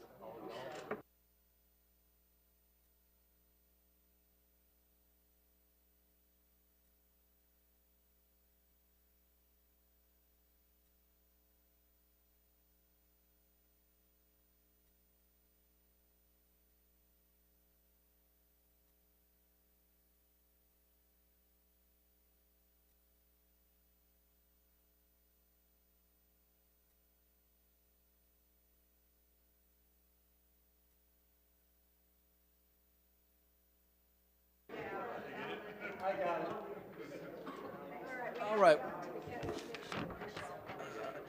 All right, so that is the end of the public hearings. Going into council presentations and comments. Going down the line, Councilman Stevens.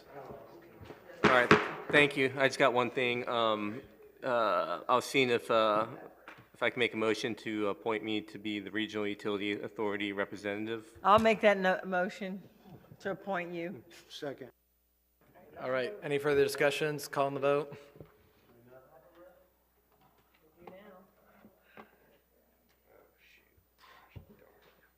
Get them to put gas down here.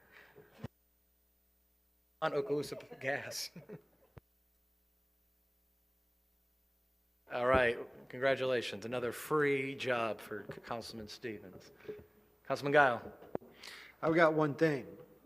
Congratulations, Destin Little League 13-year-old division. They won state. They're going to the Southeast Conference July 18th. And the word is, special thanks to Tony Bailey, who did an amazing job as a team manager. Without him, several people have told me they probably wouldn't have been successful. Obviously, it's the kids who did all the work, but his support and his hard work helped them maintain and help the coaches do their jobs more effectively. So congratulations, guys. And is this, Lisa, you would know, is this the first Little League division that's ever won state? Yes, so congratulations, guys. Very good. And good luck, July 18th. All right, Councilman Destin. Councilman Bagby. I want to thank Commissioner Ketchel and Dale Marks and the folks at Eglin for finally working out a solution to get us a bioluminescent multi-purpose path, 12 feet wide, the entire length of Okaloosa Island, connecting Fort Walton Beach and Destin. And I look forward, I was at the groundbreaking this morning, and I am excited about what that's going to be. Jimmy's not here tonight. I didn't see him anytime, so we're not going to play the clip, but I will just say the same thing I said the other night. No, I don't want to waste 3 more minutes of y'all's time, but I don't think like that.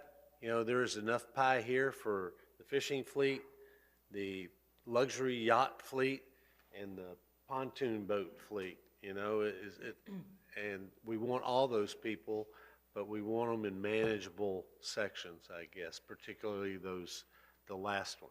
So that's all I have, Mayor. All right, Councilman Hebert. Thanks, Mayor. I just want to commend our Parks and Rec Department for pulling off a very successful 4th of July weekend.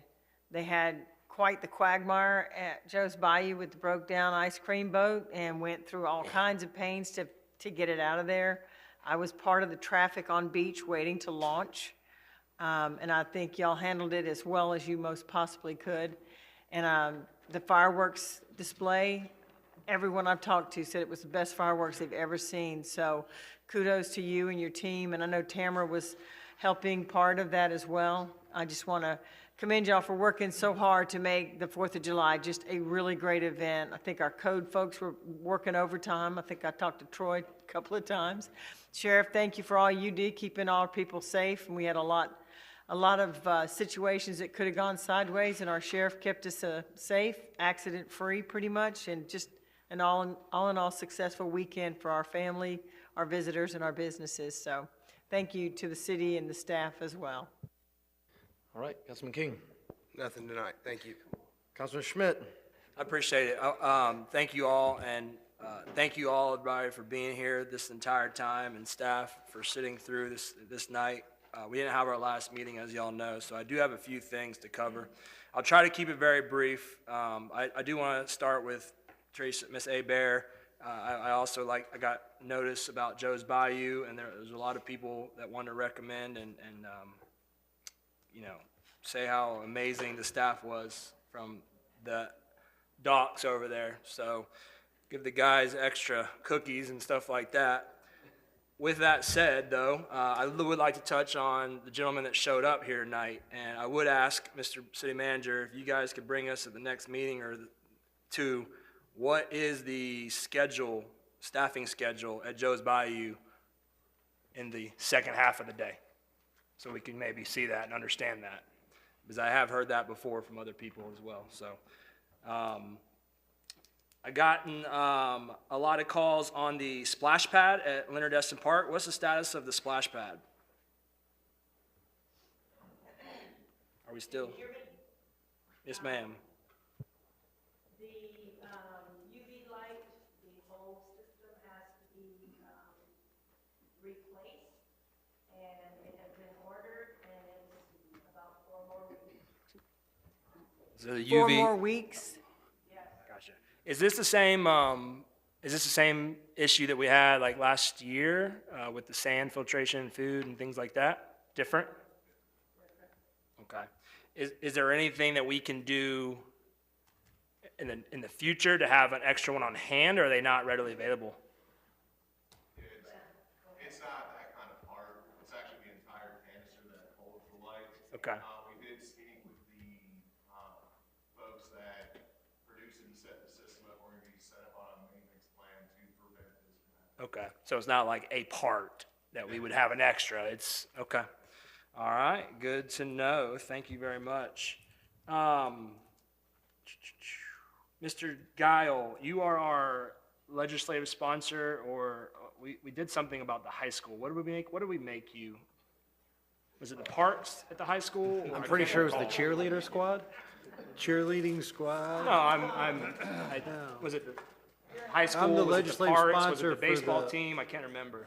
For the Destin High School, in regards to Morgan Sports Complex. So you were the liaison between the city and the high school for Morgan Sports Complex, whatever is going on over there. Right.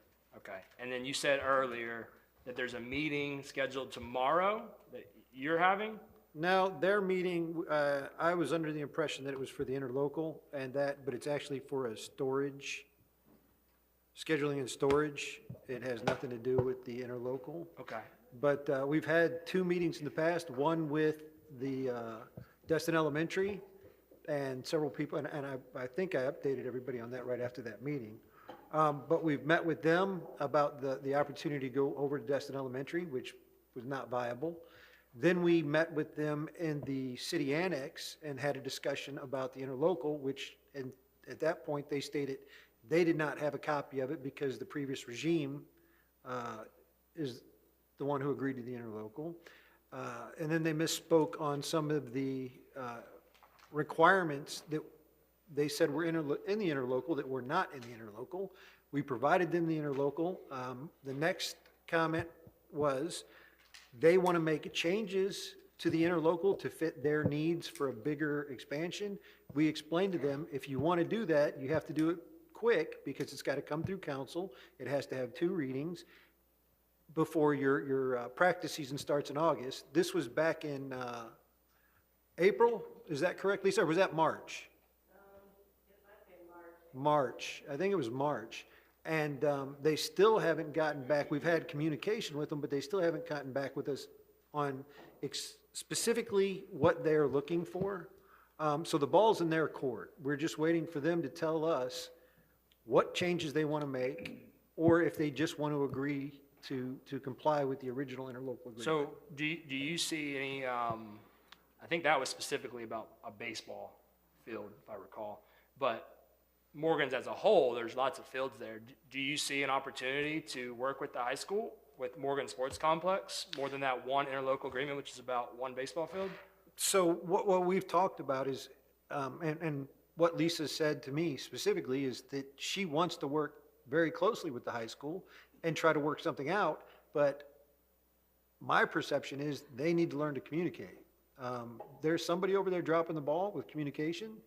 We've reached out a couple times and we still aren't getting answers. Is this something that you've reached out on? I'm just clarifying. Lisa's actually reached out on, but I've been at the meetings, and I could reach out and make a phone call if that's what you'd like. Well, if you need any like second sub liaison, not sure if that's allowed, if we do Sunshine to help with reaching out, I'd be happy to help in any way possible. Yeah, we can't do that because of Sunshine Law, but I've also spoken with several parents that have kids and the program that are concerned, and I've brought that to their attention as well. Okay. I appreciate the update. Yeah, so we just got to get them to move forward expeditiously. I got your email, but I just wanted to make sure that I wanted to hear, discuss it. So thank you so much. Principal now that gets things done. New president. Oh, there's new principal and everything. Yeah.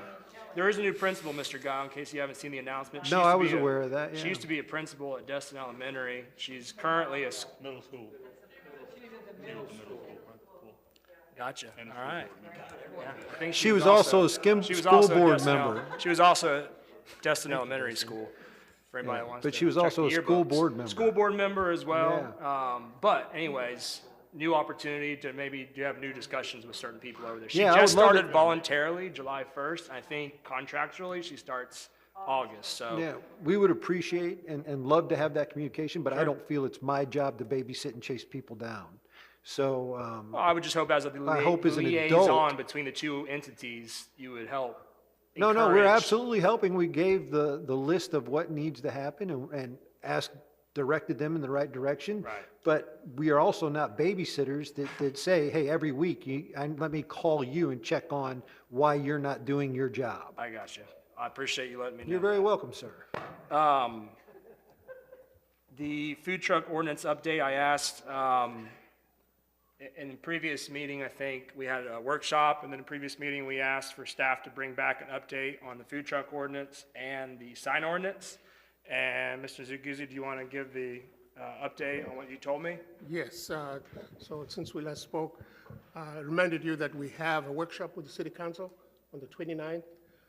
Chapter 4 is the bulk, as a matter of fact, is the spine of the LDC ordinance that contains all those elements that you're speaking about. So they'll be covered then, and you'll have a robust discussion about that. So we'll have that discussion at the workshop on July 29th instead of separately having it brought to council. Can I provide a little bit of clarity on that? So signs are not going to be included in the July 29th workshop because that's Article 8, and that'll be provided at a different workshop. But the mobile vending stuff absolutely will be. Thank you. Yep. For the clarification. I have an item, I've gotten some questions about operating a business out of and from a home in Destin, and I just want to get some clarification. The questions I received from some citizens were inside their garage, if they store supplies and items to operate their business, and they have employees picking those up, leaving, coming back to restock, is that allowed in the Crystal Beach area of Destin? So state law talks about home occupations and what's allowed and what's not, right? Generally, the home occupation is protected by state law as long as the residential character of the home is still the primary character and use of the home, and then there are specific details that have to be met under the state law, and if they're violated, they lose some of those protections. Employees is one of the issues addressed by the state law specifically. So on the employees, it talks about they can have a total, well, it says the employees of the business who work at the residential dwelling must also reside in the dwelling, except that up to a total of 2 employees or independent contractors who don't reside there may work at the business. And then they can also have employees that are remote. So to answer these general questions, we really have to look at the specifics of what's going on. And so how would you recommend a person They should taking call, the next step? They should call planning and ask if a specific question is allowed or not. But that's what the state law says on employees. Then there's also requirements dealing with parking, and there's general rules that you can't have more noise than what's customary for a residential. So there's other factors that come into it, so it's hard to answer, like, Right. yes, this is allowed or not, because if they are impacting the residential neighborhood in a very negative way, they may not be allowed to do what they're doing, but if they comply, So it's maybe not black and white then. the employees, I Right. think, is more black and white, but some of the other things aren't. What about a license?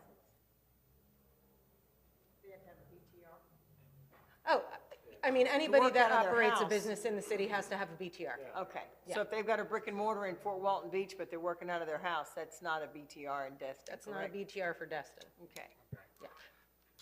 So Actually, businesses in Destin get a BTR in the county and the city. Okay. We do.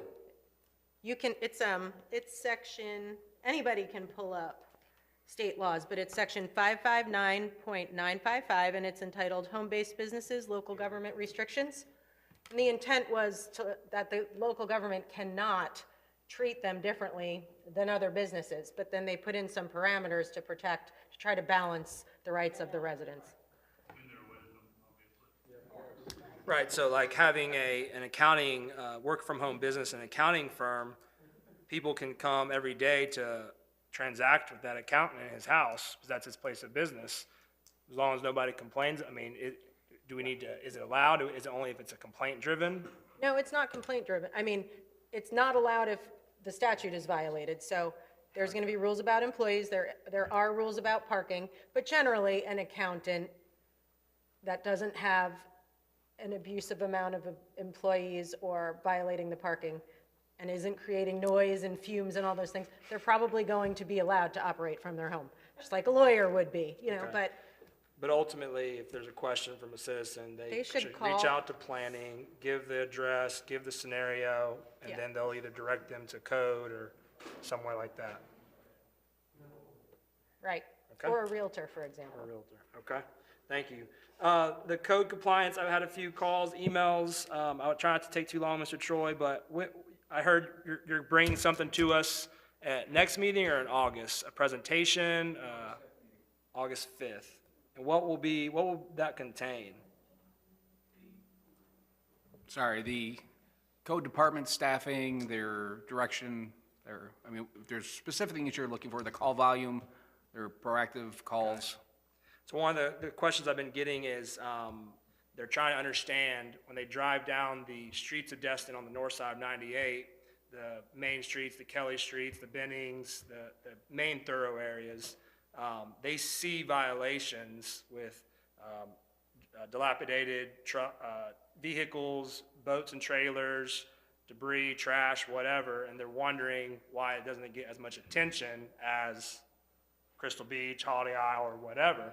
And I'm assuming stuff like that will be presented to understand that in the future? Yeah, I mean, I've got a map that clearly shows the proactive cases that Okay. code is involved in. Will that be part of the presentation? Absolutely. All right, I will tell them the August 5th. Fantastic, thank you.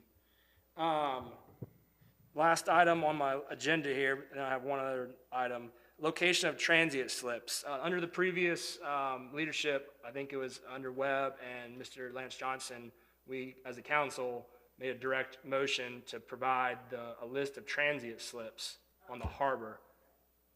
And to provide that on our website so people in the harbor knew where they could park. I think it was started, but I don't think it was ever finished. If you currently go to the website, and this is not a knock on anybody that does a website, but it says it's in process. And so I would like for the next, hopefully the next meeting, at the end of July, can y'all bring us those and show us where they are at? Work has started on that. The three sources we're looking at, what the Army Corps of Engineers did. Also, the development orders that we approved and making sure that the information is consistent. And also, we're going to do field visits. So what's the timeline that we can have that, since it's been, I know you're just taking this office recently, but Yeah. the staff has been working on it for probably a year, so. Well, I cannot say that staff is working over a year. When do you think we can have that list be provided to the residents of where they can pull a boat on a transient slip, which is allowed to come and go in the harbor? I would need to verify with staff with their, workload and so on, but I would say at least within the next 3 weeks. Next 3 weeks, okay. That would be great, because I know if we were potentially gonna do the annexation thing in 4 weeks, I hope we could do that, because I know a lot of people are really appreciating it, so. I know we're not, but it's been an item that a lot of people have been asking about, and needing to park at, so. And the last item, I know there's a lot of, it's this time of the year, and helicopters are flying, we've heard about it, I think it was about a year ago. I kicked off trying to do some work with the helicopters, with the county and everything else. And, we maybe made some efforts, or maybe we didn't, who knows. But One of the things that I took very importantly from Mr. Johnson, I think is his name, the business owner, back then was to be involved in discussions and communication about his business, his operations, and et cetera. And so I've spoken to some citizens. I also reached out to Mr. Johnson as well, because what I would like to do in motion form is ask staff to bring us options for a public workshop to have him and the public and county and potentially FAA all together just to discuss this in a proactive, efficient way to how we can have a business in Destin or county, but also not run them off, but how we can all work together. So I'm asking if we can have staff bring us some options for a public workshop to hold a helicopter discussion. Well, you're going to probably have an issue with having the county participate in that because they're in $10 million litigation with. Oh, still? Yes, the trial is set for this fall. Oh, okay. So I've spoken with the county, and I don't think they're going to be willing to do that during the litigation. And also, we did have a workshop that you just described already. What year was that, Ray? Was that 2 years ago? A couple of years ago, I think. Yeah, 2022, we did that exact thing. So, We had the FAA lawyer come tell us, I think, that nothing can be done and to follow this link, and then now we're following the link, and the link's broken. that was the one where they brought the helicopter to our parking lot, and I wasn't here. they did a show of if the difference in the noise at different altitudes, and it was attended by the county, the city, public, and I think a representative of the FAA. Anyway, I'm Okay. just saying, it's not that we haven't done it already, That's but fine. that was prior to the county getting into the $10 million litigation, and so I think that's why we haven't done that again since that time, just for whoever wasn't here. So, I guess what I will ask then is if I could be a liaison to reach out and have a discussion with the owner of Timberview Helicopters to bring back potential ideas to the council and see if there's something additional that we could all work together rather than just arguing on Facebook with each other. Is I that think okay? that'd be great, because if somebody can go to him, he may not even realize that he's got guys doing those 8-minute loops and they're right above people's houses. I'll do that then. All right, appreciate it. Oh. Sorry. Yeah, I don't want to get sued by anybody. I'm just trying Is to. that a consensus of the council? It doesn't matter to me. I reached out to the county today and last week, and they, exactly what you said. Tracy said, look, we're in a lawsuit, and we're not going to tell you what to do or what we're going to do. We're not going to comment on any of this. I also reached out to the FAA because I know some of the folks up there.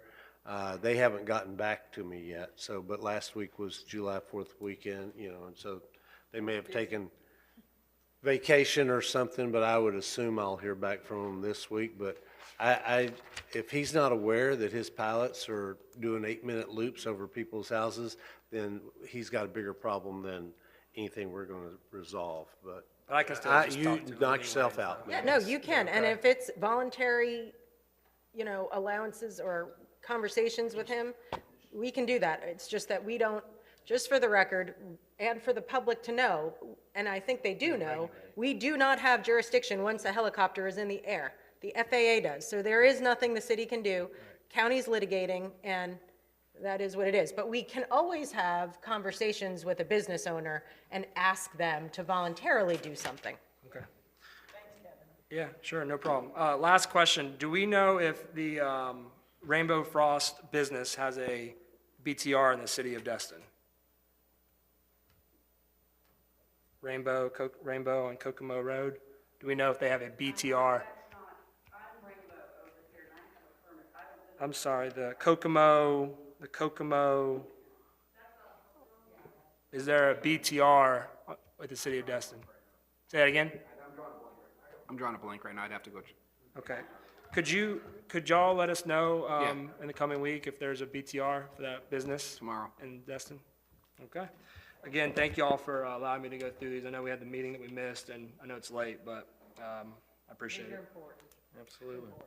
I love going through your staff briefing together. All right. What does that mean? We got to do the staff briefing together. Yeah, no, it was good. Not all the staff are in those staff briefings, Mr. Mayor, but thank you. Well, you should invite them. All right, email. I got an email for something I guess we do annually. Does anyone want to throw in what I'm having to sign? This 51% letter of support? I don't know, whatever is under my name. Motion to approve. Thank you. I'll second it. All right. All right, call the vote. Yep. Whatever this annual thing is. Do that thing, take care of it. We're gonna get money from someone, I guess. Oh, Johnny's voting yes. You can't make it work, Ray. The left click button. All right. Can you poll it, or did we need him? Are you voting, He's voting. Mr. King? Just put it on the record, you can say it. He's already logged out. Come on. He's on the way out the door. The computer logged itself out Just say for yes. lack of use. For lack of use. I'm going to vote yes for this. All right, votes have it unanimously with a vocal yes of King. There we go. All right, public comments, we can listen You to skipped those. the city attorney. All right. Well, Bobby, 3 minutes, cut 'em you off. skipped me. Oh, I'm sorry. And I have one thing, even though it's not on there. Okay, And I'm it's just really quick, but on code compliance matters, I'm just giving council a little bit of advice that if there is a pending active code compliance case, we should not go outside of the special magistrate, and we didn't do that here, so this isn't about anything. But we should not go out of that process and start talking about active cases at council meetings. There's a process with magistrate, everybody gets their quasi-judicial hearing and their due process, and we can do it that way. Y'all, as residents of the city, can make a complaint like anybody else, but when we're talking about ongoing cases, leave it to the process, please, is my request. That's all. Perfect. And tell people stay for 3 minutes. Yeah, all right. Same as, all right. 3 minutes. Committee members first. This will take about 30 seconds. I've known Diane Kelly, the new principal at the high school, for years. I'll be glad to work with anybody. I'll take you over there if I need to and help out with that. And I think she'll get it straightened out once we explain what the issues are. Just give her time. All right. Yes, ma'am.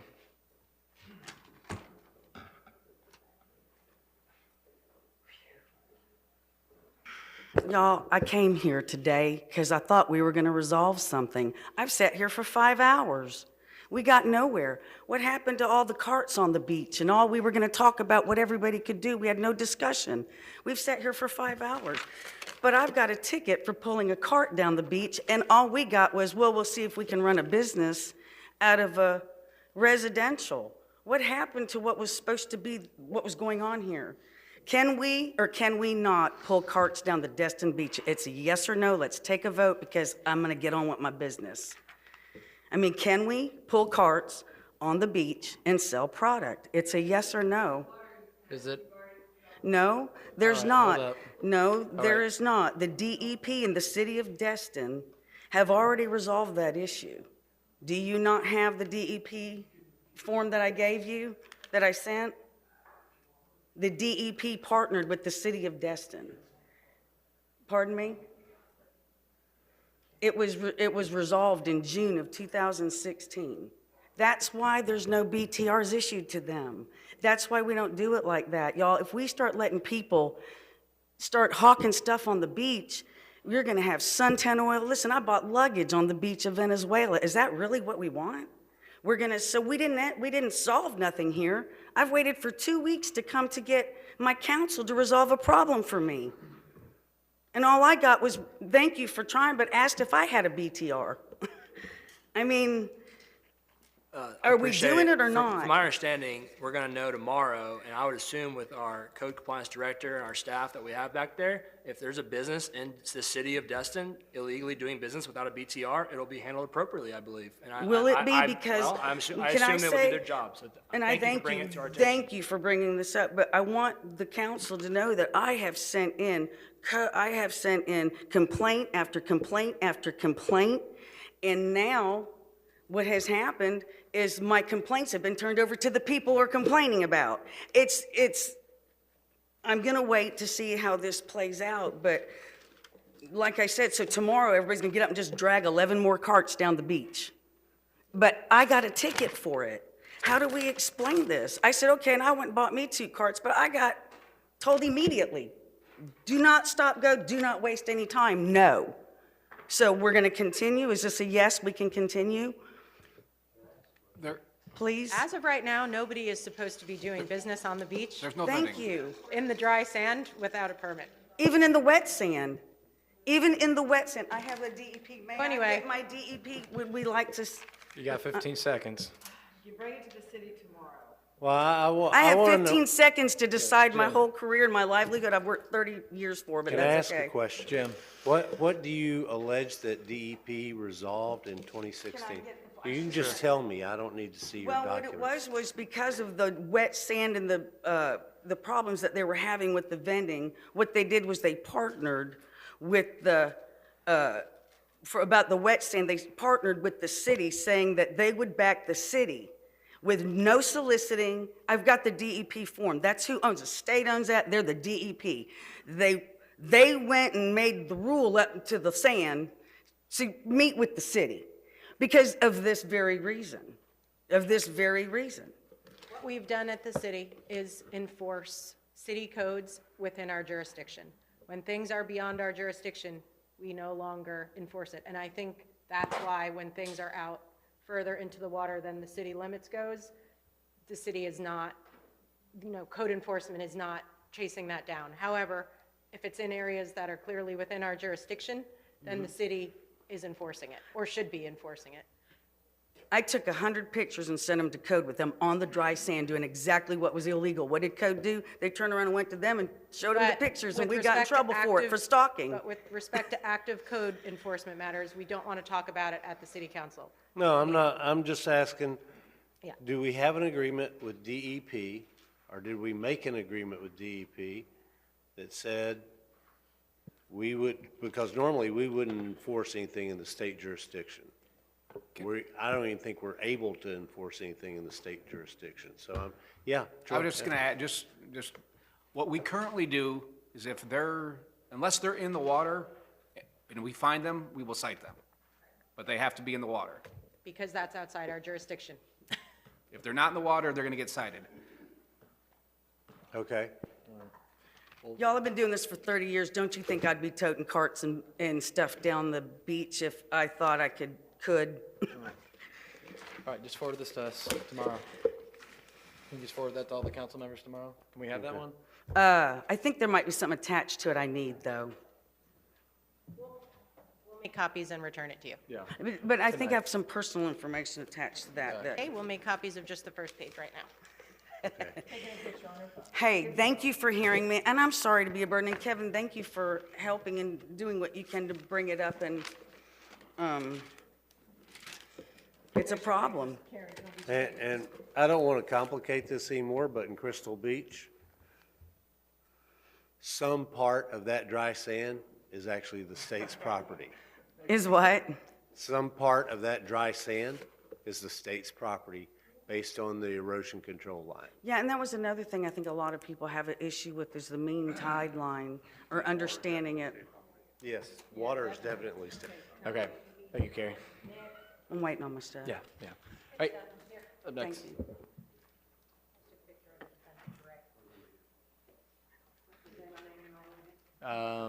Sure, yep, might as well. Becky Pritchard, 145 Timber Court.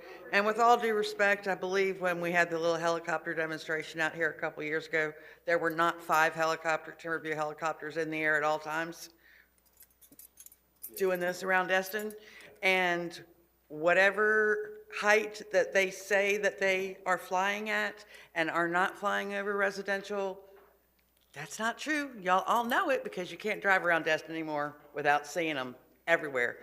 Could you hear them in here tonight? I hear them in my sleep now. I mean, I am not kidding. But, so just to say that, yes, that did happen in 2022 or 2021, and then they were kicked out of the airport and things were good for us over there for a while, not for Crystal Beach. But a noise study of some sort, y'all been shopping at Home Depot? I mean, it's like, it's insanity. So if there's got to be something besides just asking Mr. Johnson again to be the nice neighbor that he says he's going to be, because he does it for a minute and then he stops again. So there's a lot of helicopters in the air right now. And I hope, are going to. All right, thank you so much. Thanks for being here. Yes.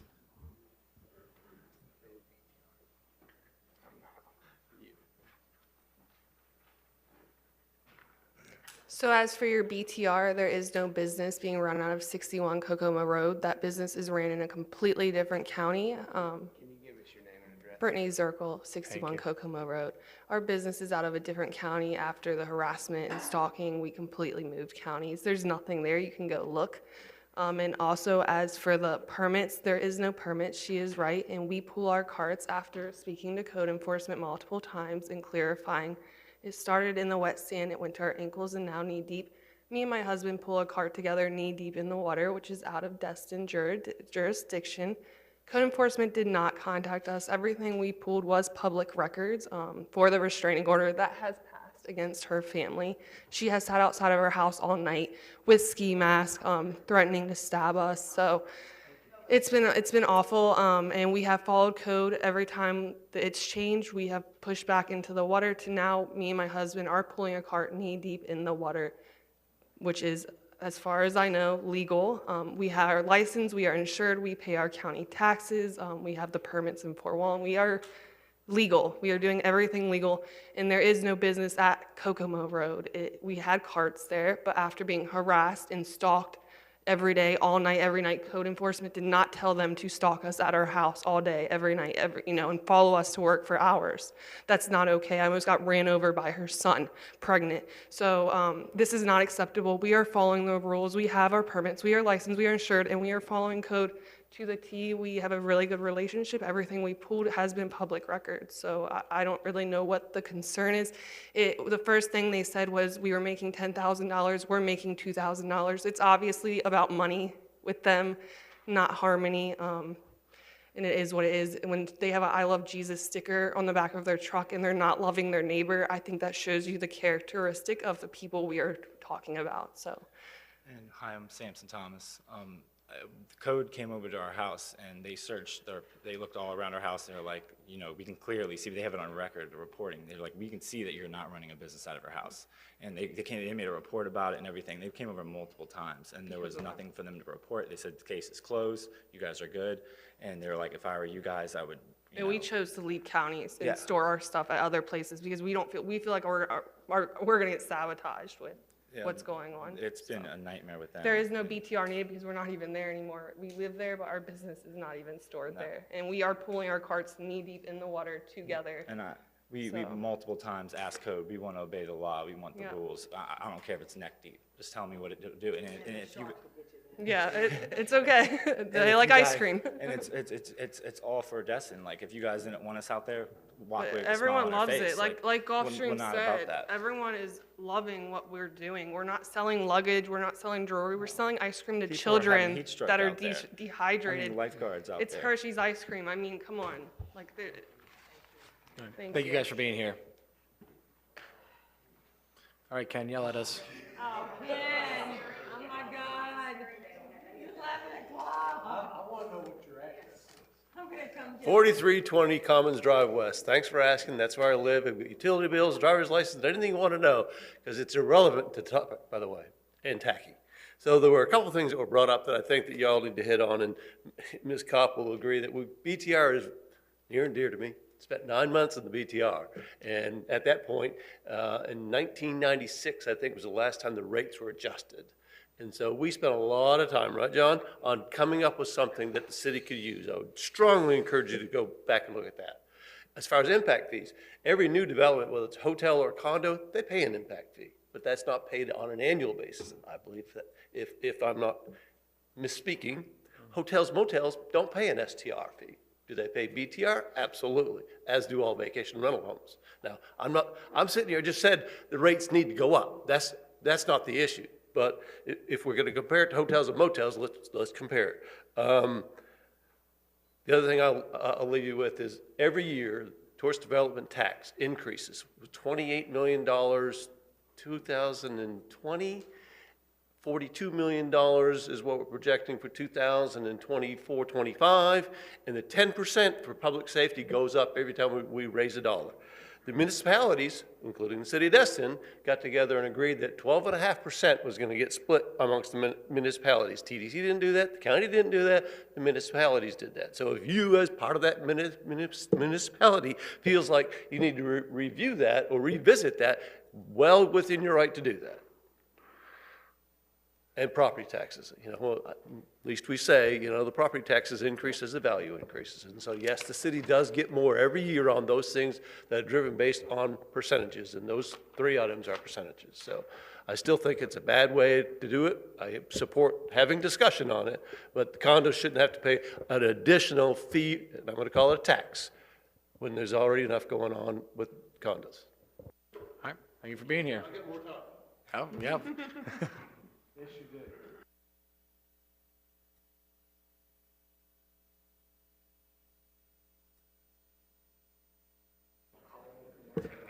Kyle Coleman, 669 St. Lucia Cove. I don't get involved in the drama, but what I said earlier as far as proposal for the permit system, sitting here tonight, seems like the city needs a little bit of money. Seems like you guys are always trying to pull some funding from somewhere. Implementing some type of permit system, not only for these vendors on the beach, but for the bonfires. I mean, they were here last meeting, they got canceled, but somebody from Walton County was come over. I think $1 million is what they do in fire permits. Maybe changing that and bringing something back on would maybe bring some more revenue to the city. I know our permit system, whatever it may be, is not gonna produce a ton of revenue, but it still would be a little bit to go towards code or to whatever needs the lifeguards. So just consider it,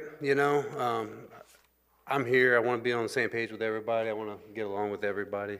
I'm a happy person, right? So thank you guys for your time. It's been a long day. Appreciate it. Thanks for being here. All right, anyone else? Nope, no. Just here for the pure value and entertainment. All right. It's so close to 11. It's 11:01. Really?